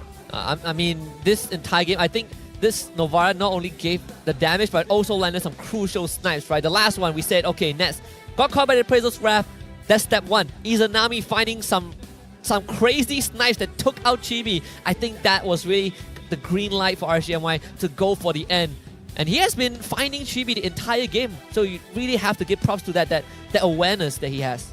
Yeah, Izanami is just a built different, right? Like a lot of instances where normally Chibi has been hunting him, and because he's checking behind the bush, knowing that when he dropped the echo in front, knowing that, hey, I didn't catch Chibi, where is Chibi? There's only so many places, and for him, with the process elimination, he just made sure that Chibi could not get to him for absolutely free.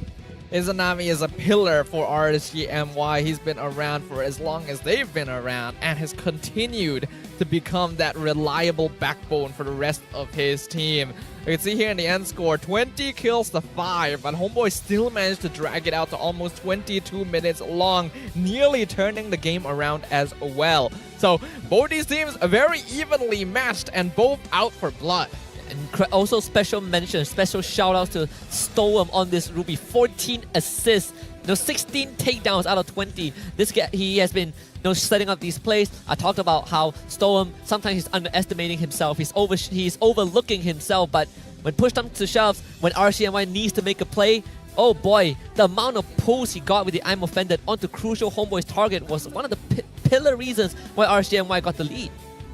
RSGMY went into this match with a great understanding and a goal. Once they saw Chibi pick up the Nolan, they knew, play for strong side lanes, play together, don't allow them to snowball, just completely wail on them when they go for these turtle objectives. And that's what they did. That's how they controlled the early game so well, by denying any chance of a snowball from the HOMEBOIS with their Matilda and their Nolan.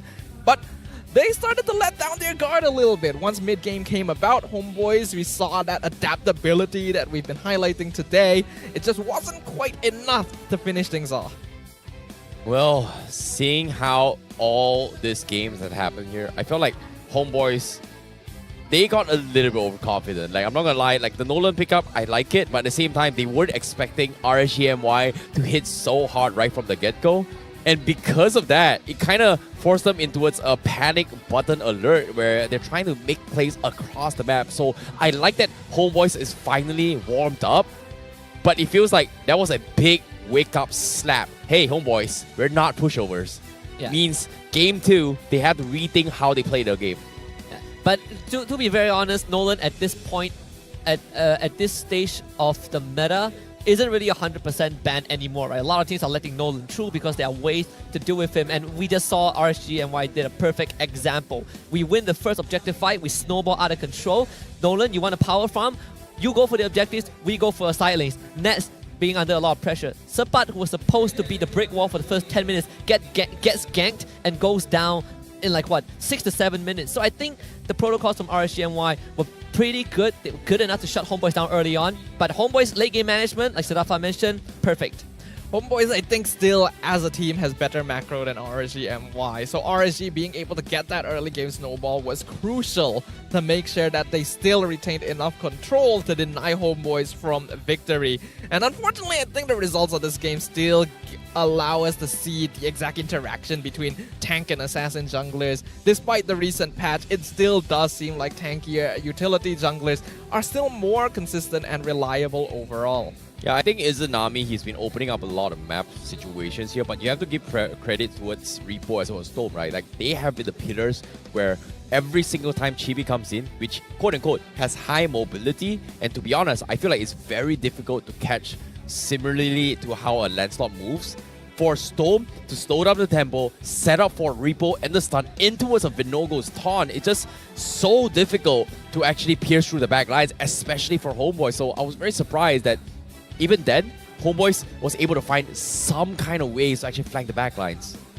It's all about playing around that vision. I think RSG, like Sadava pointed out, got a bit sloppy towards the later stage of the game, realized they couldn't end it in one fell swoop, try to do it again, and then they forgot to check for Chibi's position, but the innate advantage that they got from the early slow ball was enough. Even when you look at the turret damage, right, majority of it came from Nets and Zorn, but also how they manipulate the minion wave. A lot of times, Nets doesn't even finish off the structures. He sets up a big wave and then let the minion wave do it. Zorn pulls him to join potential team fights. That's how HOMEBOIS have been navigating around the map.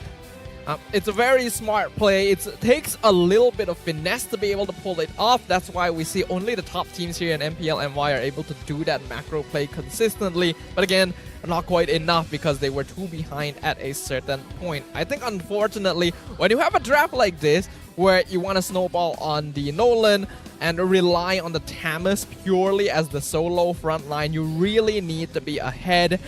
And RSG just denied that win condition from them.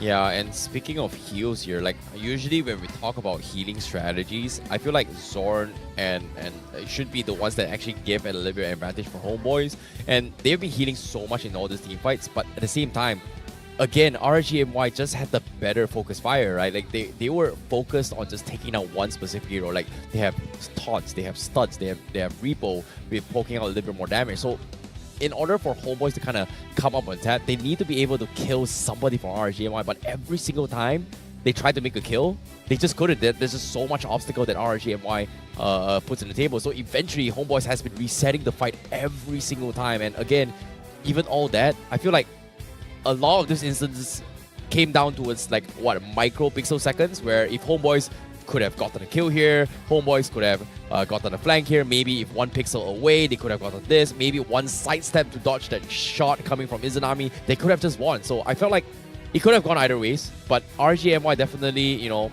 surprised me in this game. I think also came from the early kill that they got on Zorn. That one landed onto Lolia of all people, so that's extra like 200 plus gold for the Roger. And it doesn't make it any easier when Nets got killed after that, like a few minutes after. And then I think these early snowballs made life pretty hard for Homeboys. They lose an objective, and then Chibi gets found by Lolia of all people. This Roger snowballing was very crucial for RSG to pull ahead and to slow down this Natan. So I think if not for all these early sequences, perhaps Homeboys would have had a slightly better game. All things considered though, I'm surprised Sepat took like, what, 232,000 total damage.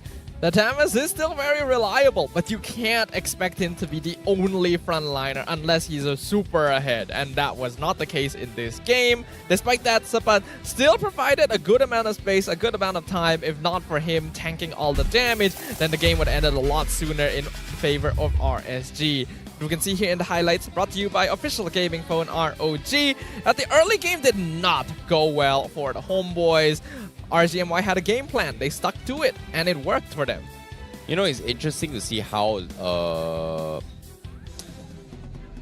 Repo plays the Edith, right? Like normally you would flicker forward, try to go in for the second skill to pull somebody back and then stun, but sometimes he flickers forward, goes for the first initial stun, and then uses the second skill to set up for either Storm or even Vinogo to chain up the stun. So that was a very interesting integration. I've never seen it before, but for him to pull it off just like that, just extending those durations is just insane. Yeah. I think this sequence is also very important because a couple of seconds before this, I think 15 seconds before this, Lolio tried to dive Nets, and Nets survived with a sliver of health. If Nets went down, I think this game ends right then and there. But the fact that Nets survived allowed him to pull off that comeback and extend this game, and even to the point where Homeboys were able to somehow steal the Lord. But again, RSG has so much crowd control that you really just could not move. Yeah, look at this Chibi. Like the moment Vinogo gets on top of him, boom, he gets one shot as well. Nets, he tried his best as well, but eventually it was just so difficult. And again, look at this Chibi. The moment they get on top of him, there's just no way out. Like just so much CCs coming in from RSG. And without any additional form of setup, just relying on the Tamus to eat damage in the front line, Chibi, the moment he gets caught, it's all over for him. There's no way to save him. And although there were great moments like before where Nats was able to win the Nature, the Appraiser's Wrath, once he got caught out, once Chibi got sniped by Izanami, so unfortunate. The game was over despite Homeboys' best efforts. Like, it felt like they were able to get out already. They tried all their best here, but the moment Chibi died there, that was over. Like, if Chibi survived this, I'm pretty sure RSG would not have been able to clutch the game. But again, this comes down to my my prediction, right? It's like, what if, could've, should've, one pixel away, it could have gone either ways. I think RSG just performing at their maximum capacity, right? Everyone talked about, well, before the season started, they talked about Prime RSG. And then as the regular season happened, people started joking about it. Wow, is this Prime RSG? I think right now, they are definitely hitting their strides, especially after yesterday, where they beat T-Mark 3-1.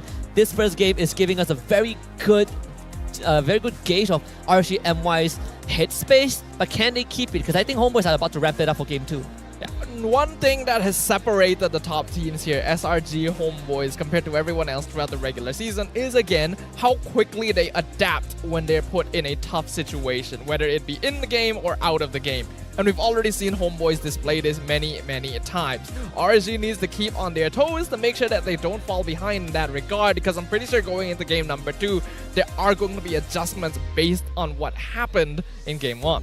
Yeah, and seeing how RSG MY was playing that game here yesterday, it felt like I had a little bit weird section coming from them, considering that they struggled a bit with Team Ha, but today completely revamped. It's just different here. But of course, that's our opinions from the casters here. I'm curious to see what Rose has to say, as we are going to be having an interview with her as well as you guys on the stage. Terima kasih kepada caster-caster kita. Hai semua, this is Rose once again. Dan sekarang, saya bersama dengan HOMEBOIS Syndicate. So first of all, hello semua. Can you please introduce yourself? Kita start with you dulu. Apa nama? You main role apa? Saya Shin, saya main role gold lane. Oh, gold lane. Saya Kogoro, mid lane. Mid lane. Saya Minzal, saya main role roamer. Roamer, alright. Okay, so kita cerita sikit. So first of all, congratulations sebab you guys are the first runner-up kepada MAL musim pertama, which is HOMEBOIS Syndicate. Now, let's start with you dulu. You main gold lane kan? So, sebagai satu gold laner, how different is it and main dekat MAL because it's both offline and online? So, adakah masa grand finals tu you guys macam tunnel vision sikit ke sebab pressure, sebab environment lain kan? And you prefer main online ke offline? Kalau saya suka offline sebab lagi tercabar. Lepas tu lagi best lah. Lagi best. Okay, you pula. You rasa you love the crowd ke? You suka main dalam senyap-senyap, it's quiet, then you can focus? Bagi saya offline lah. Offline better. But some players mesti ada isu dengan stage fright dan sebagainya. Yes. So untuk semi-pro level ni saya suggestkan diorang buat offline. At least nanti kalau diorang ada terpilih untuk masuk ke MPL, diorang tak adalah takut sangat. Saya pun sama. Saya suka bermain offline. Oh, okay. We can see that HOMEBOIS Syndicate dorang lagi suka offline tournament. So, I don't think them being nervous on stage masa Grand Final 2 was the problem. Alright. Continuing with that, okay. Adakah HOMEBOIS Syndicate sudah cari problem yang you guys faced masa korang lawan Todak Legion di Grand Finals, ataupun korang masih lagi tengah bincang, or you know what, you guys are gonna like break sikit, calm down sikit otak, bincang maybe after a week or 2 so that you guys boleh prepare untuk MAL yang seterusnya? Untuk problem yang kita orang hadapi dekat Grand Final tu, sebenarnya kita orang dah kenal pasti, which is the communication problem, and some of our player pun ada seorang yang stage fright. So bagi saya, kita akan fix problem tu dari masa ke semasa dan proofkan untuk season depan, insyaAllah. Wow. Okay, now let's talk about MPL pula. Kita dari tadi cakap pasal MAL. Now, MAL you guys dapat tengok dan you guys watch the game 1 mana RSG, we can say actually dominated game 2. So, you rasa apa yang RSG dapat buat pada masa early game to secure that win lawan HOMEBOIS? Mungkin pada first turtle lah. Kalau first turtle tadi tu membuatkan RSG boleh invade jungle Nolan semua. I see. So it's more towards the early game lose, so that apa ni macam HOMEBOIS dah tak boleh catch up dengan momentum RSG sebab diorang dah terlalu snowball. Is that what you're trying to say? Yes. Okay, now dekat MPL, I suka tanya orang ataupun guess I pasal prediction dorang, score dorang. So, let's start with you. You dah pegang mic dah. You rasa best of 5 series ni habis dengan skor berapa? 3-1, 3-0, 3-2? HOMEBOIS akan comeback 3-1. Wow! Dah tak bagi skor langsung dekat RSG. Okay, you? 3-1. 3-1? Siapa? HOMEBOIS 3. Oh, risau sikit. Okay, you? 3-1 HOMEBOIS. 3-1 HOMEBOIS. Okay, kalau menang ni diorang akan jumpa Selangor Red Giants esok. Boleh menang tak? Boleh. Skor? 4-3. Oh. Belum lagi. BO5. 3-2. 3-2. 3-2. 3-2. 3-2. Wow, pasal SRG diorang sengit sikit. Alright, first of all, thank you so much to Homeboys Syndicate. And now, mari let's show it back to the casters for them to goreng-goreng apa yang kita cakap kat sini. So casters, silakan. Thank you very much to Rose as well as the players from Homeboys Syndicate for some very interesting insights about this very intense game between the Homeboys and RSG MY. We're going to be jumping into game number 2 very, very soon. We already talked about how we think there's going to be adjustments for sure. But do you have any more concrete examples of what we might see, Husky? I think looking at the draft, I think last time when Homeboys went up against RSG, we saw a lot of like Novaria bans. Faramis was banned by, I believe, RSG MY in game number 1 because Udio does play a main Faramis. So I'm expecting these utility mages to be prioritized. I think after the game 1, we might see the Novaria being targeted a bit more. And Homeboys switching for a draft and putting Chibi on a tank jungler.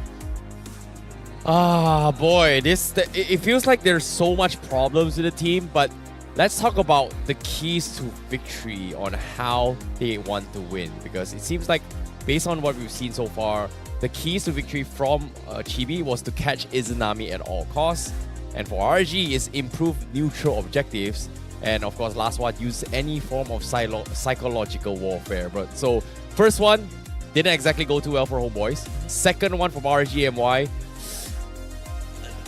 Vinogo improved in the first few half, but there were a little bit sloppy moments there. But the last one, was there any psychological warfare in that game? I mean, both teams are just trying to recall in each other's faces. A little bit. There was a little bit. It's just a little bit. Right? Because we already highlighted before the match started. We got Rippo, we got Udil. To some extent, we got Zorn as well, Storm. I think all of them do like to say their piece when they're up on stage. But when we're in game, you can tell that both sides are very focused, right? There's not a lot of time to just apply that psychological warfare. It's all about improving, identifying their flaws. And I think we are going to see a very different game number 2. I do agree with the things Husky pointed out earlier. But how about you, Terrence? What do you want to see? I think that's the thing, right? Like, based on yesterday's game so far, it feels like they apply psychological warfare through drafts, like specific targeted bans, etc. And they force people to pick heroes that you know for a fact that they want, but denying it away. So those kind of, that for me is psychological tactics for me. So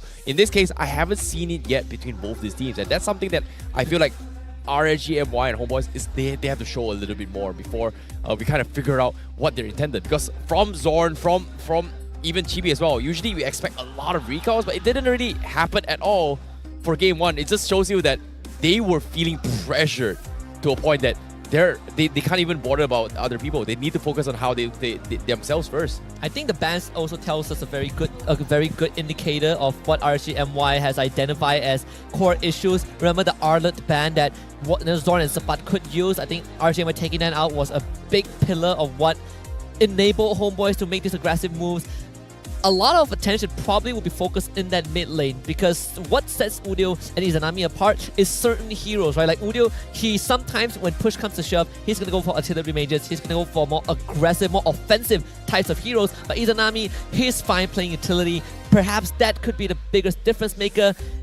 I think that mid to Roma relationship might just be the key to both teams in game 2. We've seen that interaction be very crucial, not just between these two teams, but between almost every team here in MPL-MY. That mid-roam interaction is important to cement that early game lead. Zorn and Noodle do it well enough. I think we definitely saw a good connection between Storm and Izanami previously, but keeping it consistent gonna be the most important thing. As now, we're actually going to ask well, we've got a WhatsApp coming from Shamilo. We asked him who will create the snowball effect in Homeboys. He said actually Roma has the biggest responsibility because he will create chaos in the jungle and his jungler will get to farm. His gold laner has always have space to farm. So appreciate your Roma, especially Zorn. You're the best. Unfortunately to say, him playing on the Matilda didn't exactly do that job. Like again, I feel like Zorn and Yums has very, very similar playstyles and habits that Enchanter heroes doesn't suit these two guys for some reason. I mean, Yums won with the Matilda, so... Well, he did, but still, I like them being flashy, you know? I see where you're coming from, definitely. Because these are players that are known for being set up tanks, for being the players that create flashy plays, create space, create catches. And you don't quite get that on Enchanter supports. There's people who are going to make that work. We see Yums being able to play both sides of the coin, but depending on that situation, you definitely wish you had a second front line or something for the side of HOMEBOIS to maybe save people once they get caught. Yo, what's happening with HOMEBOIS here? Seems like they're meditating or something. Like everybody's got their eyes closed. What's going on? Hey man, you gotta be in Zen mode, right? You gotta reset for game 2. Game 1 was as good. I feel like if you're HOMEBOIS and you lose game 1, you don't really feel too bad about it, right? Considering the circumstances you were put under, it still came that close. Game 2 though, we talked about the roamers, playmakers. I want to look at the top 3 comparison in the jungler for now. Super Ken from Bigatron, MPL ID, Chibi from HOMEBOIS of course, and Kao TZ from Liquid Echo. Well, when we talk about the GPMs here, obviously Chibi's got to be the top of the GPM, right? He broke record breakings with his Nolan here, so he's going to be very heavily inflated. But in terms of overall damage, he is also the highest. So it just shows you that he's very, very precise on dealing a lot of damage to get what he wants. But again, will that be at the cost of his own death? Yeah. The thing about these statistics is that we are seeing a lot of these top junglers across different MPLs play more utility roles, right? I think Carl TZ especially is a prime example. He sets things up, he fronts line, he does what is necessary to secure objectives, farm, and space for the team. But around here in MPL-MY, our players still want to be able to create pressure, wants to have their presence seen, especially Chibi. He was still around during that hyper carry assassin era. That is his route. So he still wants to be able to do some DPS, right? So we'll see whether they go for that. We're gonna jump into game number 2, RSG MY on the blue side. We got HOMEBOIS on the red. Oof, Nolan being first phase ban from RSG MY. They definitely shift their focus on the bans here, because I'm pretty sure HOMEBOIS was still experimenting with the Nolan here, but again, this time they don't really want to risk it, so HOMEBOIS, they ban off the Luo Yi. Do they ban the Novaria and Chips as well? No, they still ban the Yu Zhong. I like this Yu Zhong ban. I think some teams have started to respect the Yu Zhong ban, depending on who you're up against. I think against RSG, against KGE, Yu Zhong is a very crucial ban because they have the tendency to pick it in the first 3 picks. We've even seen teams pick it in the first 2 picks on red side. Now for RSG, the question is it going to be another Faramis ban? Because that was their 3rd ban in game 1. I wouldn't be surprised if they go for that, personally. Denying team fight potential from the HOMEBOIS is going to be a winning strategy for RSG MY so far, especially since HOMEBOIS is banning Loi and Yu Zhong as well. It seems very clear that they want to fight, right? They want to draft a composition that is going to go for these skirmishes. Oh, they banned the Harif instead. Yeah, wow. So I'm surprised that RSG MY, first of all, banned Harif on blue side. Second of all, even considered banning Harif, because Lo Liao, he would be glad to have the Harif. I know his Chrono Dash shield got kind of tuned out a little bit, but still, this is quite an unexpected development. Unless they want to Faramis first pick, but it wouldn't make much sense. They want to first pick Moscow. Yeah, I suppose so. They don't mind the Faramis, because if HOMEBOIS goes for it, they can pick Valentina. Yeah, you have a point. It's tough. Like, I feel like Moscow should be a priority for both sides, but again, they haven't really done that so far. And I feel like RSGML plays really well with Novaria. Yes. So, and I like this ban. Yeah. I like this ban. It's very important for HOMEBOIS to consider banning out the Novaria. That has caused them so many problems in game 1. So they picked the Matilda this time. Oh, really? Okay, Matilda slits through, so RSGMY, they will secure it. HOMEBOIS, do they want to deny the barrage, or will RSGMY still pick it? Because the way how HOMEBOIS did it in game 1 was that they picked the Matilda, but instead of going for the barrage, they actually stole the Nolan instead. So Fredrin. Yeah, you go Fredrin here. Okay, I think you go Fredrin. HOMEBOIS go Fredrin? Yeah. Okay. Because for RSGMY, I don't think you're worried about gold laners. Like what like if HOMEBOIS takes Moskov, you have Natan and vice versa, right? And we saw Lo Liao play Roger gold lane. So Fredrin, Faramis, I think this one is very much expected. The HOMEBOIS special with Udio around. So RSG will likely want to lock in Valentina here. That's the whole reason they were okay with allowing Faramis through. And if they still want the Moskov or the Natan, then this would be the time to pick it up. Leaving the EXP lane is going to be quite important because honestly, Ripple has been popping off this playoffs. Yeah, man is on form. What did he say yesterday? Like he didn't have much practice and he was still kind of ripping it at Team Hawk. It's the family buff. It's the it is the man. family buff. Family man. Nothing beats family. Give it to Rizla now. Give it to Rizla. Everything. But in this case, they go for the Natan as well as the Valentina. So that's something. They completely not show who their jungler is for now from side RSG MY. Like I thought it's gonna be Barat. I guess RSG MY is thinking from a perspective where I don't think Vinogo is gonna be playing Barats, because think about this, right? Vinogo's performance on the Barats this past few, I don't think he played one yesterday. Hasn't been great from what I remember. Yeah, Barats has definitely fallen off the meta a bit. So for him to play something else, it feels like, what is Vinogo going to play as a tank jungler besides Barat at this stage? Hey, jungle Natan, man, you never know. Serious Vinogo jungle assassin? I don't see it though. I would say even if RSG goes for the tank junglers, HOMEBOIS have already covered that base, right? They pick the carry, and with Fredrin and Faramis around, this carry has a lot more room to breathe. But I feel like HOMEBOIS' focus in second phase, probably you'll be looking at Ripple's hero pool instead of Vinogo. I agree. It's more pivotal to shut down Ripple's hero pool. And what is that? That's Kufra, right? Yeah, that's Kufra for sure. Really? Yeah. It's the ult. It's the Tyrant's Rage. Oh, only Kufra does that. Okay, fair enough. Only Kufra reaches out and gives you a big hug. If that's your definition of a hug, man, you need help. It's a painful hug. Do you need some help? I understand that. I need a hug. Like pain. Oh, it's okay. I'll give you one. I know what happened. All right. This I know turned what sad. happened. This just turned very sad. So we got the Lapu ban. So yeah, I'm pretty sure they are going to be focusing mostly on the EXP laners. Lapu, Paquito, Terizla, Tamus, all going to be points of contention.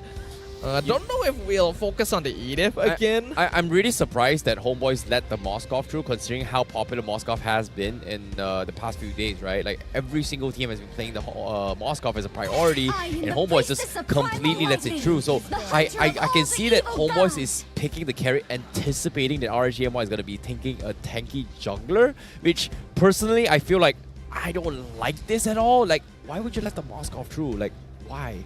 I mean,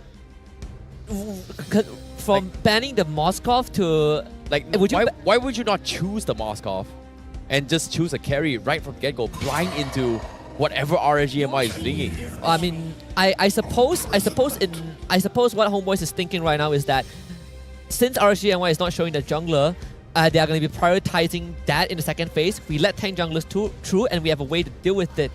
That's probably the mindset that they have, and I don't blame them, right? Again, you need to focus on Ripple's hero pool. I like the Terizla and Lapu ban. Now, we probably have the X-Brock left, but then again, HOMEBOIS have priority. What would HOMEBOIS want to first pick, right? Considering if they really want to limit down the EXP hero pool, again, a safe choice when you don't know what the enemy EXP laner is, something like the Tam. Deny it from Ripple too. Like the first game, but this game, it feels like right now it's more on Zorn on what he's gonna play, right? Is he gonna still stick with the enchanters here? RSG MY pretty much takes away two of his. The moment this game drags out to his ultra late game, Zorn is gonna melt so quick compared to other tanks. I'm looking at, if you want Cetus, you have Mino and Tigreal. They might just go back to Cho, I'm not gonna lie. I feel like that is a pocket pick that HOMEBOIS can always rely on. Enchanters, Florian, I guess. Do they want to force the Kufra on him? Like, I don't think so, right? That hasn't been all that good recently. It's not that great. As much as I want to see like Zorn show, I feel like it's not going to be quite as good. Oh, well, he still really does stick for it. Yeah. He has to. I felt like if he kicks someone, they can get pulled out by the guiding winds. But hey, it's the signature. We hear the crowd screaming already with the Zorn show, so why not? He has to dominate the early game, considering like the first game wasn't in his pool, right? Like, he's playing Matilda, he tried to be aggressive, got first blood right from the get-go, and ever since that point, RSG MY is just pulling the fact that Zorn cannot play aggressive, and that's a big nuisance where a lot of teams, when they face HOMEBOIS against Zorn, they find him extremely annoying.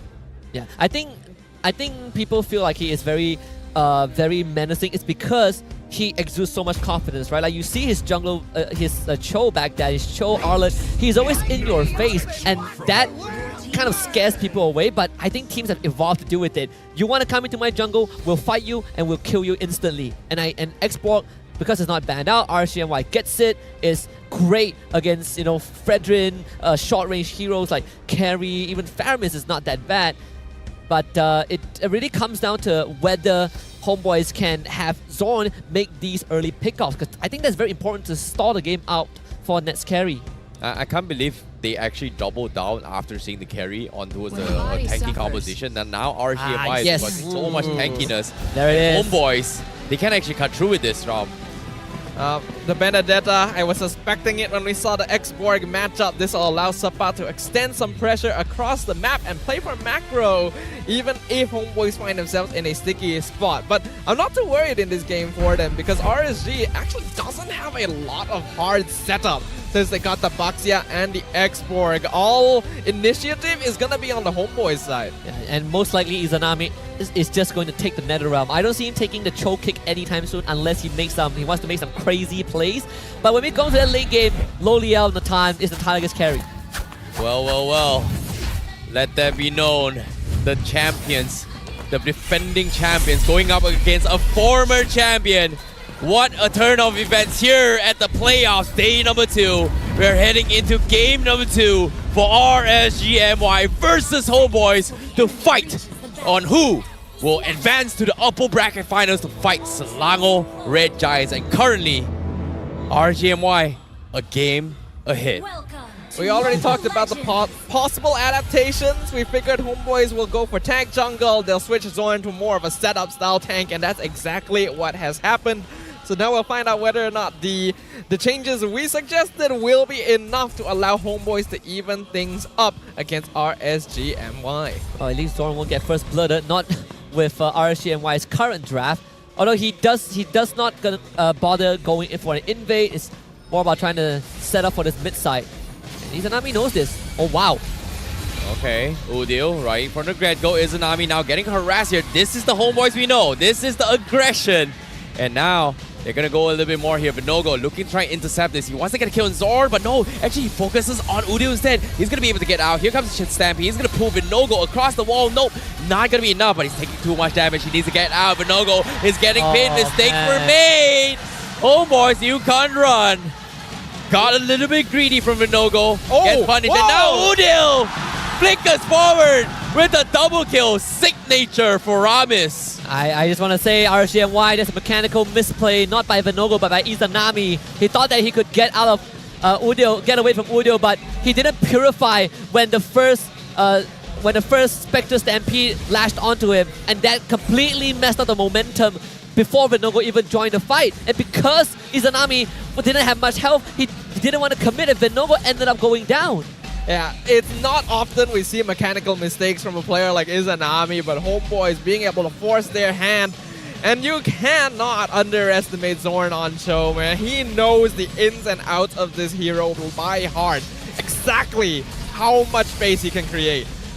Now, speaking of space now, again, Homeboys now having the advantage. Izanami still not having the 4 yet, means they can take advantage of the Nero's realm right now. Repo already here to try and shove his way through Zorn. He has the kick. Does he go for it? Izanami steals the Nether realm.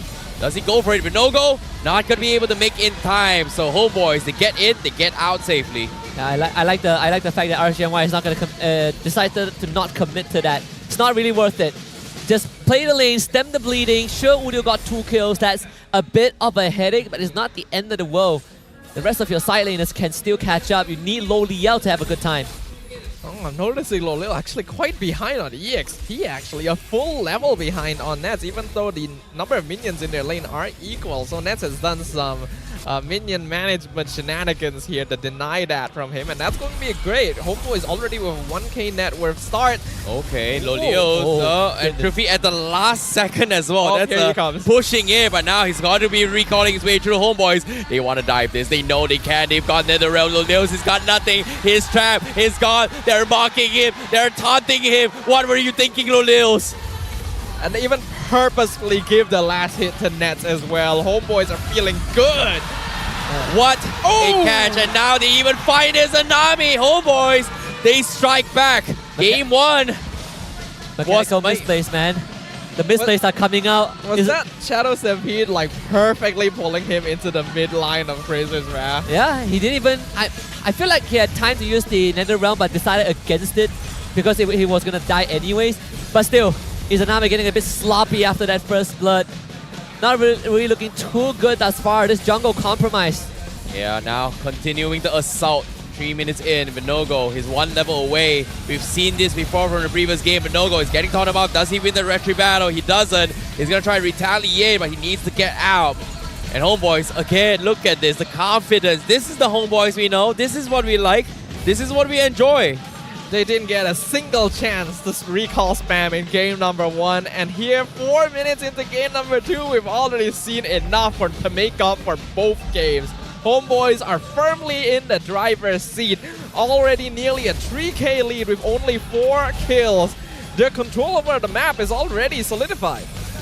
Yeah, and seeing how Circling Eagle comes in, Nats, he's getting bursted down, but again, he's so far off. Oh my goodness! But Nats, he finds the damage. He will solo kill here. And Lolios, where were you running? You're going to purify but the kick from Zorn will help Nats secure the kill. He will fight him. But Izanami is here to turn it away as well. Zorn versus Izanami. Udio comes to save the day. He might die. Last thing, no, he survives. But Izanami is not out of it yet. That's how you do it. You press the purify. No. Oh my goodness. Waste the time here. HOMEBOIS. Yep. You press the purify before the Shadow Stampede pulls you. That is the only way to avoid getting dragged back by the Fireman's. Even then, it really doesn't matter to HOMEBOIS. Sure, our carry went down, but guess what? He just solo killed their roamer and their gold laner. That's a win in my books, and I'm sure it's a win in theirs as well. They pick up yet another turtle in their hands. HOMEBOIS looking way different in this early game compared to previous GB. I think he did he? No, he did not steal that. Vinogo still got his purple buff. But you can see the pressure that HOMEBOIS is exerting now. Well, the level disparity is starting to pile on. Sepa now scouts out too. He's forced to back off, but again, do they want to go in for the fights here? Chibi already starting with the recall, looking for 1v1s. Repo looking to take that fight. Zorn as well. He actually catches with Nogo. He's looking for the kick. Does he go for it? He's baiting. Nope. Not going to happen, but he baited out the Tortoise Basalt. That's good for HOMEBOIS. This jungle, I'm not sure how RSG is going to protect this. Oh no, the taunt is an army. He might be dead. He's gone. Appraisal's draft. No, GG. Oh, mistakes were made, but Nogo left him alone. And now, here comes the collapse. NetherRealm keeps HOMEBOIS alive, but the export from Repo were able to find one. Chibi is down. Udil also next to fall. Oh, thank goodness that amounted to something. Izanami still does not use the NetherRealm that he stole. 8 the Appraisal's Wrath and went down. I feel like if you know you're gonna go down, you might as well use it to buy some time. Yeah, I'm not sure if he was chain CC'd or something, but RSG-MY are at least able to get something back there, narrow the net worth lead just a little bit, and punish HOMEBOIS for overstaying their welcome. Yes, they have the NetherRealm, but RSG-MY does have a good amount of just consistent DPS overall. So HOMEBOIS needs to not make mistakes like that, and RSG need to continue to try and create some pressure across the map. Sabat gets a free tier 2, so that's huge for HOMEBOIS. Meanwhile, another retro battle comes in. Vinogo actually secures it, so despite the level disparity, he's been on point on this retribution battle, sir. But again, they're holding on for the middle turret here. Udil's NetherRealm gets stolen by Izanami. Zorn is making the plays, looking for it, but they can't find him yet. Vinogo looking to catch somebody, but it's going to be a stalemate for now for both sides. RSG-MY ideally want to be able to contest this turtle. Not too sure if Izanami does have NetherRealm stolen, so they can at least put up a fight somewhat. A 3k net worth difference at this point is notable, but not too significant yet. It's just the problem is HOMEBOIS is positioning a little bit too good. RSG cannot find any angle of approach. Yeah, it's reached a point where RSG-MY are literally sticking together. This is the scenario that HOMEBOIS want to condition RSG-MY to be in. Your export can be in the same lane as the Benedetta. Nowhere is safe. If you are not together as a team, we can easily pick you apart with our Cho. Now Zorn taking a lot of damage here. Udil also looking to fight this well. Meanwhile, they're all split up. They have to make a decision eventually. HOMEBOIS secures a retreat. Okay. Not this time, Vinogo. Not this time. And he makes it known too. It's just a little bit of spam recalling to make it known that he has successfully stolen a buff this time. RSG-MY slowly falling further behind in that net worth gap. 4,600. Nearly 9 minutes in is not a good look for them. Yeah, but this time, this purple buff retri battle here, both sides doesn't have a retribution yet. It comes down to stalemate. Cho going for the kick here. Zorn hasn't been able to do too much. Chibi looking for the fight, but Serpad with the lethal final blow. Seems to be a little bit scary. High tails out of there. And thankfully, Venogo got the purple buff, so he saves some XP, but doesn't change the fact that Homeboys have control over this game. All tier 1s down, only the tier 2 mid is left. And RSG-MY, they need a lot more time. Lo Liao becomes their insurance plan, just like game 1, but this time it's RSG-MY that needs the Natan. It's tough. Now Udil looking for the pullback. They are trying to chip out the Firaga armor. And it doesn't go away, but they bait out the insanity. And look at this, Homeboys, they know it was intended. They're looking for base. It's Tsunami. Nether Realm still has, but Homeboys, oh my goodness, the mind games is happening. RSG-MY, they're slowly crumbling. Do they take the bait? That's an instant recall to get your Firaga armor back. You cannot afford to not have it for this next Lord. This is literally what we talked about during the keys of victory too, right? That psychological warfare. I feel like Homeboys took that game 1 defeat a little bit personally here, and they are making it well known their disdain for their rivals on the Land of Dawn right now. The war gonna be contested once again. Can RSG-MY actually find a space? Okay, finally the kick comes in, but the NetherRealm will keep Venogo alive here. The Toys Person is there by so low. Appraisal drop on Chibi. Seems to be not able to deal with Venogo. He's gonna be A-okay, but they focus Chibi down. Homeboys, he overextended and mistakes were made, and now RSG-MY, can they reset in time for the Lord fight? That's the NetherRealm you need from Izanami. Saving Venogo right before he gets taken out. The Appraiser's Wrath, surprisingly from Chibi, didn't do enough to not only take down Venogo, but not enough to heal him back up, and that kill was important. Wish he would have went over to Lo Liao instead of stole him though. If that was anyone besides Venogo, it would have dealt enough damage based on the health percentage, but Homeboy's still gonna continue fighting. What is the damage from Nets as well as a Ghostbuster? What? Nets! You're kidding me! The Lord! RSG-MY with the Lord Storm, and now Serpad looking to turn the tide. He gets one, but he drops everyone from RSG-MY low. Homeboys. How did Venogo not press his retribution? Was it crowd control? I need an instant replay on that. But now Lolios with the Purify, he needs to get out as well. Venogo is getting taunted his way through, but they need to get him out to safety. Homeboys, 6k network lead. Now, with the Lord crashing in, do they fight this here? But it is only the first Lord, so it's not that much of a deal. So this inhibitor will still stand. Homeboys has to take this on a different level. This has turned out very differently from what we saw in game number 1. Homeboys, they're a team that once they have an early lead, they're never gonna really let go of it. And even the AI winning prediction gonna show that 86% in favor of the Homeboys. Chibi spam recalling right outside their base when the purple buff is standing right behind him and he could be farming it. But this is a much more important use of his time. Yeah, purple buff can wait. Buff is temporary, recall is forever. I think they're just straight up holding hostage to the purple buff, right? Like, instead of just starting here, right now, they're looking to try and jeopardize this.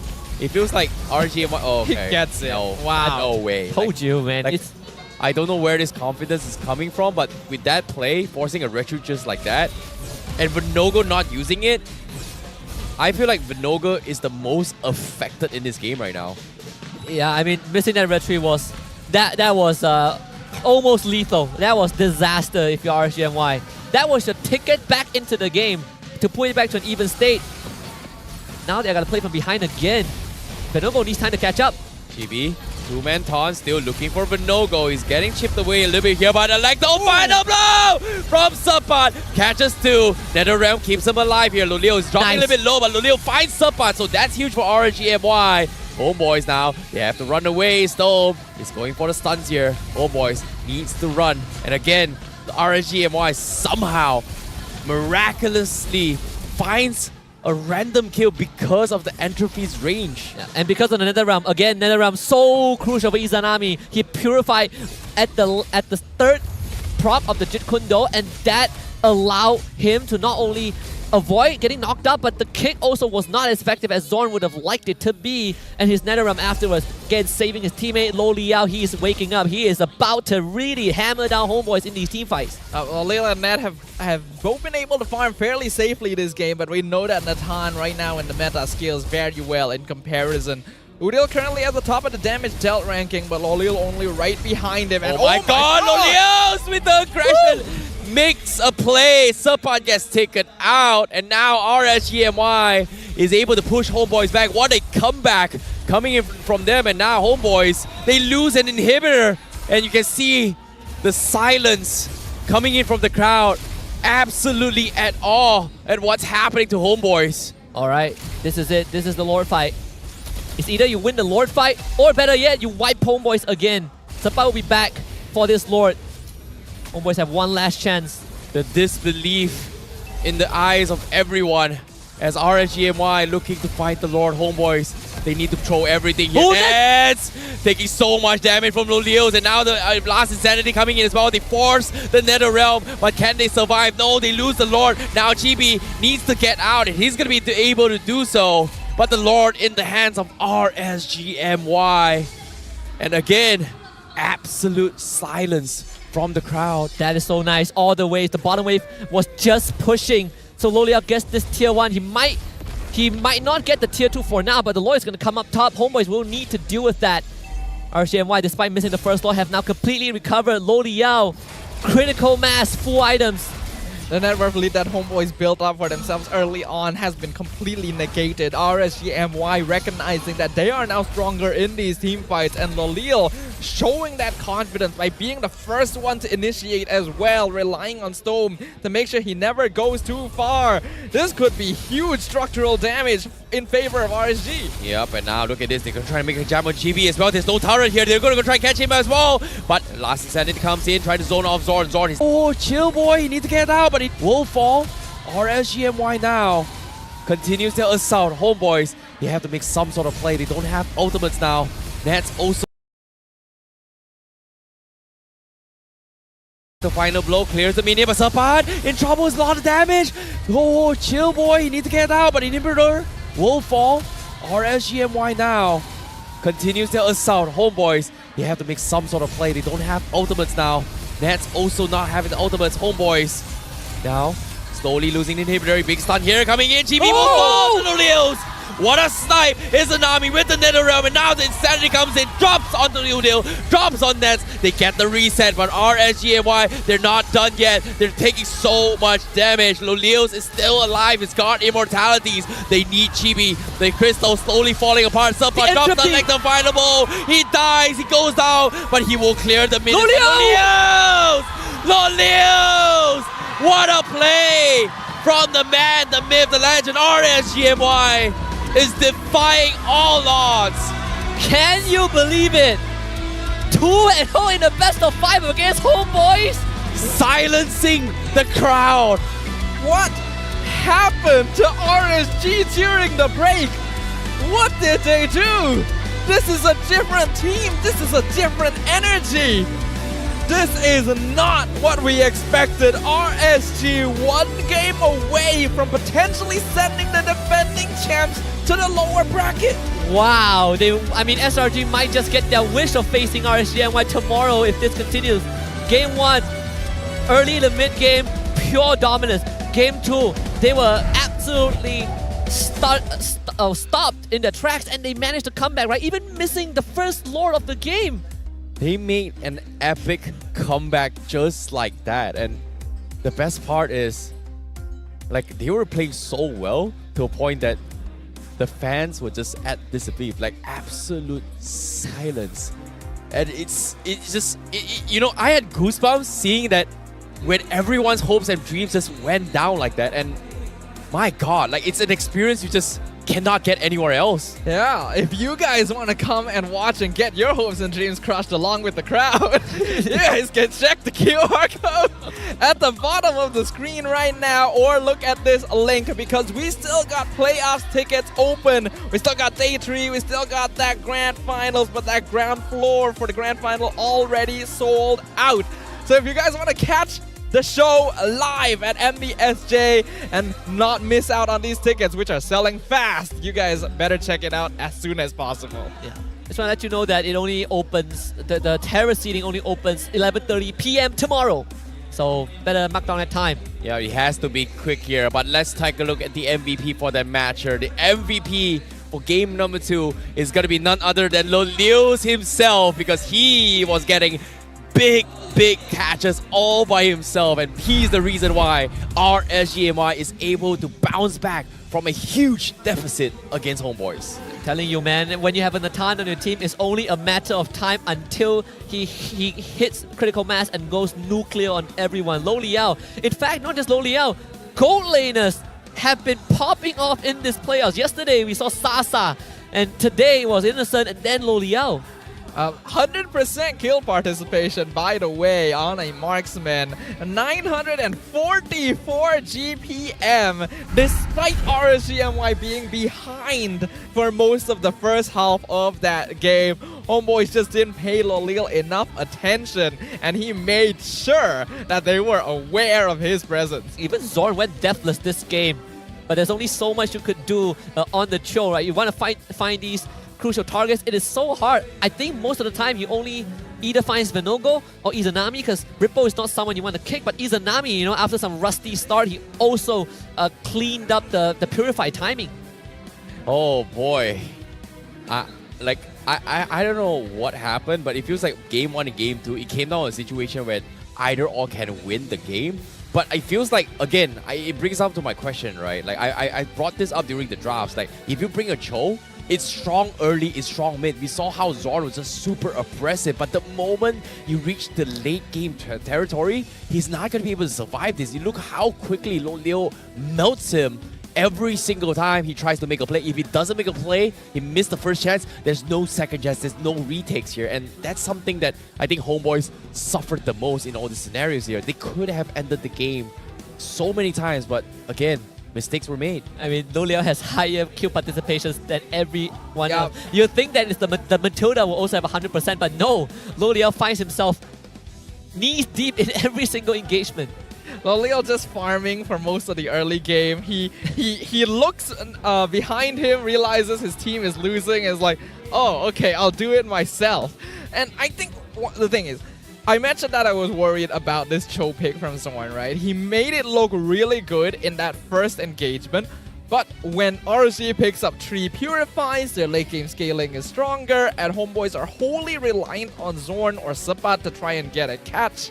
They don't have enough tools to actually force out the Purifies and then catch on top of that. RSG just needs to hide behind Venogo and Rippo, who are both doing a great job of frontlining and creating the space necessary.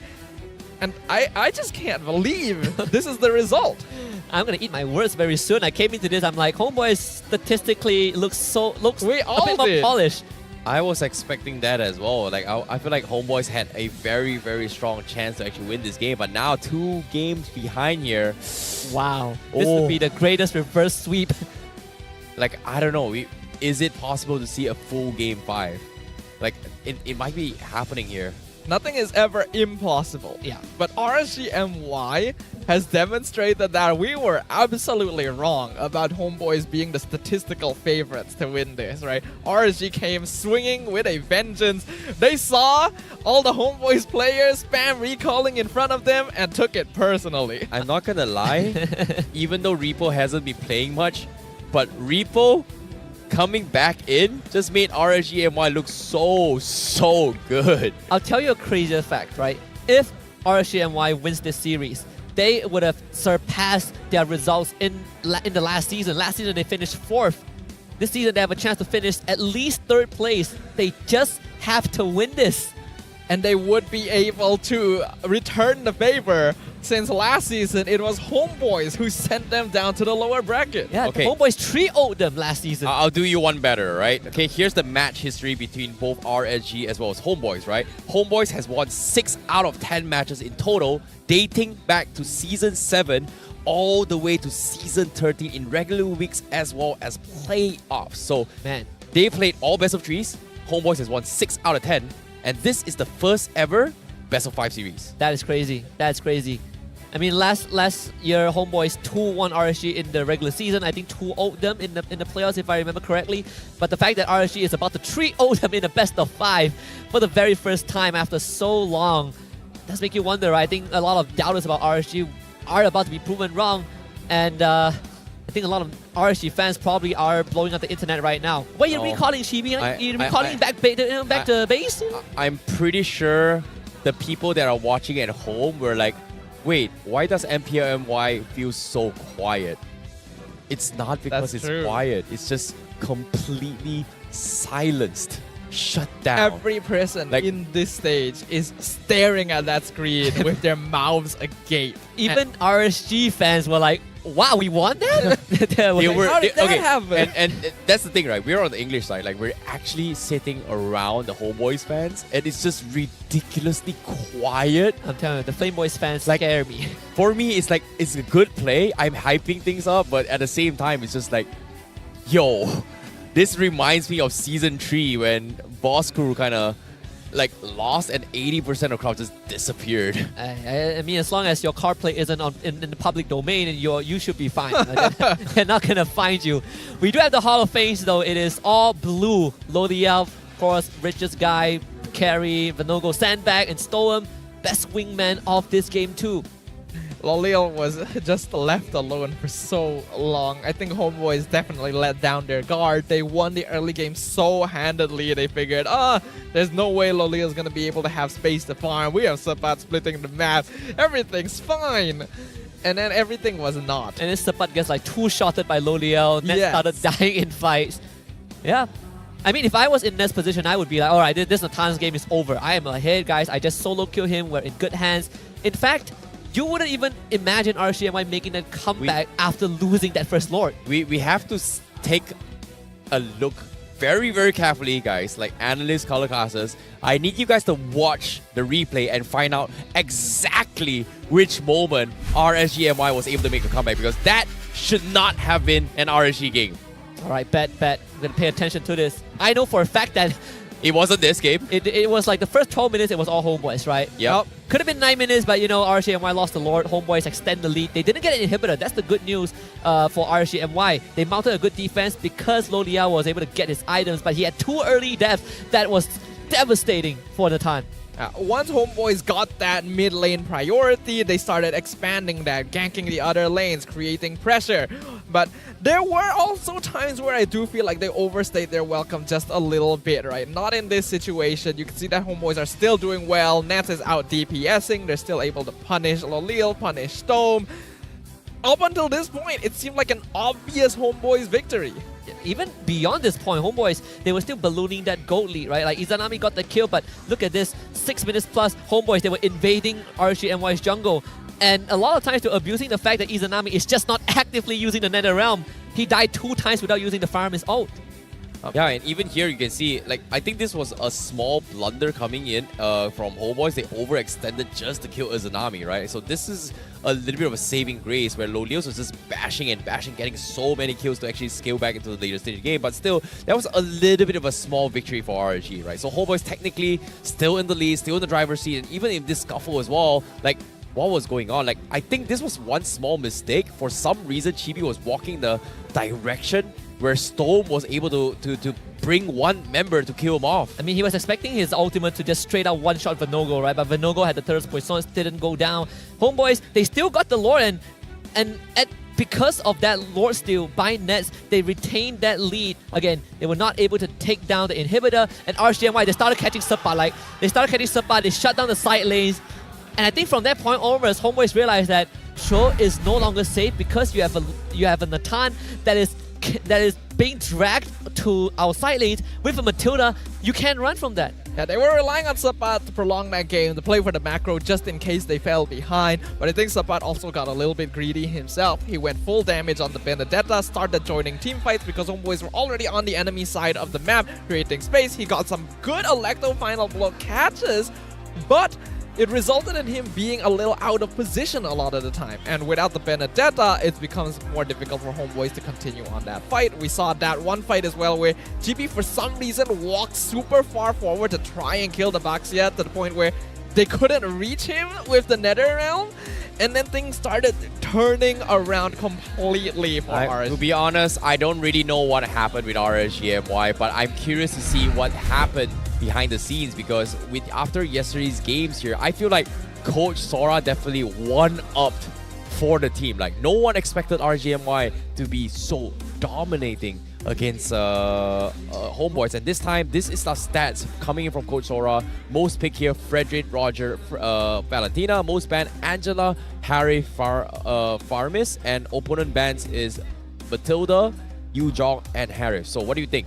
Yeah, I think the one that stands out is definitely the Yuzhong ban, right? Because Harry, Matilda, Angela, Farmis, these are all very normal bans.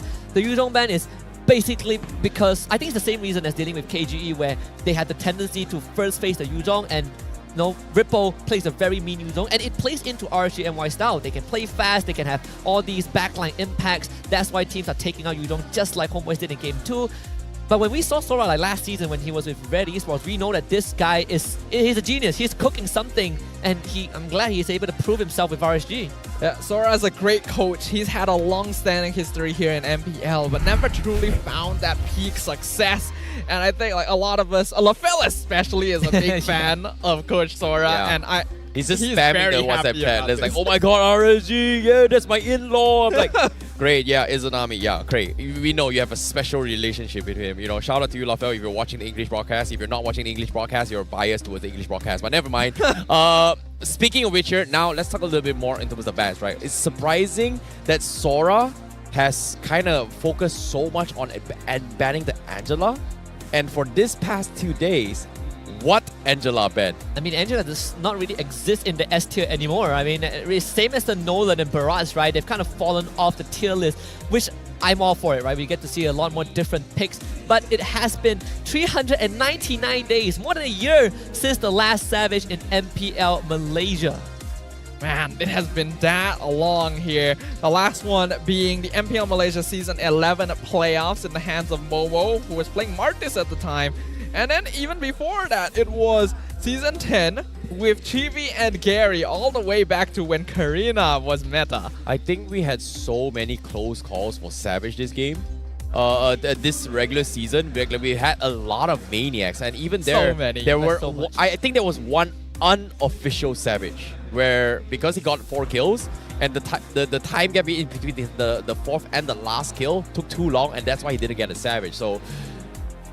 Unfortunately, it doesn't count, right? You gotta hear the announcer say Savage, and then I feel old now that it's been 359 days since the last Savage just won, and Okay.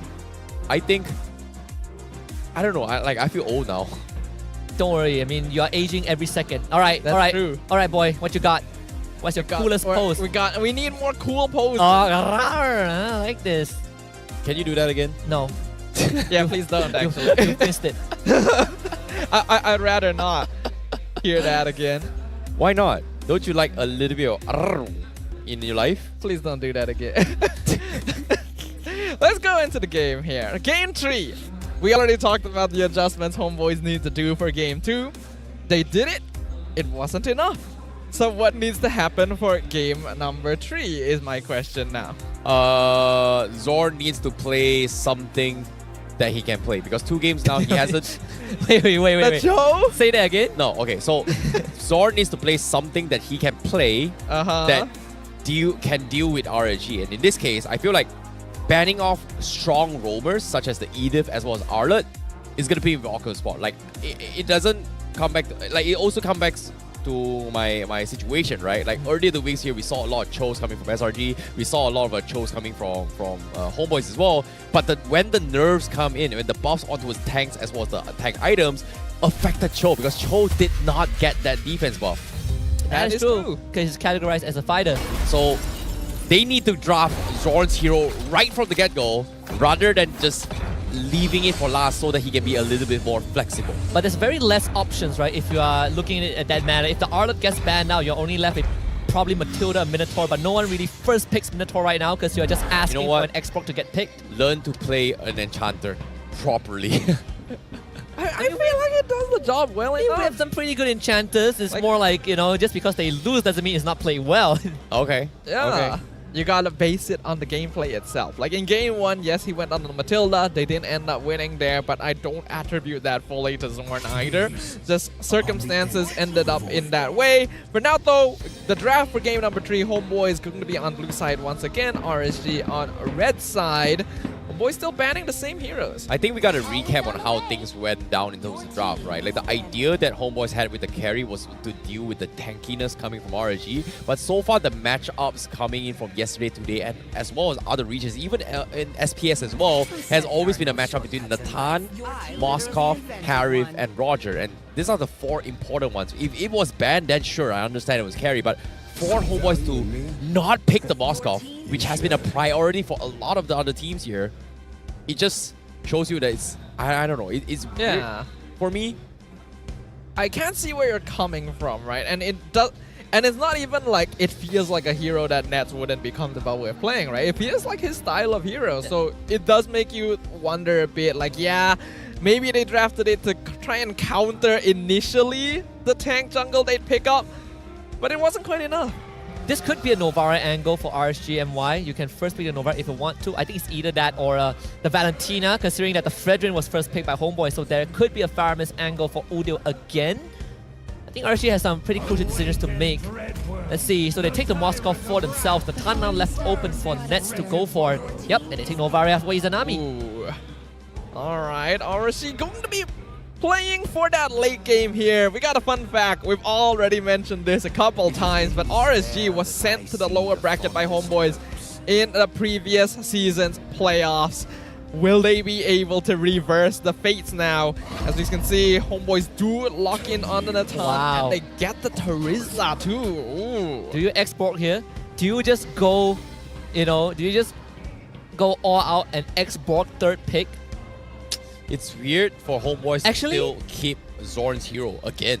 Like, all RSG needs to do is just pick whatever Roman they like, and then just start banning off all Zorn's hero. No, but there usually is a reason why you leave roles like the Roam or the EXP lane for later in the draft. They are very important, pivotal roles, and you need to counter pick. That's the thing, right? From your perspective, I can see where he's going, but from my understanding of Zorn's hero pool, it's limited already. Like, he's been known to play aggression, and I've not seen him play Enchanter style, right? Like, let me give you an example. Look at how SRG went. Why did they lose the game? Yums is known for his aggression style, played on Rafaela, great, they lost. You know what? My conclusion is that Terrence is the guy that looks at KD and then uses the KD to decide whether you're a good player or not. I feel like, yeah, no, it's more like habits. Like, their player habits doesn't suit an Enchanter. Enchanter are players that play similarly like how a mage positions themselves. But for both Zorn and Yums, they don't play like that. Sure, I can... No, not necessarily. I mean, I get where you're coming from. Yeah. Yes. Though I would say that this Edith pick is genius in a way because Ripple plays it. Yeah. Now you have a flex option for RSG MY. I would prefer this Edith in the roam role, but at least RSG, they are opening up options for themselves. Banning the artillery from Homeboys, I absolutely love this Farsa ban. I think that Faramis might not be a main concern at this point. You ban the Farsa, you make sure that Udyr doesn't get any long range, doesn't get to provide long range support for his team in these team fights, not when there's Terizla and Natan and Fredrin already. I think like Faramis could still be worth a ban here because RSG is clearly not going for the Valentina anymore. Like, the Netherrealm is still very scary in the hands of the Homeboys, especially now that they straight up have a fighting conflict. I think just ban the Faramis, like just make Udyr uncomfortable as much as they can. But Homeboys, they banned the Box, yeah, so that means it is going to be them threatening Vinogo's hero pool a little bit here, forcing to play something else. But what surprises me this time is Matilda completely ignored from both sides now. Wait, sorry, Matilda's banned, my bad, sorry. What is Vinogo going to play against a Fredrin, right? Like, we've seen him play Barats, we've seen him play, the Fredrin a lot, but when it comes to succession or win rate percentage, Vinogo has had higher win rates with a Fredrin and as well as a Baxia, whereas his Barat and Akai doesn't really do too much.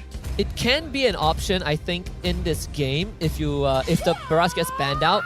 RSGMY showing respect to the Cho. I like it. So you ban the Cho out. Considering that you have Edith, right? Like Edith, regardless in what lane, it's a bit of a problem if you get kicked away despite having Primal Wrap. So the Roger ban is just as a fail-safe to make sure that Vinogo doesn't run the Roger jungle. Smart. That's really smart. So it's Baraz and Akai being the remaining tanks. I don't see any other options for them.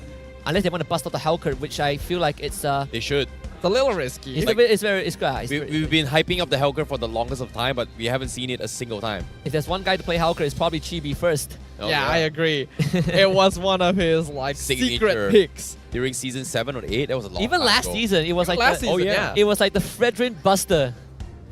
That was when Hellcurt was still the old style. He would silence, but okay, looks like they'll stick with the Akai.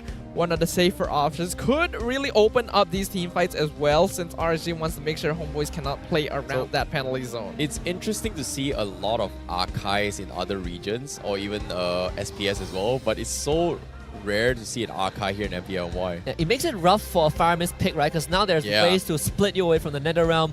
Not to mention that heroes like Fredrin absolutely hates Akai. I want to stand still and slam you with my big sword, but now I cannot because you're bumping you away from objectives. In a way, it does the job that Baraz does slightly better, at least from a perspective of displacing your enemies. It puts Udio in quite a spot though. Like Udio is like super serious and Sword is like smirking at Chibi. It was like, hey man, what's up? Something is up. So but now, go for the Arlet. Okay, Arlet sneaks through the draft and they also get the Vexana.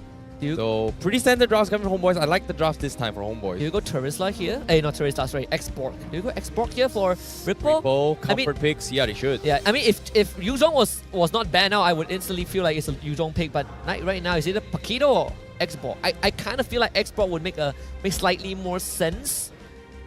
Yeah, he definitely needs somebody to be in the front lines, right? Like, Akai isn't exactly the tankiest, the Tan does a lot of damage, but again, if you go for the export here, the Tan can still shred through the Infragama armor relatively quickly. Unless you run Ruby again. And then you run like the Ripple Edith XP lane. Yeah, they could go for it right now. Like, yeah. It's not that bad. Fading away. Let's see what it is. Wow! Wow! No way! Wow! By the way, the first time we saw this was... This was yesterday.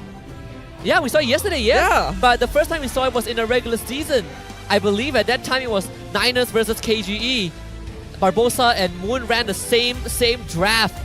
There's a different iteration where you run Novaria with the Beatrix, where he has Renner. But either way, I'm all out for this. If we can't fight you team fight, we poke you from long range. This is going to be very interesting. RSGMY 1 game away from sending the defending champions to the lower bracket. 1 game away for getting vengeance from the playoffs of Season 12. Can the Homeboys defy this fate? Can they bring it back and show us why they are the favorites of this series? Well, we shall see. RSGMY, if they 3-0 Homeboys, it is going to be a statement of them being the prime. Ladies and gentlemen, here, match point for RSGMY as we head into Game 3. RSGMY versus Homeboys. This does indicate something about RSGMY though. It means that their setup heavily relies on Vinogo or Ripple getting a good crowd control, but mainly from Vinogo, because if you are Stoem, you are trying to set things up from long range. That means that Zorn, he's probably going to be walking up to Stoem and Izanami, and there's nothing much that they could do about it.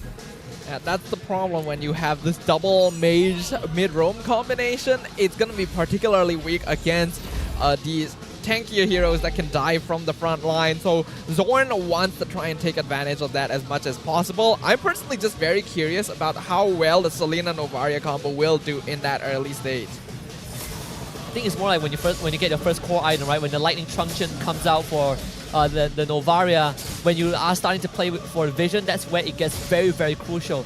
Comes down to Izanami though, he needs to actively use that Astral Echo, which he has been doing in Game 1. Well, seems like it's a little bit of an interesting approach this time for RSGMY, where Vinogo preemptively waits for the XP lane. What's going on right here? Like, it's a completely different standby here. Middle aggression is still on, coming from HOMEBOIS. RSG-MY, they anticipated this, but I don't think they can do too much considering that they've got two mage as, I would say, I don't know, like, who can actually open the map?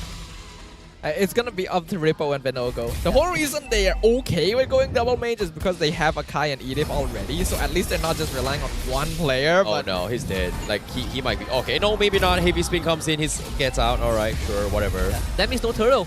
That you give turtle away to HOMEBOIS. I don't feel like Venogo can contest this. Even if he tries, it will be a bit hard.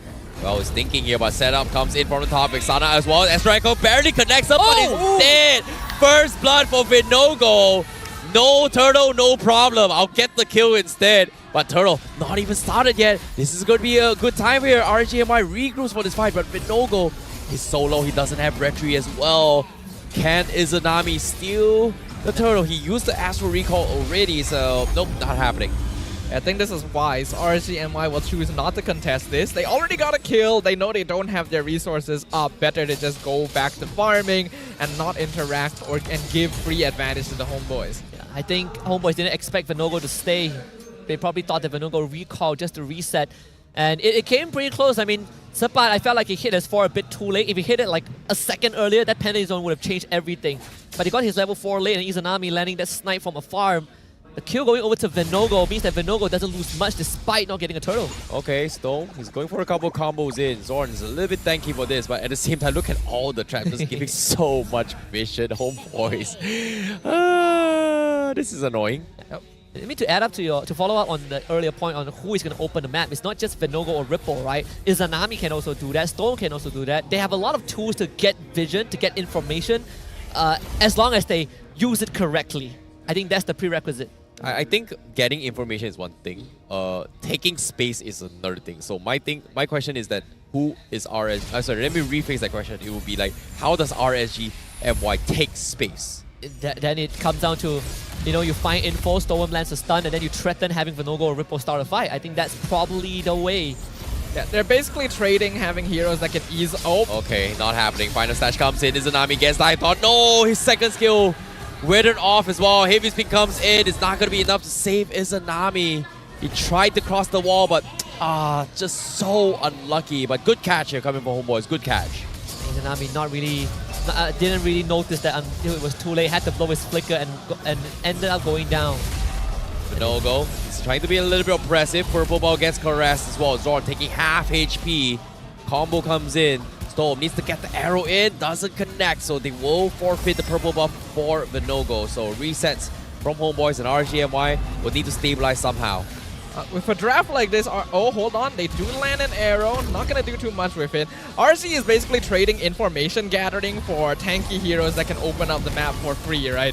And that does make their life a little difficult. Okay, final stash catches on 2. They got the Eternal Guardian in here. Can they burst down Ripple? Yes, they can. Venogo a little bit late for the Heavy Spin. He pins on Nets, but where's the follow-up? They don't have focus fires. They finally got the job done. Venogo will pay with his life to get the kill on Nats. They lose 2 for 1.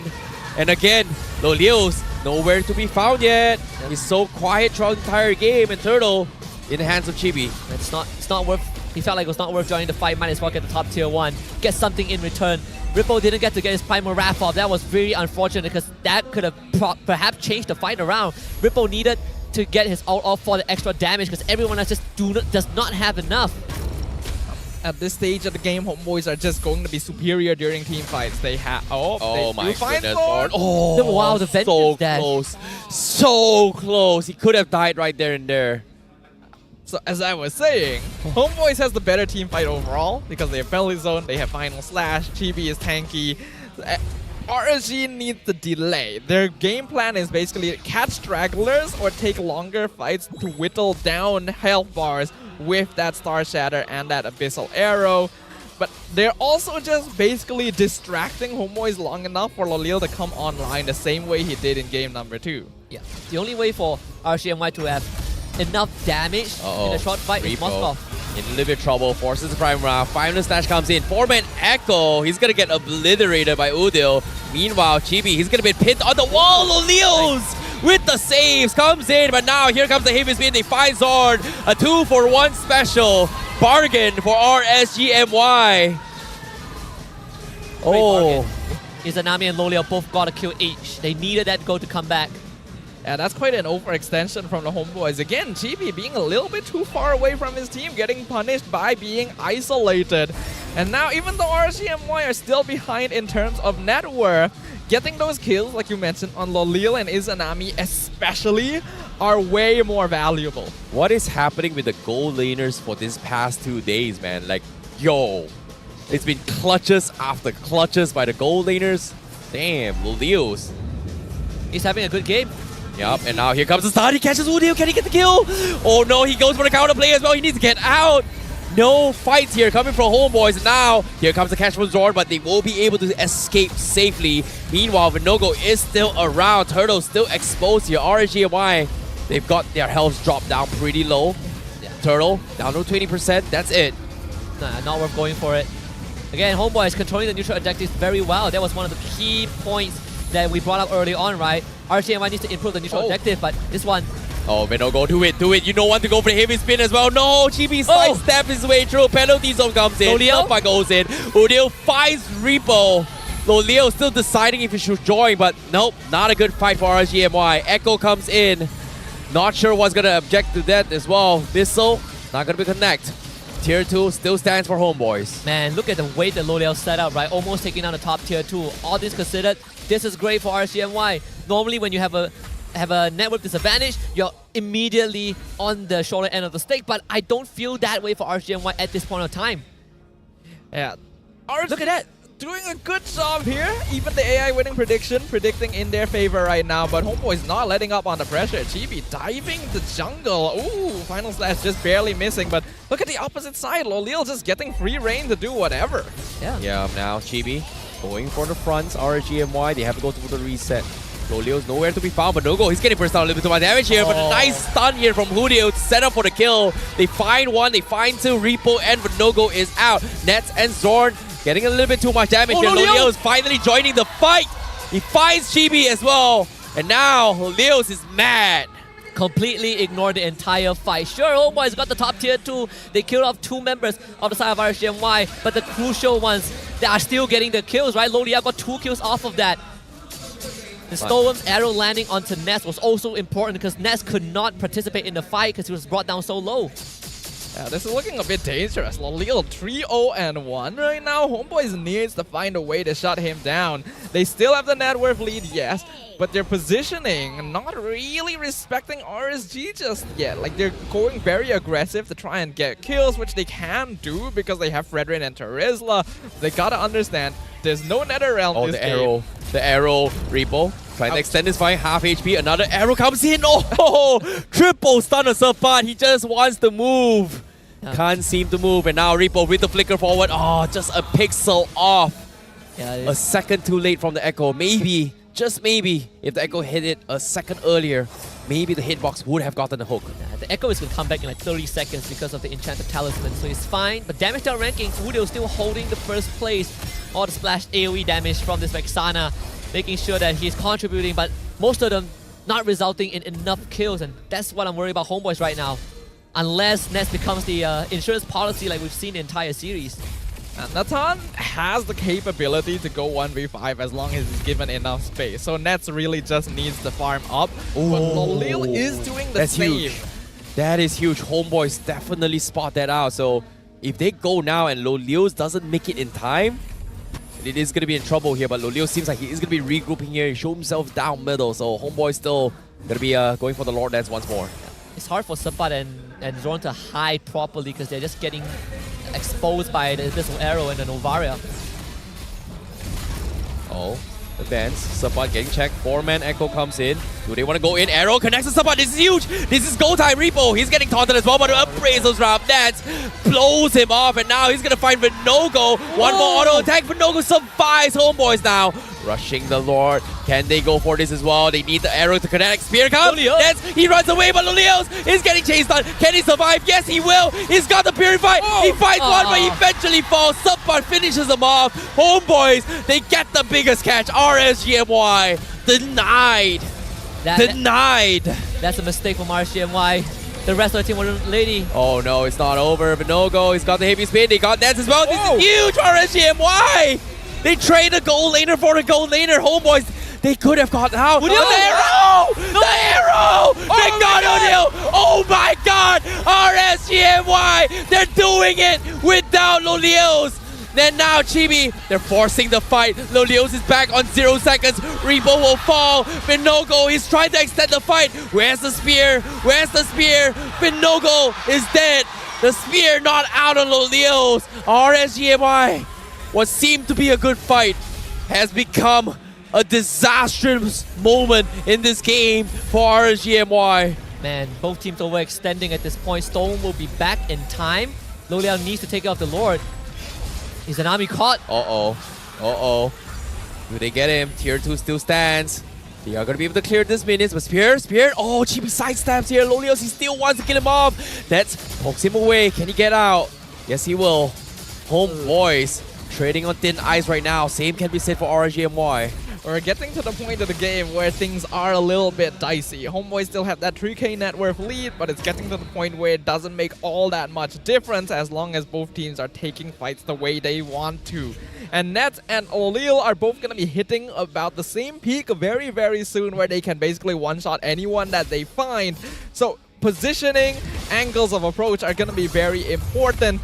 And it's going to be harder for RSG because this Novaria Selena comp is still harder to execute comparatively. Sword, conceal. Oh, great disengage. Loliao uses Purify as well. That is great. That is great for HOMEBOIS. I was about to point out that Nets took Flicker this game, so he's a very juicy target. One Selena arrow, if no one is body blocking for Nets, he will evaporate. But the fact that you got the Purify out of Loliao means that RSG MY will not feel comfortable fighting for the next lore, at least for a while. 70 seconds, 47 seconds for the Lord and 60 seconds on Loliao's Purify. They have to wait the longest of time, and you can see RSG MY full turtle defense cannot afford to do anything here. It's all about just waiting on those battle spells now. All about getting info. Storm and Izanami, they just gotta keep doing their job. It is a very boring chore, but that's the only way to maintain control of the map. You don't want HOMEBOIS to stand in your bush and you do nothing about it. Okay, arrow connects on Zorn. He's thinking about it, but as soon as it's Zorn, it's like, nah, that's not worth it. It's a roamer only. That's not the target he wants to be looking for. He wants to find Nets or Udil. Basically, landing the arrow on anyone else is not worth it unless they're 100% sure that they're isolated. And HOMEBOIS is not going to make that mistake right now, especially since the Lord just respawned. Now that I think about it here, if they get an arrow on towards Nets, he's dead. He doesn't have a Purify at all. Yeah. Hell. Now it's the slow burn. Indeed, but now Echo connects on tree. Arrow, oh, so far off. Not going to be able to connect here. HOMEBOIS will be resetting the Lord for now. The minions are not pushed from both sides, so it's pretty 50-50. It comes down to a individual mistake now from both sides. Chibi looking at an attempt. RSG MY dodges for now. Yeah. Lord once again gets resetted. No conceal for HOMEBOIS. Zorn used it. They wanted to make a play, but RSG MY read that perfectly. This is a terrifying Lord dance. I would not want to be part of it. It's tough now. Binogo takes the full run, forces the heavy spin. The arrow connects the Serpent. Here comes the Echo as well. Chibi whiffing the Appraiser's Wrath. Lord dropping down pretty low. It's going to be close. The spear comes in. Do they go for the fight? No go! Steals the Lord. They come in as well, and Loliao cleans house. He gets one, he gets two, he gets them all. Repo gets one as well. Nets runs for his life. It's only him and Udil left, and RSG MY is looking for the fight. Loliao comes in the midst of chaos. He destroys all of HOMEBOIS. That was close. I had to see. Oh my goodness, Nets. The crowd absolutely silenced. RSG MY, they are doing it. They've done the impossible. No minion wave. Are they gonna do this? Zorn, 5 seconds left. Chibi 10, 8 for Serpent. RSG MY with the Lord. They need to do everything. The arrow comes in. They're losing. They're focusing on the crystal. They have done it. They have done it. RSG MY has done it. They are your upper bracket finals. They shut down HOMEBOIS 3-0, silencing the Flame Boys, silencing the fans here at Stadium MPSJ. Wow, the Raiders literally tear down the HOMEBOIS piece by piece, exacting their revenge. Best served out cold, 3-0. Can you believe it? I don't know what happened to RSG MY during the break. I don't know what they're on, but I want some of it. RSG MY showing us how it's done. A clean sweep against the defending champions to go on into the upper bracket finals. They'll be playing against SRG, but for now, we're going to be interviewing them on stage. 3-0 clean sweep untuk pasukan RSG MY securing the upper bracket finals match pada hari esok, dan dorang akan jumpa Selangor Red Giants. First of all, congratulations guys, that was honestly a very unexpected 3-0. I memang terkejut, I lari daripada atas. First of all, Ripo, apa perasaan Ripo dapat kalahkan HOMEBOIS? Now kita tahu RSG adalah satu pasukan yang memang susah sangat nak lawan HOMEBOIS daripada musim lepas ke tak silap. You guys have not won against them in the series. Kali ini best of 5, clean sweep pula tu. How are you feeling, Ripo? Alhamdulillah lah sebab menang hari ni kan, sebab kita dah try hard lah sebelum ni kan. So untuk HOMEBOIS sebenarnya dia dapat rasa lah apa yang kita rasa season selepas kan. Dia dah tunggu dekat upper bracket tapi dia orang turun. Oh yeah, last season. Yeah, it's like season. deja vu, right? Deja vu untuk dia orang. Deja vu. Okay, now Ripo, I nak tanya, you dah rasa dah dapat balas dendam tak dengan dorang actually as of now? Tak lah sebab playoff tak habis lagi. Selagi HOMEBOIS masih ada dalam playoff, selagi tu kita tak boleh nak tak pandang rendah lah kat diorang. Diorang still ada chance kita orang akan jumpa diorang dekat final ke apa gitu. Who knows? Alright, betul tu and I agree. Alright, can we please pass it to Loliel? I'm pretty sure kita semua boleh agree that Loliel punya playstyle hari ni memang it's another level. Apa ni? Does Loliel have a playoffs buff ke? What happened and oh, there is a playoffs buff? Oh, patutlah lain macam. Okay, Loliel. So, dengan kemenangan ni, adakah RSG sudah warm up dan dah ready untuk jumpa SRG esok? Kami sangat-sangat ready untuk berjumpa dengan SRG besok dan harap-harap kami akan menang juga melawan mereka di hari besok. Wow, I like that. I really like that. Okay guys, so like always, setiap match ada MVP, ada satu player yang shine, bersinar. Korang rasa siapakah player yang stand out untuk korang untuk perlawanan ini? Tak dengar? Tak dengar? Siapa? Okay, mari kita tengok MVP in 3, 2, 1. MVP jatuh kepada Ripo, Storm, Izanami. Alright, the Prince of Mage. Okay, Izanami, first of all, I nak tanya actually, how are you feeling right now? And kenapa you guys pick the Selena and Novaria combo? Nah, kita tahu quite a few teams pernah cuba combo ni dekat regular season dan hasilnya tak berapa bagus. Apa yang you guys macam cari ataupun what did you guys do to make sure that you guys could pull off combo ni dekat playoffs? First, happy lah sebab menang game ni kan.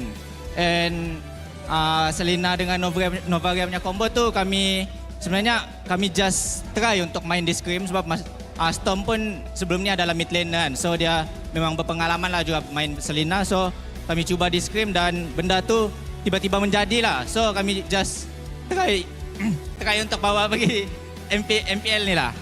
I see. So macam maybe tu playstyle kepada pasukan lain tak jadi tapi playstyle dengan RSG dia jadi. Alright. Okay, can we please go back to Vinogo? Alright, Vinogo. Yesterday was a do or die match for RSG. You guys managed to come out of that red zone. And now you guys are back in the game with still 2 lives on hand. Now tomorrow you're gonna be going up against SRG. Now they are pretty strong, really great contender this season. How ready are you to be facing up against a local jungler who's a lot of people are saying is one of the best jungler we have right now, Sakais? Are you ready to go up in this matchup? And if you are, do you think you guys can actually secure the first grand final ticket tomorrow? Yes, of course we are ready to face tomorrow, but like I said yesterday, anything can happen. And see, we easily 3-0 today. So, tomorrow might happen also. I just believe in my team and hopefully we can get the first spot to Grand Finals tomorrow. Wow. All right. I like that. Okay, Stone. All right, Stone, you just beat the Roamer from technically our past season champion and the number 2 Roamer in the regular season. Tomorrow you're going up against the number 1 Roamer during the regular season. Now last season you were the number 1 Roamer. So what do you have to say to Humes with this upcoming matchup? I think from last season, I think he really improved and I agree that this season he's the best roamer, so I'm hoping to have a good match with him. Wow, all good words, all love and fair with RSG and SRG. Okay, last, can we give it to a coach? All right, coach, just want to say amazing draft this game. But what would you like to say to all the RSG fans who are watching at home and in the stadium? And jangan lupa, suruh dorang sokong korang pada esok. So pertama sekali saya nak cakap terima kasih sebab regular season kita orang bermula dengan tidak baik. Kita orang dekat bottom league dan saya nak bagi penghargaan juga kepada orang yang komen dekat social media still support player sebab walaupun benda tu macam benda yang nampak mudah tapi sebenarnya bagi sangat efek dekat player, dekat saya, dekat seluruh team. Kata-kata sokongan korang. So tolong teruskan bagi kita orang support dekat social media, dekat venue dan kita orang harap sangat fans akan datang juga untuk venue tomorrow. Terima kasih.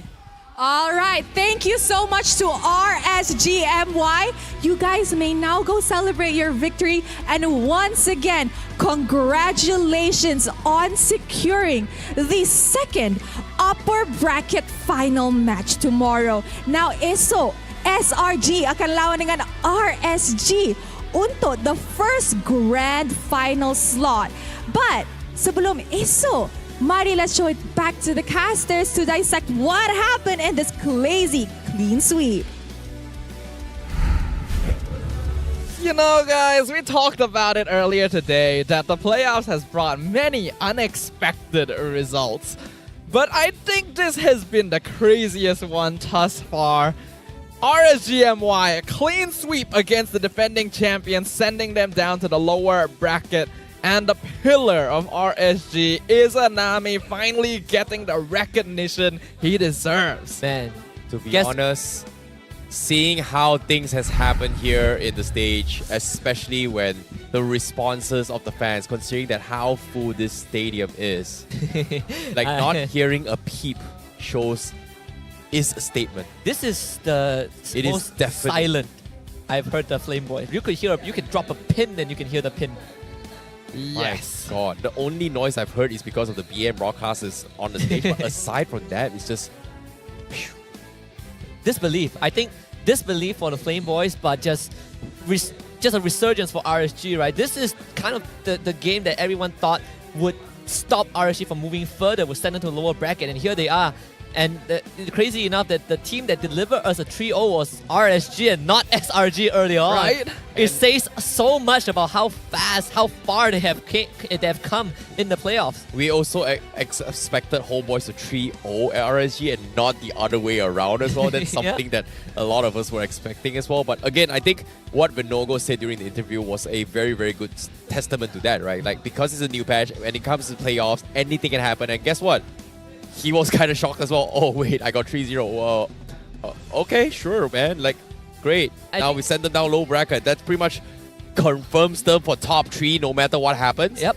Which is a good sign. Better placement than last season where they finished 4th. I think this also is a good time to finally bring up the whole where did Assassin junglers go, right? Because last season, if you look back, a lot of success that Chibi found, not just with Fredrin, with Assassin junglers, Helker, something he even whipped at the Luo mode in playoffs. But right now, the Nolan is not working anymore, and teams are finding ways to really shut down HOMEBOIS' aggressive play because Chibi, he participates in these fights, but not in the same way as Season 12. Personally, I think what ended up happening is that HOMEBOIS did get a little bit affected, right? I feel like there was actually psychological damage inflicted, but not by the HOMEBOIS who were spam recalling throughout game 2 and 3, right?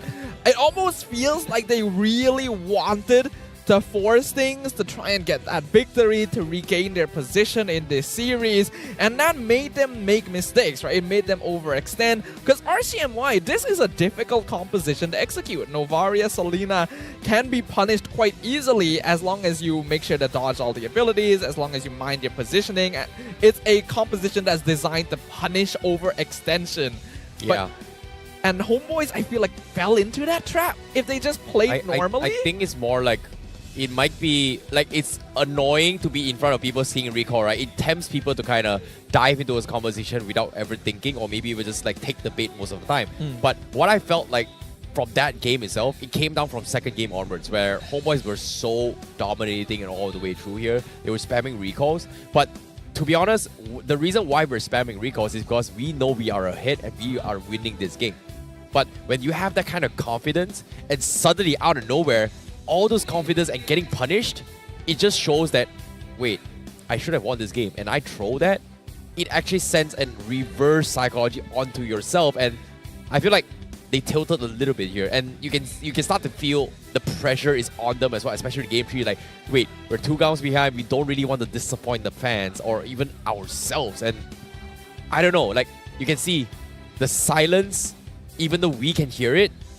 But to be honest, it is hurt the most from the players themselves. I think, sure, I can agree with that. I feel like, okay, perhaps HOMEBOIS didn't expect to drop game 2 in that fashion, considering that they almost won game 1. But more of in game 3, HOMEBOIS for the longest of time had like a 2 to 3k gold lead. But remember, I pointed out, it really doesn't feel much if you're RSG-MY. Even the AI prediction still thinks that RSG is going to win despite them being at a disadvantage. That's because of how they've been playing, right? HOMEBOIS have been trying to punish Vinogo, get his heavy spin out before objective. They've been destroying Ripple before he gets his Primal Wrath off. But in the later games, they overheated. They started to overextend, get displaced by Vinogo, get displaced by the Edith. That's where it started going down the drain. The Hall of Fame shows a lot. Izanami again showing up on that most damage. Vinogo, the sandbag, rich guy being Lo Liao. And Chibi, he's just left to pick up the pieces. HOMEBOIS really were put in the back foot here, because when the game started, it was actually pretty even in comparison, right? HOMEBOIS were putting up a good fight, being able to like duel against RSG, punishing them at times, and then RSG would come back, punish HOMEBOIS for being overextended, so it was pretty even overall. The problem is, when you have a composition like this, it shouldn't be even. HOMEBOIS can very easily just run at RSG in the beginning of the game as long as they forced out the heavy spin, and there's not a lot of tools that RSG can use to deny that. I think they did let what happened in game 2, game 1 get to their head.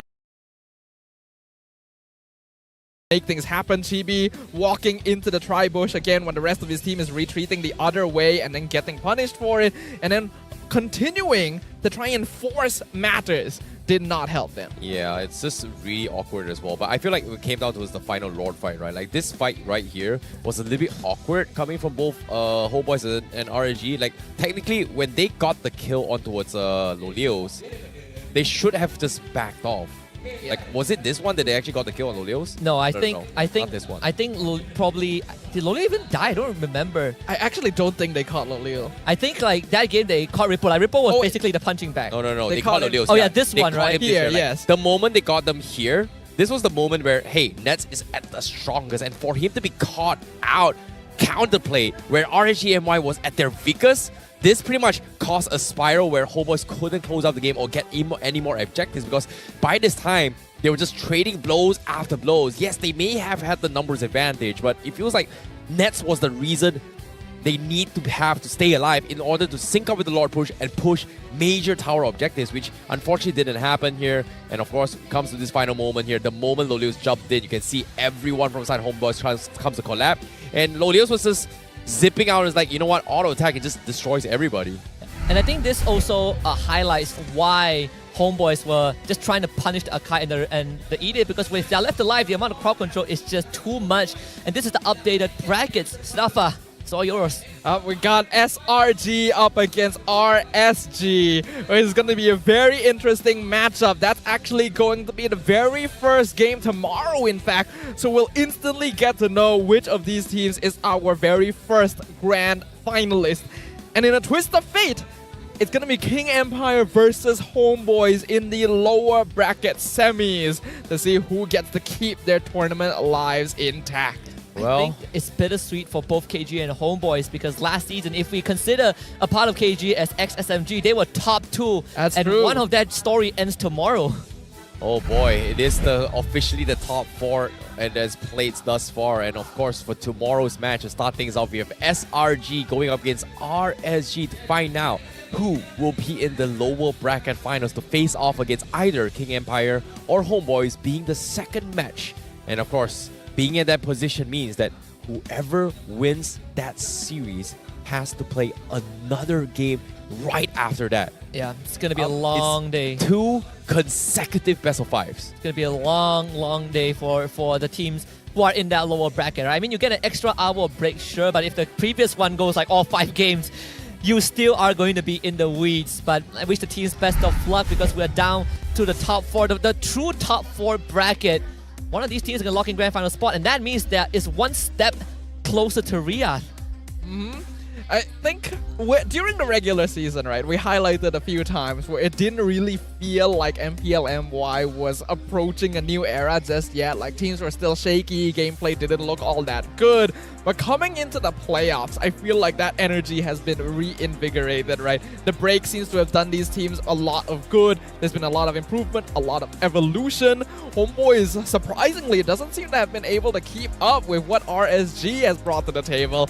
So it's so interesting to see all of this. It truly is starting to feel like a new era of MPL-MY. And I'm happy to see it's still spearheaded by SRG, but at least the other people are catching up. I think that's the best part.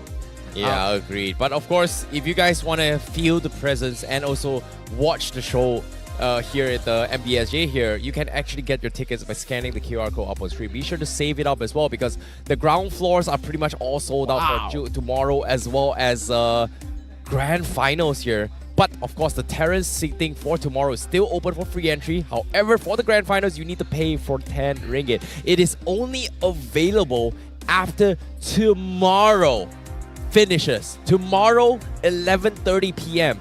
It's only available to be purchased for the terrace seating. Yeah, get your devices out, like 5 mobile phones, 10 laptops, just keep refreshing the pace because I remember when they opened the ticket sales for playoffs, it immediately sold out on the ground floor. So, fans want to be in here, but we also don't want to crowd out the place and turn it into a sardine can, so you guys got to get your spot.